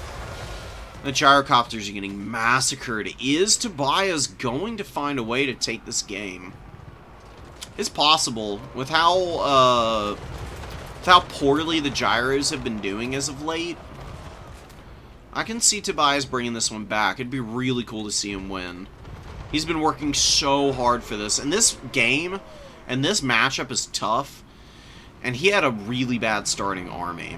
For what Eat the Rich was trying to do, Tobias is completely outclassed right out the rip. But he is stuck with this game. He has found a way to bring this back. He's got another grenade launcher in. Come on. One volley should be enough to finish the Slayer off just about. Runs in a little bit. Yep, there we go. Nice volley. Slayer's down to only 1,000 value, and the gyrocopter's still getting macerated. Herge Jaeger Corps. With the other two Hawklands just way too accurate for these war machines to maneuver around the field effectively. They're just completely outclassed. We are still holding that point, though, man. They have just not been letting off the gas whatsoever. 3 Slayers are just YOLO diving the Herge Jaeger Corps here. You might be able to kill a model or two. Let's see.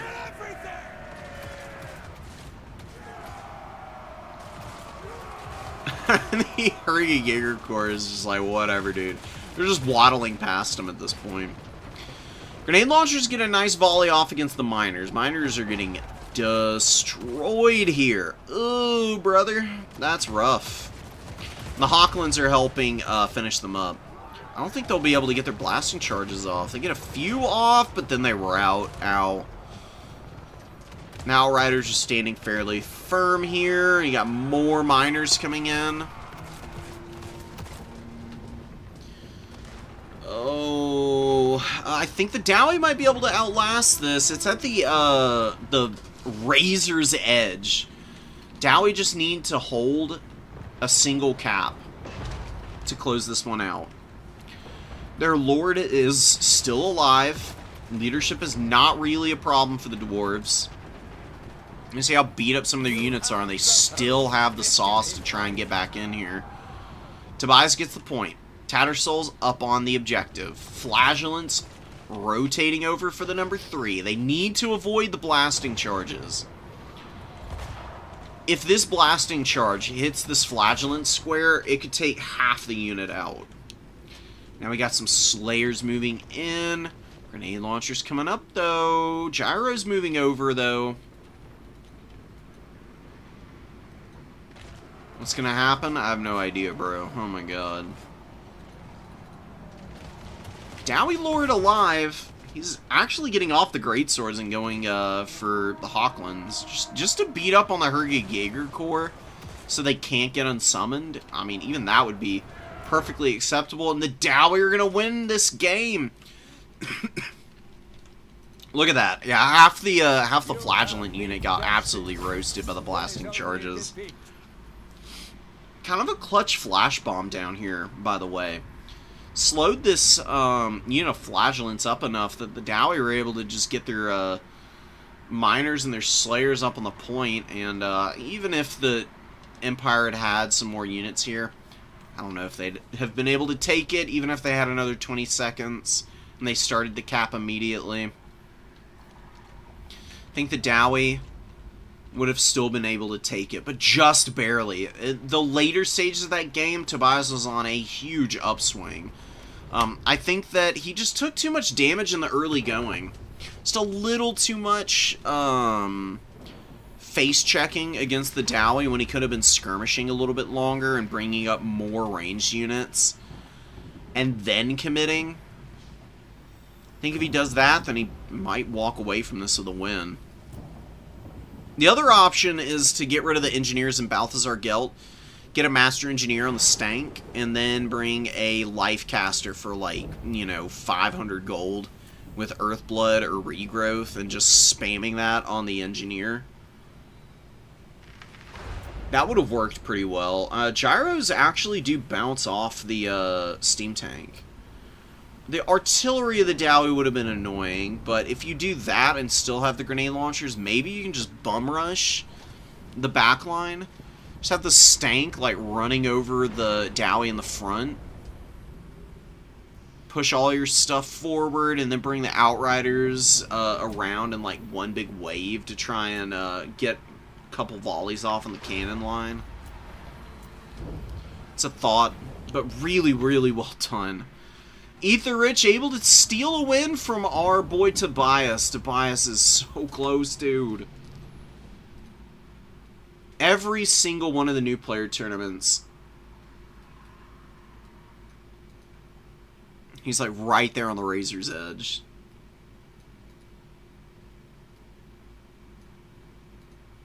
Totally well thought out play. Didn't forget to summon units or anything. It's okay, dude. It happens.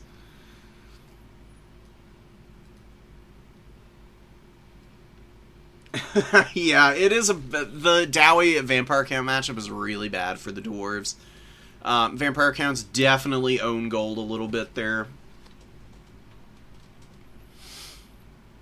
I mean, hey, still by the end, though, you gotta make plays to win those bad matchups. Even if your opponent made some mistakes, you still gotta capitalize on them, so. Eat the Rich, man. Great semifinals played by him. Won a truly foreboding matchup, and then won a truly foreboding matchup. One against him, and then one in favor. Huge kudos.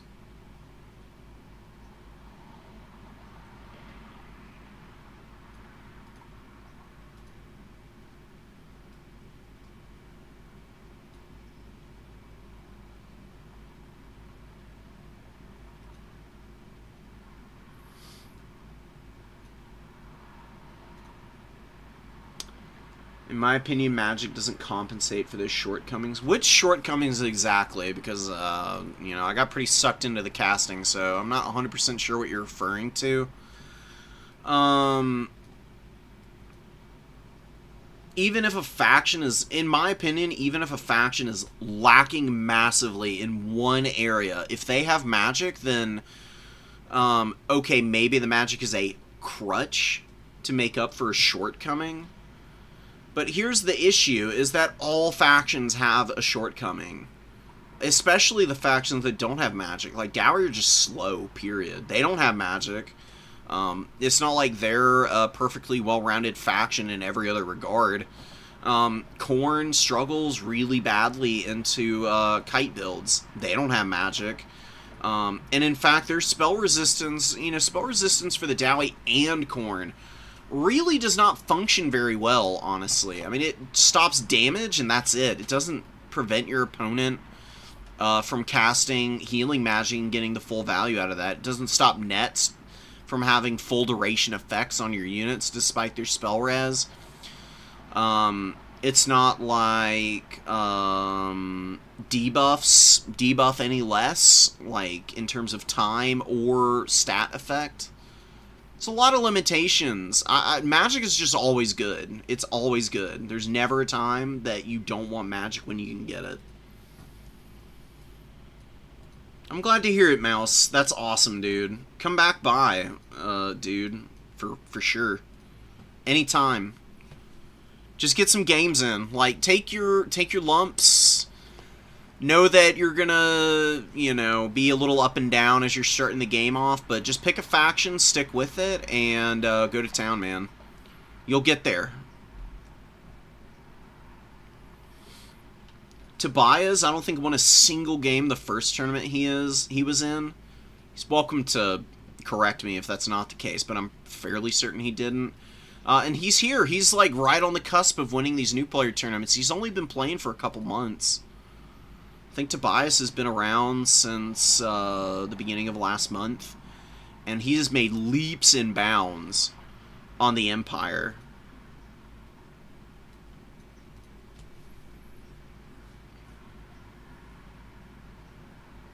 Now you gotta win. Nice. That's awesome, dude. Hey, if you get one win in your first tournament, you're crushing it. It's hard to win games, period. I mean, I still have tournaments where I lose more games than I win, you know, and I've been playing for ages now. Since Warhammer 3 came out, I've been deep into the multiplayer. You know? If I can walk in with my most experienced factions and still lose more games than I win, you know that the competition is stiff in this community. Getting a W against anyone is a big deal. You know, everybody, I think now, even newer players, has like a baseline understanding of the game to the point that they're competitive, even if you end up beating them really badly by the end of a match.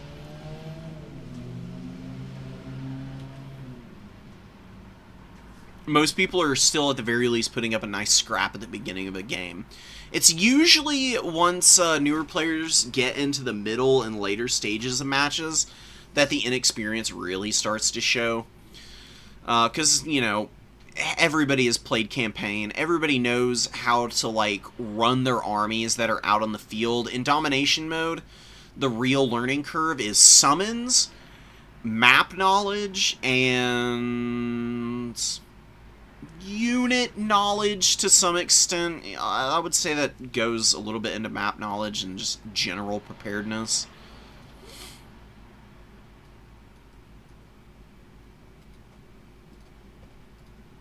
There's a lot of little things that you need to learn to do right if you're going to win tournaments in the game.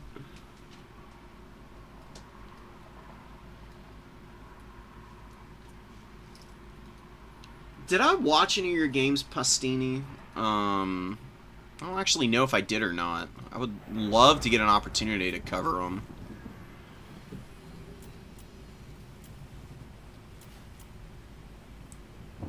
Like, at least one of your Tomb Kings matches. If you had to pick one, which would you like me to cast before we go? Because I got time for one more game.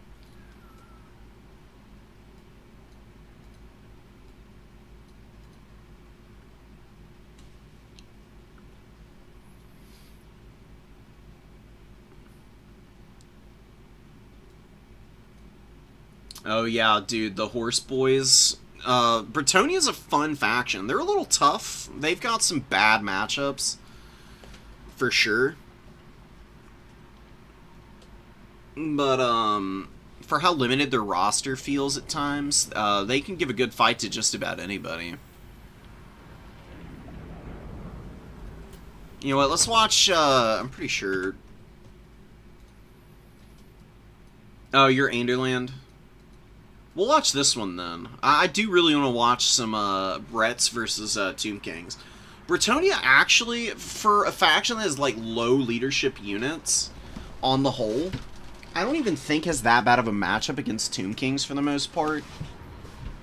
Because you still got Battle Pilgrims who have ITP. They can fight pretty capably against skeletons, at the least. Vengeance! Wow, oh my goodness. Wow, Kalita, that was an amazing speech. Thank you, girl. Alright, go crazy. Do your thing. Vengeance, guys. She sounded like a dwarf over here. Pretty sure that's all they care about. 2 Sepulchral Stalkers going up to the number 3, and we're gonna get a pretty early cap on the number 2. I love the Tomb Scorpion inclusion. I actually think that they might be better against Bretonia than the Kemerian War Sphinxes. Not necessarily for the killing power. The reason I think they're better than the War Sphinxes in this matchup is because the War Sphinxes are actually kind of vulnerable to getting killed by anti-large cavalry, and Bretonia has a lot of anti-large cav. They're very good at surrounding the War Sphinxes. The Tomb Scorpion, though, has really weird and disruptive attack patterns. It's also fairly low on, like, the threat level in terms of, like, what people perceive to be dangerous units. What makes the Tomb Scorpion so dangerous is the terror-causing attribute. Run a lot of peasant mobs off really quickly. It's got pretty good weapon strength and charge bonus. It's actually pretty good at just, like, running around and, like, dogpiling into stuff. It's got a lot of armor. Good HP pool on top of that. And it causes poison. Tomb Kings don't have a ton of access to poison. They've got, like, a very tiny list of units that imbue it. Kalita does. She's got a couple of abilities that do it as well. Venom Wave is one, and her staff, yeah, it does cause poison as well. But none of their infantry naturally cause poison debuffs. And Tomb Kings are a faction that benefit pretty greatly from debuffing their opponents, like weapon strength specifically. So having a Tomb Scorpion around to just, like, run in and just get underneath, like, big monsters and, like, cause poison, or just to, you know, poison a whole bunch of infantry as they're just, like, running around and causing issues. I do like that. Venom Wave there, or actually that was the Venom Staff, really not doing a whole bunch of damage here to the peasant mobs. Kind of impacting weirdly off the front of them. In my experience, the Venom Staff is best used against cavalry, or just really bunched up infantry that are in, like, the middle of a formation. So, like, instead of firing at the peasants who are, like, at the front here, you can fire at these battle pilgrims, or try and hit the beast slayers and hope that some of the damage, like, spreads out onto the peasant bowmen there. Skeletons are looking for a way in, but if they're just occupying attention of battle pilgrims and men-at-arms and the Grail Reliques are not really pushing with the rest of the army here, that is pretty great for the Tomb Kings. Khalida gets in, activates Venom Wave, and actually does a decent amount of damage to the peasant mobs. It's not really effective value in terms of the trades. Like, she's not getting more than, you know, 50 or 60 value out of beating up on a bunch of crappy, unhoused, unwashed masses of Bretonia. It does mean that your units are a little bit less tired by the end of their fights, though, because I will say that peasant mobs are pretty good at just getting into fights and then causing your opponent's units to tire out before the main engagement. That's usually what Bretonia is using these peasant mobs for. They're not really there to cap points, not really there to get value. They're really just there to occupy room and just make problems. Skeleton Horsemen getting run down really hard by the Knights of the Realm. This is one of the things that Bretonia has a huge leg up in, is the mobile game. They just get to bully Skeleton Horsemen endlessly, and there's not a lot the Tomb Kings can do to counter it. The most that you can hope for is that your Sepulchral Stalkers and your Necrosphinx or some big monster can kind of get a few good shots off if it's the Sepulchral Stalkers, or the Necrosphinx can run in and try and, like, terror out some of the Knights away.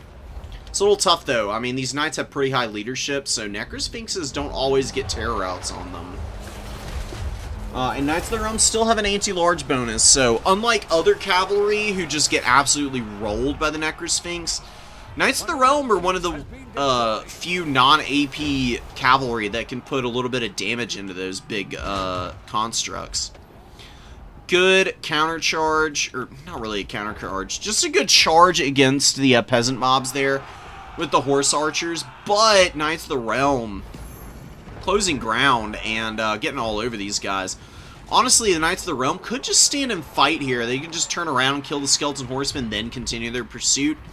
Does look like they locked down those horse archers quickly enough, and now they're going to be able to rip apart the Skeleton Horsemen within just a few moments. They should just get an attack order, and they should get right to business there. A little slow there. Mr. Mouse is starting to fall behind. The Chosen of the Gods are, I assume, just blasting bits of the Bretonian army off with each volley. Holy Warden's looking real beat up right now. The Screaming Skull Catapult has been doing ridiculous amounts of damage to the Battle Pilgrim front line. Like, every single one of these shots has been hitting something at the very least. Like, normally the drawback with the Screaming Skull Catapults is that they're inaccurate, but this one is just, like, completely locked in. No mercy at all in terms of what it's been able to do. Playing carefully with the Sepulchral Stalkers back here, really smart, and some of the Horse Archers are actually overrunning the Peasant Bowman line. A lot of the Peasant Bowmen are running now, and Battle Pilgrims all routing away. Bretonia fighting over the home objective back here is definitely causing them some issues. Nehekara Warriors getting run down by Knights Errant. Good damage on the Nekara warriors, but not a lot of value for those knights. Now the Sepulchral Stalkers are in really, really nice position to just fire some laser eyes into these poor dudes. Knights of the Realm trying to escape. We'll see if they're able to. Defenders of the Fleur-de-Lis come up. I think this might be an instance where a Grail Guardian, or really just a straight-up Grail Knight, would have been a really good summon in.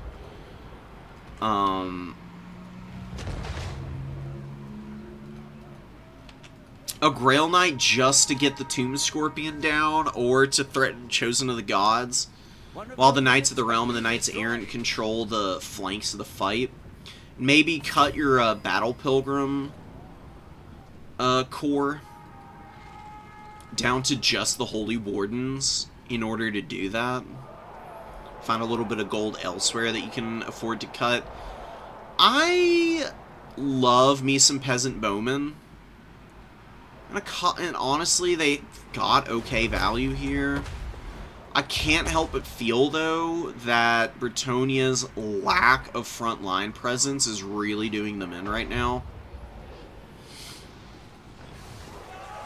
We got Beastslayers of Bastogne over on the number 3. That's awesome. They're going to be able to hold there for quite a while.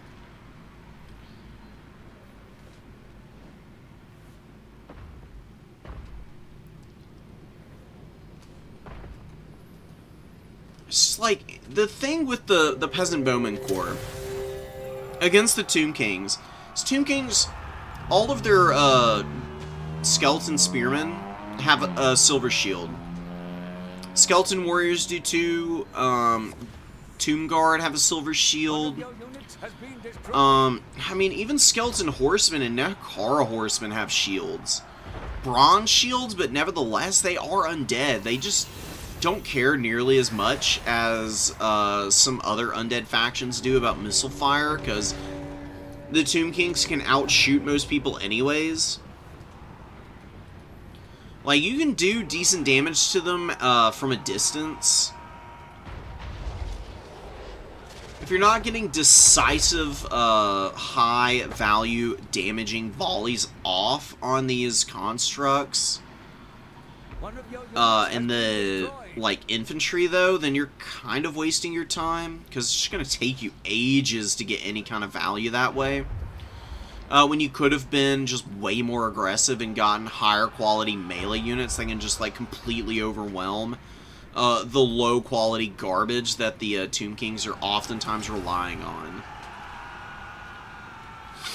There's a Grail Knight, and the Grail Knight does get on the Tomb Scorpion. They could start to really beat up on this thing in just a moment here. You can see they've got a pretty good surround. Yeah, Tomb Scorpion eating it, but, dude, that frickin' Screaming Skull Catapult. 1,500 value. It's ridiculous. It's doubled up its value, man. It's got, you know, a decent chunk of its ammo. A little bit over a third of its ammo is still in the bank here. It actually causes the Grail Knights to feel like they need to leave that engagement. Nice Errant charging in. Not such a good unit to use against the Tomb Scorpion. Would have been better to charge the Skeleton Horsemen there, just to try and do damage to them and get them out of the way. Yeah, this is really nicely done, Ander. I mean, you played really patiently, you didn't overpress, and you just forced the Bretonians into you. One of your units has been destroyed. Mouse, it's just a good general policy to not attack your opponent's home objective early. Very rarely does that work, because your opponent's just got such a short distance to cover to reinforce, and then you have to run the entire length and a half of the battlefield to get into the same spot your opponent is already in with their units. Fighting over the middle, I know it's very unsexy, but it's oftentimes the best thing that you can do to get yourself into a spot where you can start to probe your opponent's flanks a little bit more. Like, just start out with your main formation advancing to the number 3. Especially if you see your opponent is posting up lots of units out over here. If your opponent wants to defend their home point with a whole bunch of stuff, and you want to just take the middle objective, and then try and reinforce your back point, that's actually a pretty good way to go about things. It's what your opponent did here. It's what you can do to them. Like, you can just summon battle pilgrims out from the spawn points to get up on the number 1 if your opponent decides to like move all their skeletons forward to try and push you down. Because while Bretonnia has bad cap weight, bad cap weight, the Tomb Kings have equally bad infantry when it comes to taking objectives. Bretonian infantry have expendable cap weight, but so do skeleton spears. I knew it. Unending glory is yours. Nahikar warriors, Kefragard, and the Tomb Guard are really the only infantry that have good cap weight for the Tomb Kings, and they can only spend so much money on those units. They really are not going to go just like full foot builds. Primarily because constructs are so powerful. Tomb Scorpion actually got its value back. Look at that. Tomb Scorpion doing better in terms of value trading than Chosen of the Gods, actually. Chosen of the Gods, I think, cost, what, 1350 gold, and Tomb Scorpions are 1,000, so 1,400 versus 1,500. Gotta give it up to the Tomb Scorpion for doing so much. Kalita got 160 kills and 1,700 value. She did friendly fire once with the Venom Staff. Gotta be careful of that. Again, don't fire it so close to the front line. Try and hit stuff that's kind of in the middle of a bunch of things. Because when the projectiles start to split up from the Venom Staff, it's randomized, and they spread out over a pretty big area. You want to try and maximize the number of targets that you're hitting with it. Because it's already a scatter shot, you might as well like double down on that and make it so that you're just firing it into a blob of things. Think of it like it's like a really janky, weird grape shot ability. You can think of it that way, if that helps you out in terms of, like, sharpening your mind on where you want to prioritize its placement. This catapult hard carried. I'm going to be so honest, the 1,600 value Screaming Skull catapult kind of just clutched that game out for the Tomb Kings, because, I mean, it got 225 kills, it killed a bunch of knights, it killed a ton of infantry, and it debuffed leadership so much, Bretonians just couldn't sit and scrap anywhere.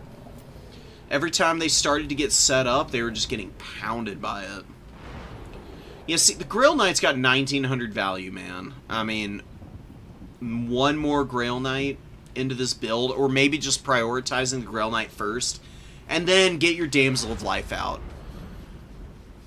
Thinking about it, I didn't really see her doing a whole lot. I didn't really see any Earthblood. I don't even know if you summoned her out a single time this game, to be honest. If you're going to bring Life Magic, you need to bring it out pretty early. Like, before you take your frontline engagement, you need to have your Damsel on the field. And she needs to be in position to help out the Knights, because the Knights need to stay out as long as possible.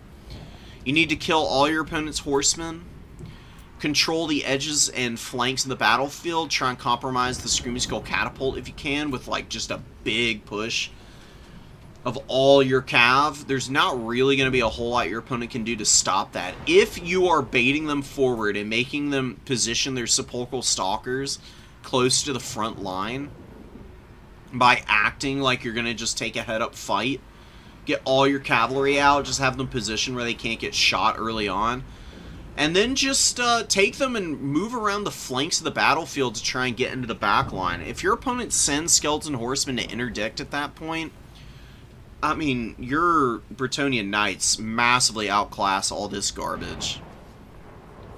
You just crush through the Knights, try and stay away from any Necrosphinxes and Necrotechs, and generally just any characters and monstrous infantry that you come into contact with, you should move around.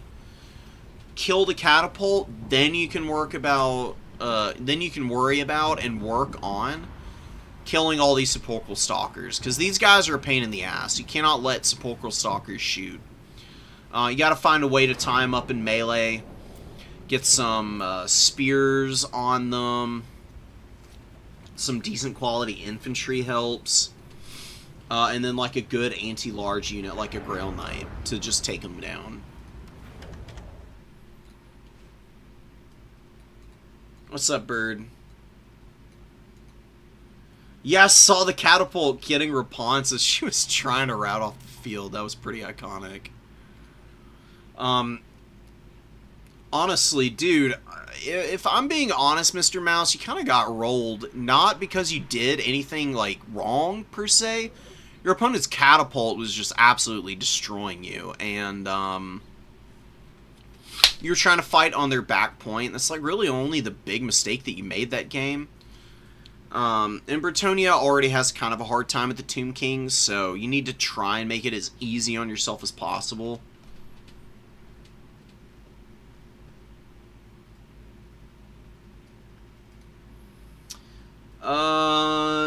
If bringing Khalida, Necrotect, or one Mage and one Necrotect. One Mage and one Necrotect. You should always try and have magic. I actually think, or I'm gonna back out for a minute. We're gonna go see the Tomb Kings roster, because if you're going Lords for the Tomb Kings don't really have flexible spell kits. The Lich Priests, though, have some really good options. Like, you get Arcan for death magic in terms of Lords, or you go Nehakara magic with Cetra or Kotep. Both of whom I think are pretty good in this matchup, by the way, but that's neither here nor there. If you want to run Khalida, I actually think this is a really good opportunity to go Lure of Shadows with Melkoths. And if you really wanted to get crazy, you could run Pit of Shades to drop on any blobs of Bretonnian units that develop, if you want to punish that way. Or you can just spam Enfeebling Foe. Enfeebling Foe and Melkoths are just a really good spell kit in general. You get a lot of extra speed out of that as well with the Lore passive. Lore passive for Lure of Shadows lasts 24 seconds. That is ages. It's really nice to be able to move around quicker than your opponent. You need every bit of speed you can get as the undead as well. The other option that you can run is a Light Wizard. And you can run Net of Amontok for snares on cavalry, and then Shim's Burning Gaze, which you can use to do a couple of things. You can use it to snipe down the enemy lord if you wanted to. Just like use it to shoot Rapunzel a whole bunch. This does really good damage. You can run forward and use it on your opponent's catapults. So the Bretonnians do love their field trebuchets. Field or Blessed, you can use Shems to snipe them down. If you don't want to do that, though, you can go Barona's Time Warp and just, like, super buff your units. You get a ton of speed, charge speed, and melee attack in a big radius. 35 meters is fairly large. 50-second duration. Lasts forever. If you upgrade it, you get an even bigger effect range. 55 meters. And a 50, just a heads up, an increase to diameter, just like with pizzas, you know, if you get like a 10-inch pizza, it's very different from getting a 14-inch pizza.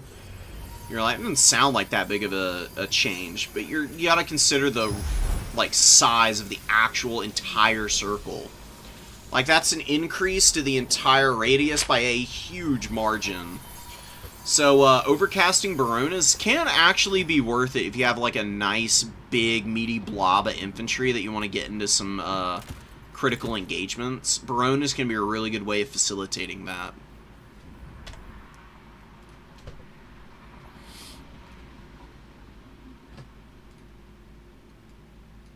Oh, and yeah, Shem's counters the Green Knight. So maybe you need to go with the, Light Wizard. Because Green Knight will just beat the snot out of all of your characters, and constructs, because he's such an asshole. You had a lot of sepulchral stalkers for him, but if he gets to them in melee, he's kind of hard for them to hit, actually. They can do damage to him at range, but not so much in melee.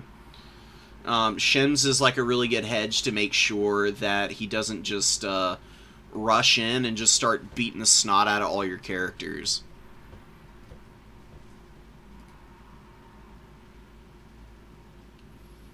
There were a few good Lizard games today, Bird. You should talk with Laura. Laura was playing Lizards today, and did pretty good in a few, but was struggling a couple of times with some matchups that I think you could probably help her out.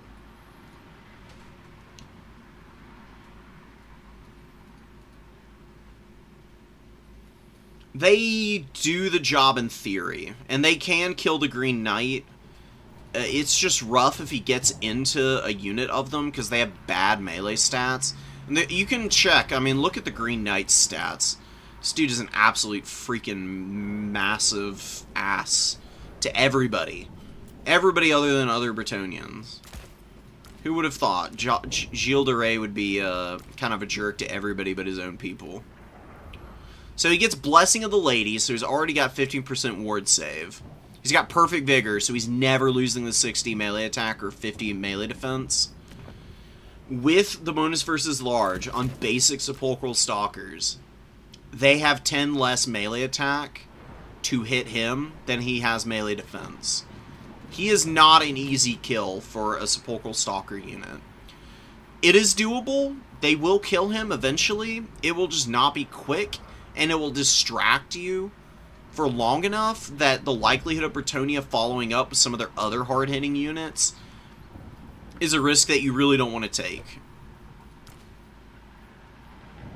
And definitely keep in mind, if he catches somebody like Cetra or Kotep, or really anybody, any of the Vampire Counts, or sorry, the Tomb King's Lords, this Frostbite will just completely lock them down. He's got 84 speed. If he hits you and he frostbites you, and you don't have Peel near you, he will kill that character. Because he will hit really consistently, for one. Two, he's got magic damage, so no Fizz Res is saving your bacon against him. Three, he's got Strider, so he can follow you anywhere. It doesn't matter where you go, he's always going to be right on your tail. Anything else notable about him? I mean, I guess Unbreakable is worth keeping in mind. It does have like a heal in forest. Not all maps have forests. This isn't really even something that you need to worry too much about. It's good on like a couple of maps, and that's about it. The Green Knight is just good because he's such a strong combatant. It's really the long and the short of it. You gotta have something to deal with them.